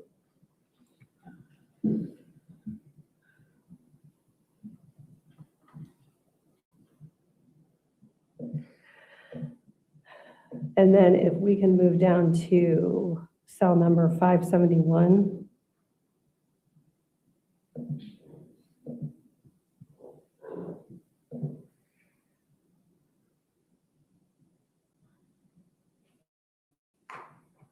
I have to blow it. Say it again. Sorry. There we go. Okay, so in this conversation, and let's make sure we're looking at the same conversation again. I'm looking at conversation 448-599-624. Yes. Yes, okay. So in this conversation, there's some initial talk. And then in cell number 571, the Anastasia profile says, I don't have restraints. It's something you would need to bring and be comfortable doing. Sounds really intense. And then there's more, but I'm not going to read that aloud. Why did the other user need to bring restraints?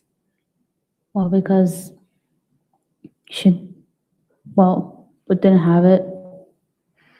And whoever the person was going to be was supposed to bring all the stuff, like the restraints and or cups, whatever the person's supposed to have to bring.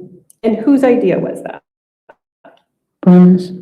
And what else was the person eventually supposed to bring? Eventually, you want the person to bring a knife. Okay. And when we look at cell number 572, this user responds to the Anastasia profile, and this user says, so I'm a vet. We'd need to work up to restraints. I don't recommend them until the second or third time, once trust is there. And then in 573, this user says, if you're for real, let's grab a drink or coffee in public to see if there's attraction, no expectations. I work out in Fairfax County on Tuesdays if you're around. And then Anastasia responds in 574. And is it you and Brendan still operating the Anastasia profile at this point in time? Yes. So You tell her, I'm not interested in going on a regular date. That takes away from the excitement and the thrill of the first meeting. Why is that? So this is the third time that we've seen FetLife users saying, let's meet someplace, let's meet in public. And this person says, essentially, I've been doing this a while, and usually we don't get to that part until the second or third time we meet. So why is it important why is it significant why is it again that the Anastasia profile keeps refusing to meet in public? Because of the plan I had in mind, that to happen in the house, the person would need to come over, bring their stuff. And because it was not Christine talking. So there was no way going out on a date to first meet the person. All right, let's move on to Commonwealth 71.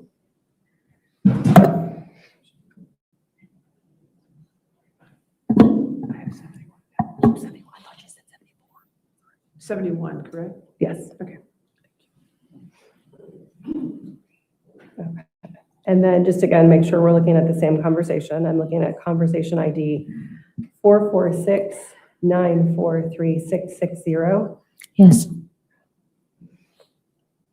This conversation, and I'm going to ask if we could just scroll through the conversation so we can see kind of the length of it.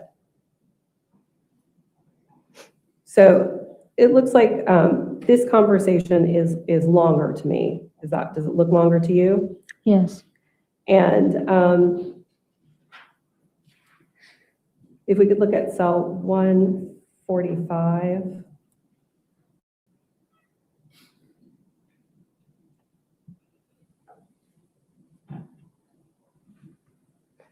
So in this conversation, can you take a look at cells 145, 146, 147, and 148, 149?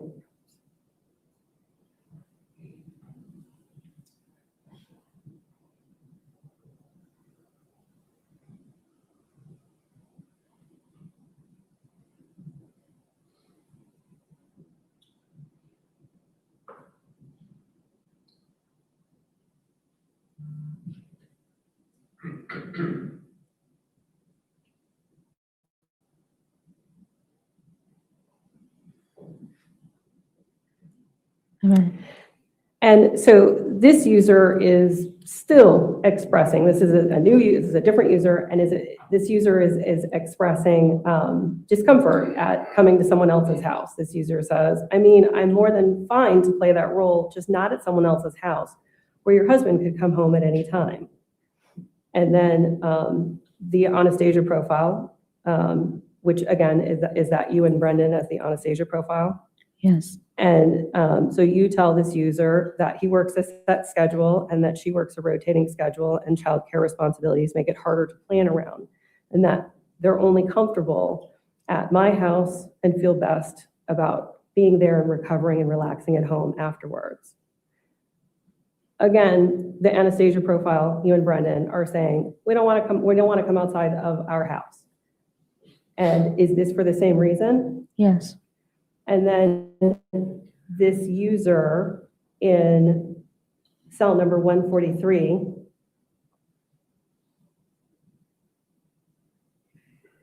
tells her, the concept is very hot, yeah, but the way you explain it does not look great on my side if anything were to go wrong. Basically, going into your home uninvited, tying you up and taking advantage of you. Is that what the intent was? To have someone come in? Yes. And to behave in the manner. I'm sorry, I'm just going to object to the leading nature of these questions. It's been. I'll sustain this meeting. I'll move on. Did you and Brendan ever agree to meet a FetLife user in public? No. Did you ever agree to meet another FetLife user at a hotel No, or at another user's home or work? no, And so ultimately, out of all the users in the Commonwealth 67 and the few conversations that we've explored, Joe Ryan was selected. Who chose Joe? Brendan. And did he say why he picked Joe after interacting with him on FetLife? It was mostly because he made Brendan feel confident enough that he would be the person to play the role they needed the person to play, which means being aggressive and hold her down and come over to the house and bring stuff and all that, yeah. And did you and the defendant ever use any other form of communication with Joe Ryan? Yes, And what form of communication was that? it was a telegram. And were you present when the Telegram account was created? Yes, Who created the Telegram account? Brendan. And how did he do that? He used her laptop on its anonymous page, and he had her cell phone with him at the time because he needed to receive a code on her cell phone so she could create the account on Telegram. And how did you and the defendant communicate with Joe Ryan on Telegram? By texting. Did you use any other form of communication on Telegram with him? Phone call, phone call. And who was it that spoke on the phone with Joe Ryan when you had that phone call? I spoke to Joe.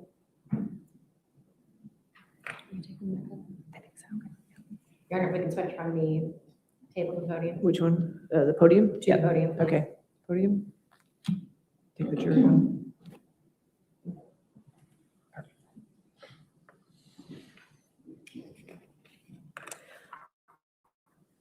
When you spoke on the phone, did Joe comment on your accent?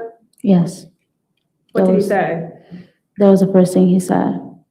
As soon as I said hi, he was surprised that I had an accent. And he asked, "Oh, you have an accent?" I didn't know. And I told him, yes. Now I'm going to show you Commonwealth 73, and I would ask for this to be displayed to counsel and witness only. And if I could have the court's indulgence for just one moment. Sure.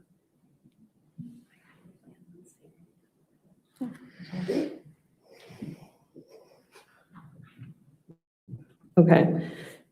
Do you have something on your screen in front of you? Yes. Okay.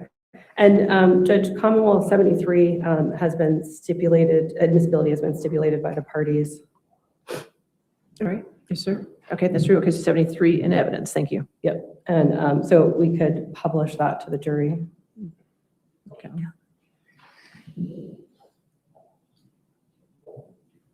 I'm going to scroll, this is a lengthy exhibit, so I'm not going to scroll through all of the bubbles, but I'm just going to scroll through a few pages so that you can get a sense of the two parties communicating. Now, in looking at these conversations, we see that the blue bubbles are from Anastasia. Who is operating the Anastasia profile on Telegram? Brendan and I. And then we see the green bubbles are from Joe. The owner is Joe. Yeah. Did you come to know who that person was, or did you learn who that person was? Joe? Mm-hmm. I mean, just when he came to the house that day, on the 24th. I'm looking at page 2, Joe sends a message on February 20th that says, "I'm looking forward to Friday." Who chose February 24th, 2023 as the date? Brendan. And did he say why he chose that date? He did say why, but right now I can't recall. I'm going to scroll forward to page 28,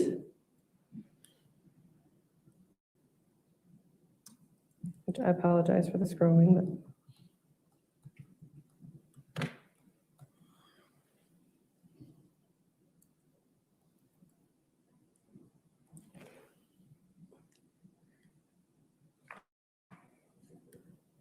there is a photograph in one of Joe's posts that I'm going to try to blow up here.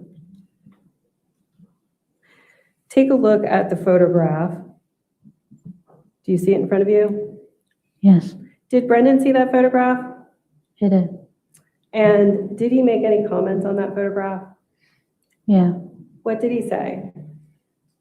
that was not the knife he was expecting the person to bring. When he asked about the knife, he was expecting a pointy knife. That would be easier.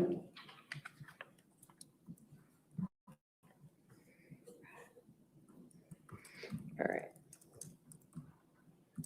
And I'm going to move down to page 41.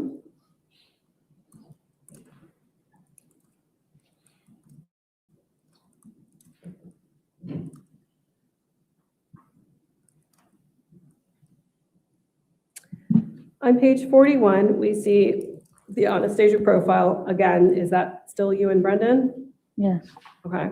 And the Anastasia profile says, "Oh, I forgot to tell you, I do have a dog. She's very nice, but she will be in the basement."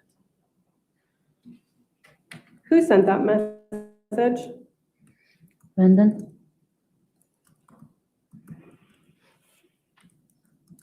I am going to terminate this view here. If I could ask for it to be terminated to the gallery.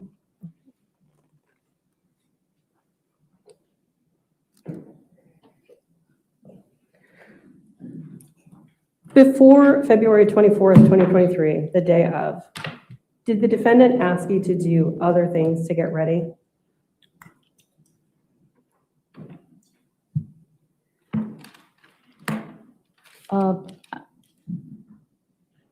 Can you ask differently? Sure. Did you keep the same cell phone that you initially obtained when you came to the US? No. Can you tell me about your cell phone in relation to the date of February 24th, 2023? Yeah, a few days prior, Brendan told us to trade in our phones. Okay. And did you do that? Yes, And why did you do that? Why was it necessary to get a new phone? because he told me to get rid of my other phone where it had her pictures and other stuff, and because even if I reset my phone, it was to be able to see the things I had before. And what about your Apple ID? Did you keep the same Apple ID? No, Why did you change Apple IDs? because they also said that it would be able to see through my Apple ID the things I had on my phone before. And did Brendan get a new phone as well? He did, Do you know, did it happen at the same time or at a different time than you? a different time. And was there anything, were there any changes to the home? Yes. And can you talk about that? They changed all the windows in the house, and Brenda's description of the window was more soundproof. That's how I would say it. I'm not sure if that's how you call it, but that's the description. Okay. And what, if anything, did he have you do with regard to that? After they changed the windows in the house, he told me for us to test, and he had told me to go up to the master bedroom, and he would be outside in the driveway, and he told me for me to scream from the master bedroom to see if he could hear anything from the driveway, but I didn't do it. Okay. Did you do anything different instead? Instead, he told me so I could go out in the driveway, and he would go up to the master bedroom, and he would be the one screaming, and I would just tell him whether or not I heard anything, and also from the backyard, because the back of the house had trail and neighbors, and he would make sure people don't hear from there. And did you do that? I was out to see if I could hear him, yes. And could you? Barely. And then where did you usually park your car? My car would park normally in the driveway. Other times I'd park by the mailbox in the cul-de-sac. And did you park it somewhere else in preparation for February 24th, 2023? Yeah, the night before I parked in the cul-de-sac. Why did you do that? Brandon told me to do so because maybe Joe would come around to see what he was getting himself into, and or maybe in the morning, and then he would see a different car, and it would scare him away, and yeah. And then, so those are all things that you did. Did the defendant do anything else in preparation for that day? Yeah, he went around in the neighborhood, checking for ring cameras, doorbell cameras, the doors. He knew that our neighbor, he didn't have cameras, and our neighbor to our left, and our neighbor John in front of us also didn't have cameras, but he was checking for other neighbors, and also changing his routine so the day that happened, he wouldn't be odd that he was at McDonald's like 6 minutes away. So he started leaving the house earlier to go to work, and he would stop by somewhere else to eat breakfast or something. And yeah, and so that he wouldn't be odd. Okay. How did the defendant know that Christine would be out of the home on that morning? She was Or, I'm supposed. sorry, how did the defendant know that Christine would be at home that morning? Yeah, she was scheduled to work that Friday morning, and he had told me that he would talk to her out of it to like change. And so instead of going to work on that morning, she would be off and she would be at home. And what was the plan for you and Valerie to be out of the house? He had said about telling her that Valerie and I would go to the zoo, spend all day at the zoo, and we would be leaving the house early.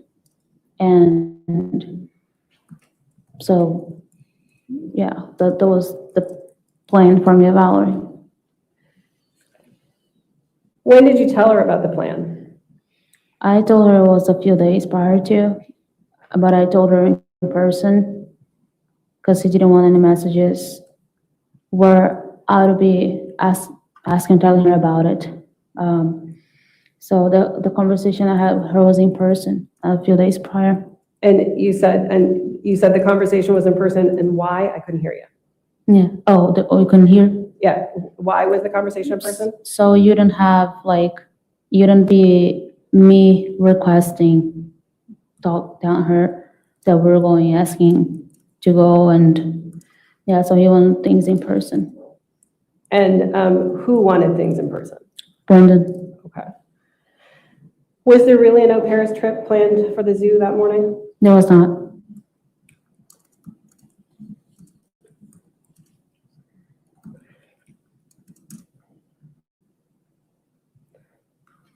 When you woke up on the morning of the 24th, what happened first?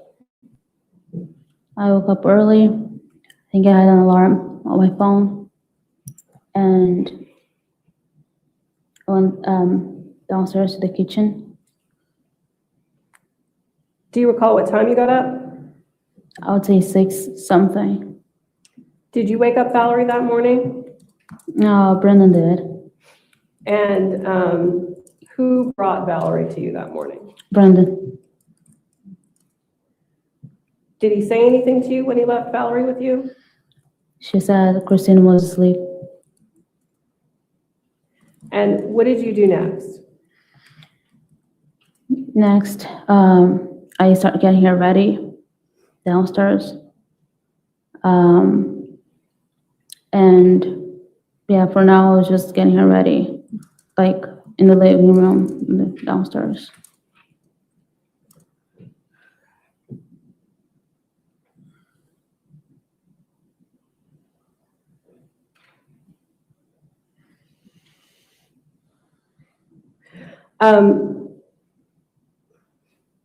Did you or Brendan text Joe that morning? Yes. And on what platform? On what? On what platform? How did you contact him? A Telegram. Okay. And in the Telegram messages, we can see instructions for Joe to park in the driveway. What exhibit is this? I'm sorry. I'm sorry? What exhibit is this on the Oh, I screen? apologize, Your Honor. This is Commonwealth 73. 73, so it's already in evidence, so Yes, it we is can already in publish it evidence. to the Yeah. jury. Thank you. I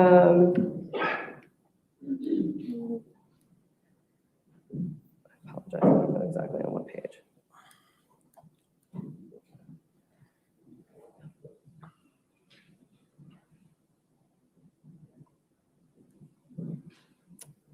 I'm just going to move on. I can't find the page at this moment.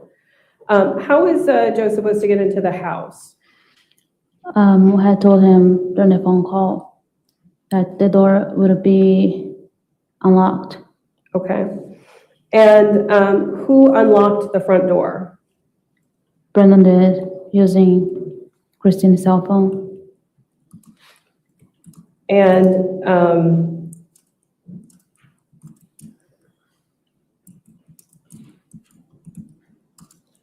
I'm going to show you, if I could have the view to be to counsel and the witness only at this point. Commonwealth 231. Was that 231? 231. Thank you. Can you see that? Yes. Do you know what that is? Do you recognize that? I would say it's Christine's cell phone. And do you recognize the app that is showing? Yes, that's the tab that will control the front door lock and the thermostat in the house. And is this the app that was used to unlock the door? Yeah, How is the door going to stay unlocked? it has to be changed. It has to be deactivated through the app on the cell phone. The person can choose how many minutes the door is gonna lock and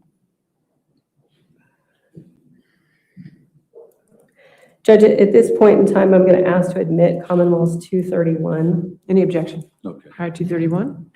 And that can be Gotcha. published to the jury. And published. Yes.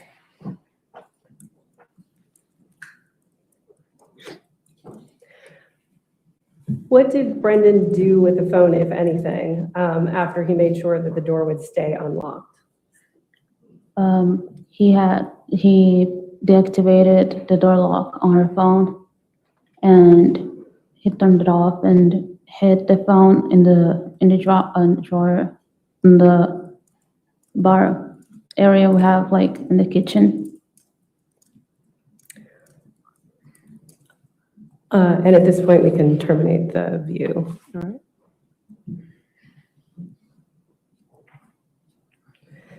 Before the two of you left the house that morning, did you have any other conversation with Brendan? No, he had, after I texted Joe, he said, Brendan told me he would be leaving the house at that moment, for me to wait a few minutes before leaving the house with Valerie. What, if anything, did he give you in that morning before the two of you left? Gun,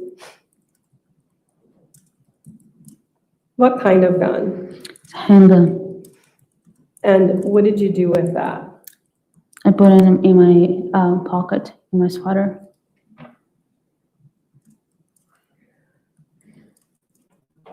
Who was it that left the house first? Brendan did. And what was the plan for him that morning? Where was he going to go and what was going to happen next? He was going to stay, he was going to go to the McDonald's, which is, say 5-6 minutes away from our house by the clock tower. And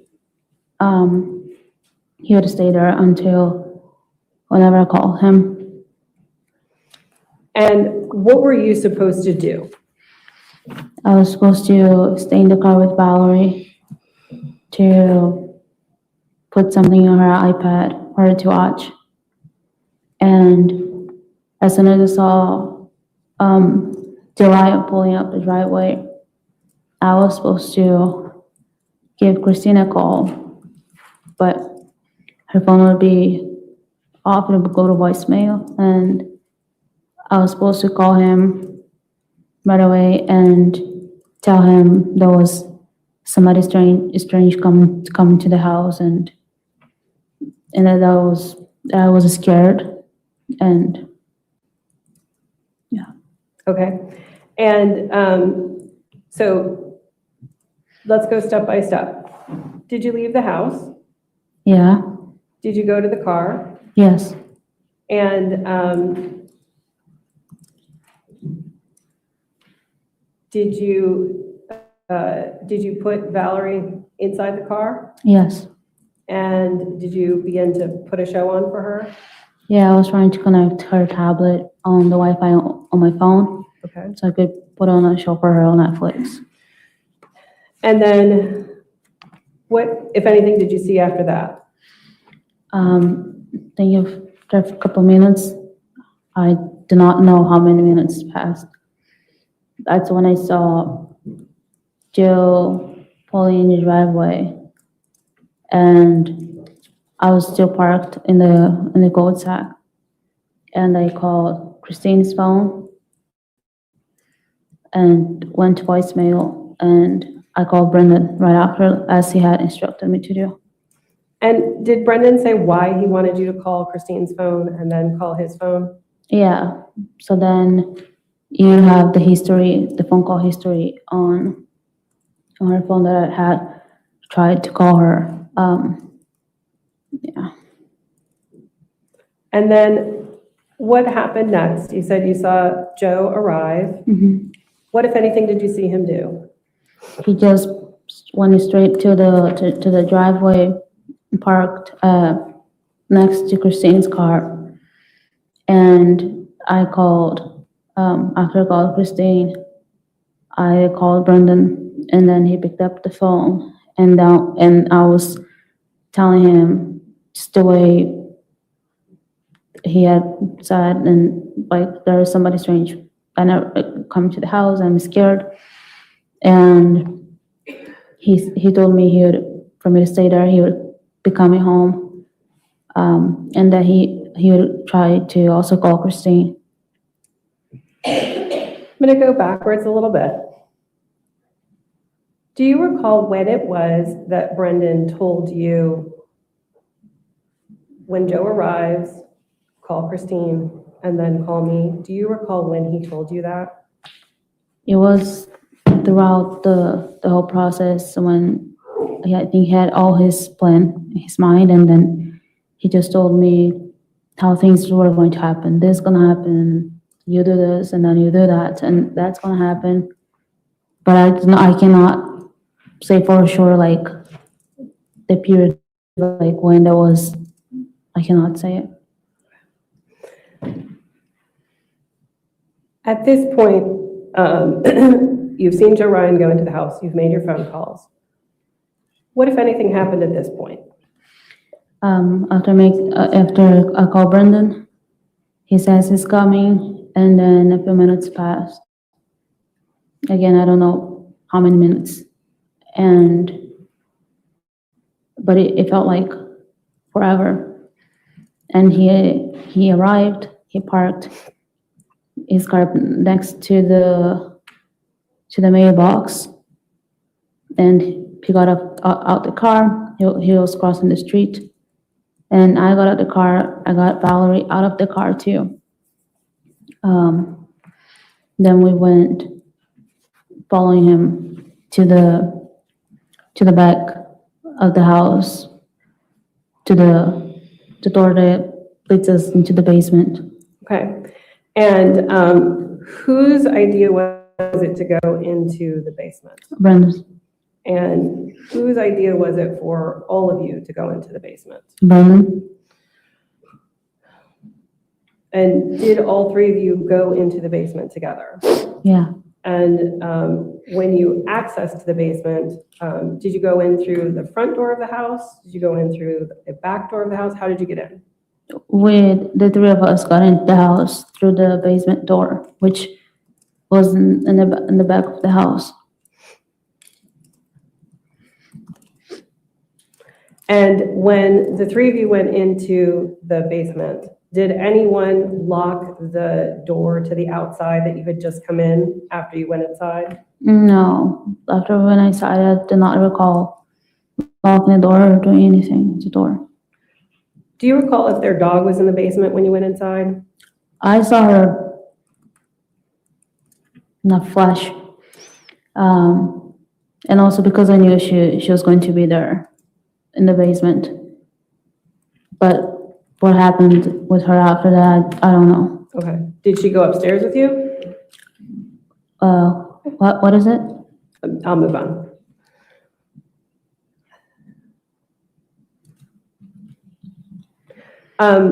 So is Valerie still with you at this point in time while you're in the basement? Yes. Okay. And so what did you do with Valerie? Bernard told us to stay there in the basement. And again, I knew we were supposed to stay there, she and I. And he went upstairs to the main floor. Okay. And what if anything did you do? I just stayed with her.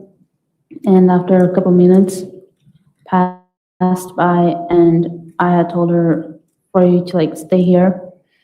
And then I also went upstairs to the main floor. Was that something that you decided to do, or was that a part of, was that something that you were told to do? It was something I was told to do. It was part of his plan. Say that again? It was part of his plan. Okay. And when you say it was a part of his plan, whose plan? Brenda's. Okay. So you left Valerie in the basement, and you said you went upstairs? Mm-hmm. When you got to the main level, did you or Brendan lock the door at the top of the basement stairs? I don't recall doing that. And what, if anything, did you do next? When I got to the main floor, Brendan was standing at the bottom of the stairs that lead us upstairs. And he was just listening. Then he gestured to me like for me to wait, just listen to the sound. And the sound was like slapping. That's when you're slapping somebody. That's the sound we could hear. And what, if anything, happened after that? I think we're listening to that sound for a few seconds, and he took his gun out, and because I also had the gun with me, I just did the same, and he proceeded to go upstairs, and I just followed him upstairs to the master bedroom. Who opened the bedroom door? Brendan? Did you go inside the bedroom? Yes. And what did you see when you went inside the bedroom? When we first get into the bedroom, I could see that the bed we have in the master bedroom was kind of tall. And so from my point of view, all I could see was like Joe at the moment, and it was Joe like on top of Christine in a way out on the scribe holding her down. And that was my first view as soon as I get into the bedroom. Were you able to tell, were you able to see Christine at all at that point? At that point, no. Did anyone say anything when the two of you went into the bedroom? Yeah, when I got to the bedroom, Brendan said, he yelled, police officer. And Christine's first reaction, that was the first time I heard she say anything at that point. And she yelled back at Brendan saying, Brendan, he has a knife. And yeah, that's when Brendan first shot Joe.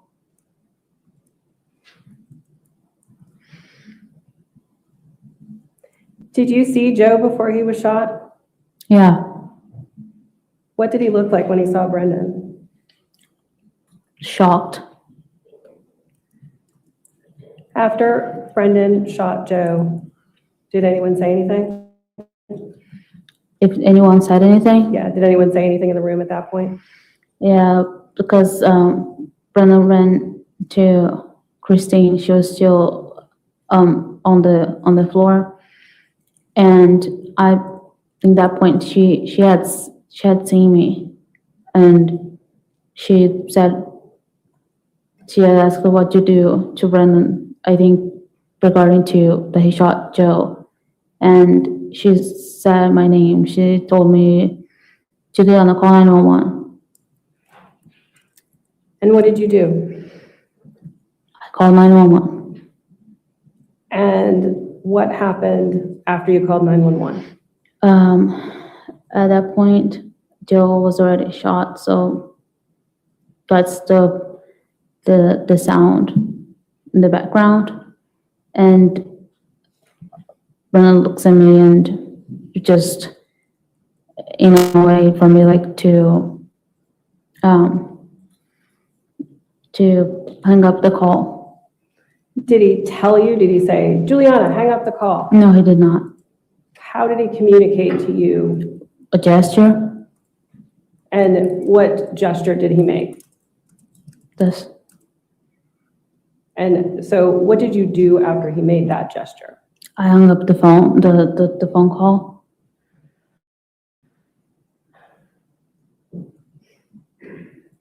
What, if anything, happened next?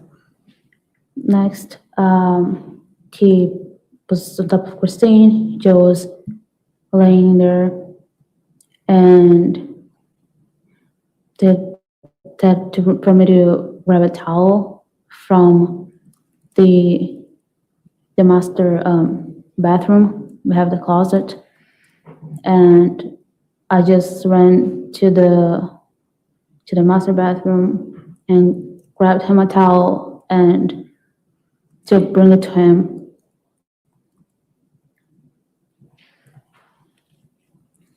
And at this point in time, could you see Christine? Yes.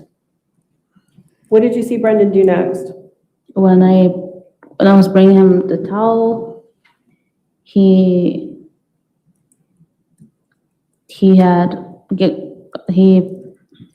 got on top of her, and That's when I first saw him stabbing her with a knife. Where on her body was he stabbing her? The neck.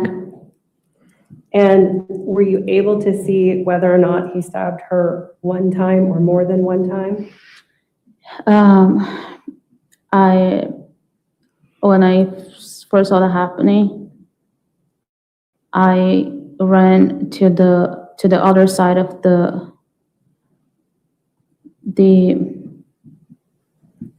bed, and I was just crouching down on myself and covering my ears and covering my eyes. And a few times I looked, and I was able to see him stabbing her, and he would stab, and other times he would hold the knife in a position how that was.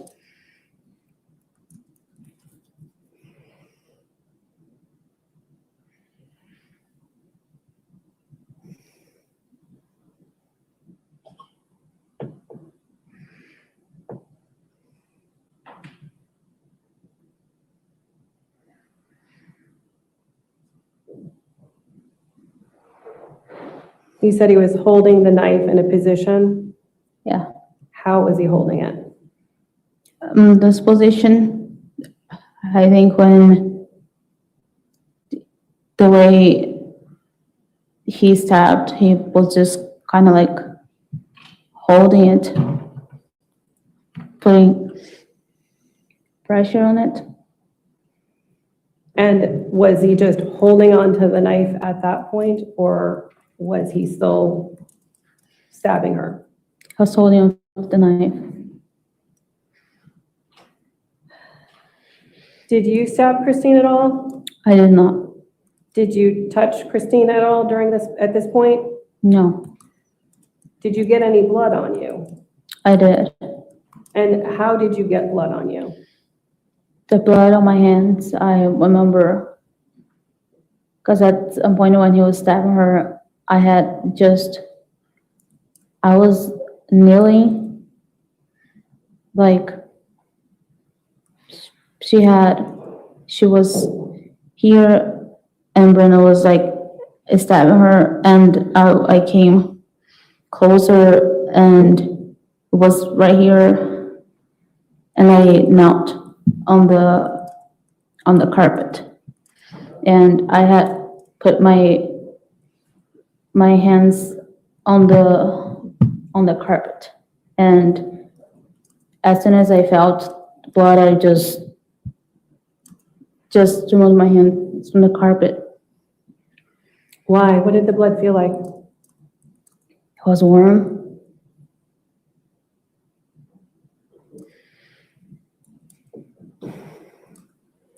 Did you get blood on any other part of you? Yeah.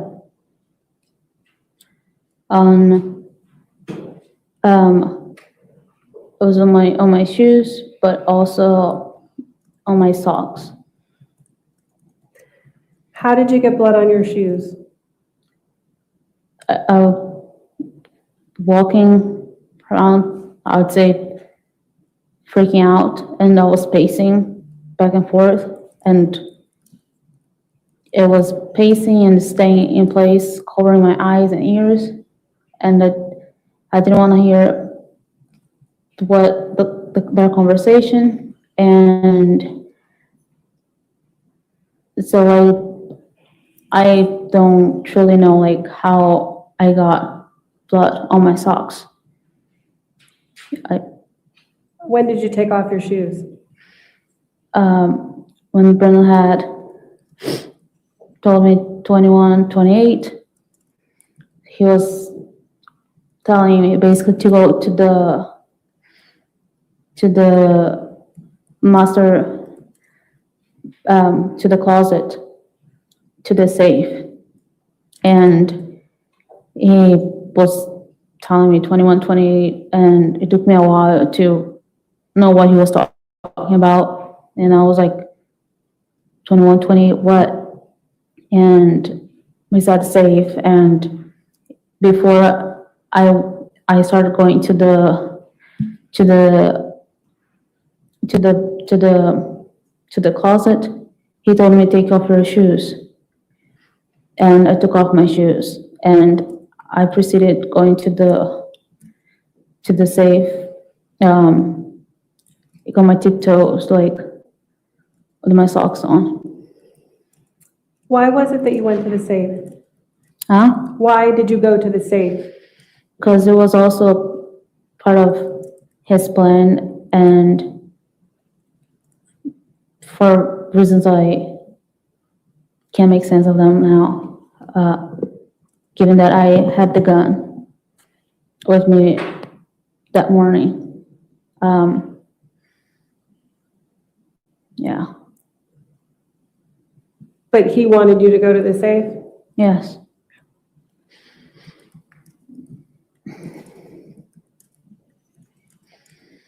Okay, I'm going to show you a series of photographs at this point.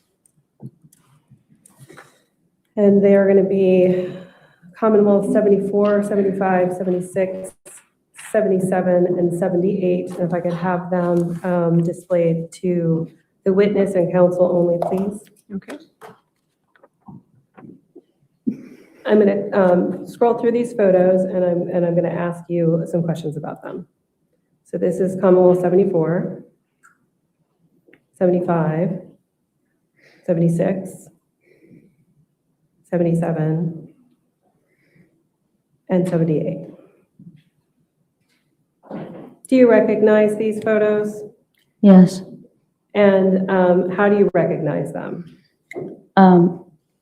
These photos were taken at the police headquarters on the date that happened. And the last picture, it's a picture of my shoes and my socks. And the photos that show us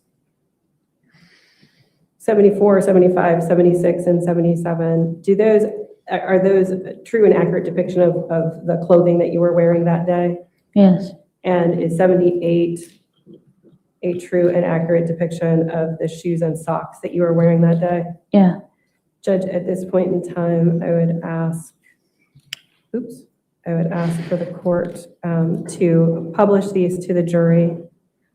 Push them in evidence. I'm sorry, if I could admit them into evidence and then publish them to the jury. No objection from the defense, 75, 76, 77, and 78 in evidence. And I'm just going to click through them so that they can publish.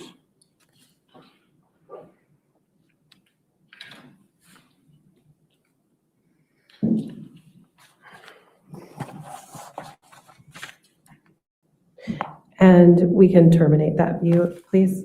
Okay.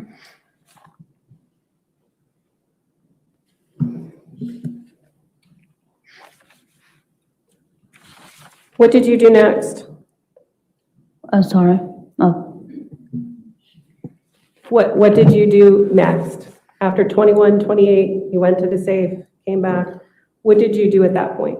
At that point, that's when I stand in front of the dresser and the TV, and I'm telling Brendan that Joe is moving.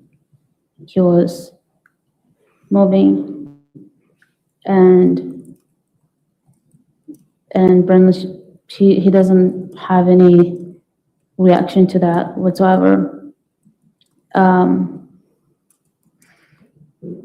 And I just start telling him, he's moving, he's behind you, and that's when I fired the shot too. That's when could you say that again? I fired. And when you say you fired what? A gun. The gun that was where? In my, that I had in my pocket, the handgun. Did you hit anyone? Yes. Who'd you hit? Joe.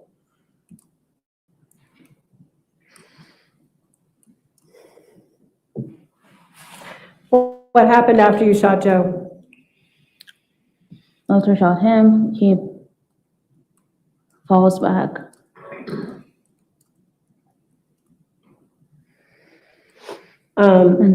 Did you see Brendan touch Joe's body after you shot him? Touching, no. Did you see him interacting with Joe or Christine after you shot Joe? Well, he was still stabbed in Christine, and he got her blood in a handful of blood, and he starts dripping on Joe's body.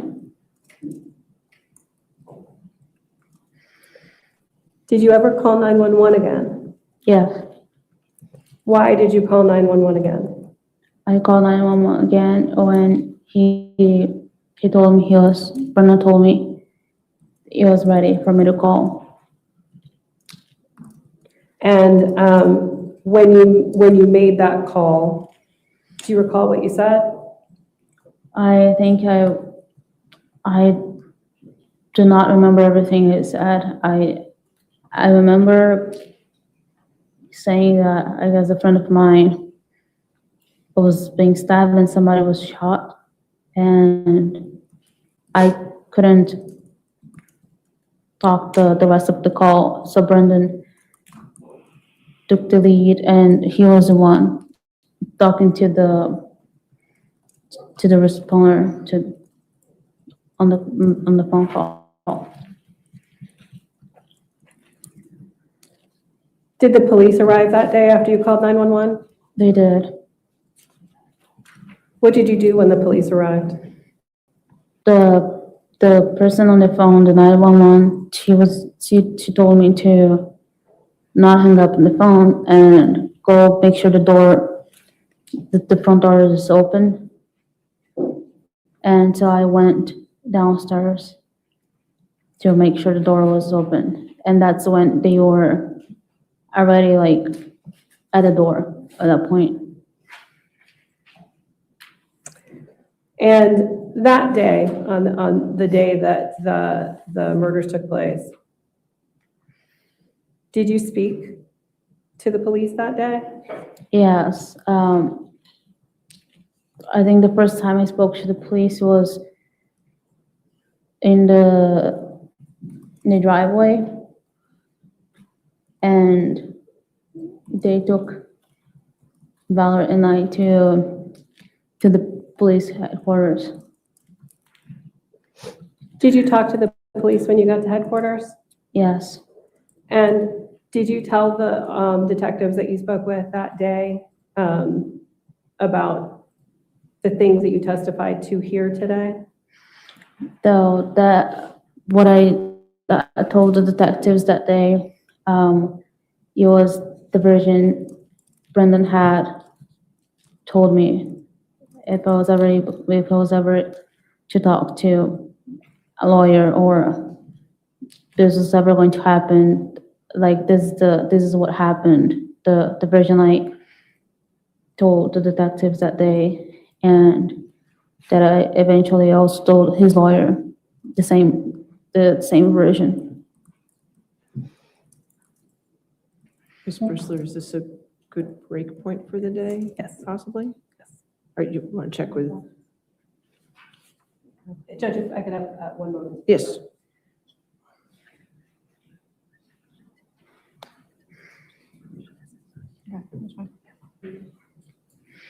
Yes, Judge, this is a fine place to stop. All right, just stay right there, ma'am. Ladies and gentlemen, since it's 5 o'clock, we're going to go ahead and release you for the day. Just a reminder tonight, don't look at any news, don't look at any social media, do not talk to anybody about this case, and please do not do any outside research, okay?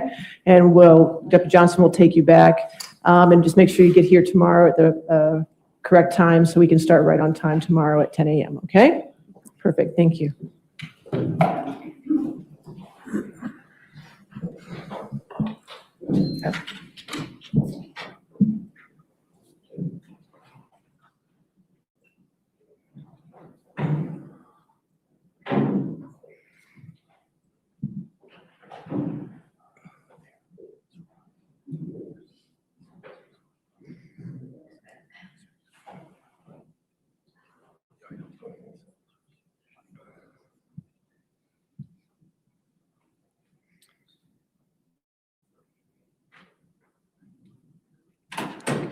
All right, ma'am, just as a reminder, since you're still testifying, it's important that you do not talk to anybody about this case or your testimony. That includes the prosecutors or the defense attorney, okay? You are allowed to talk to your attorney, Mr. Campbell, who for the record is present in the courtroom today, okay? All right, so you're excused until tomorrow morning. Thank All right.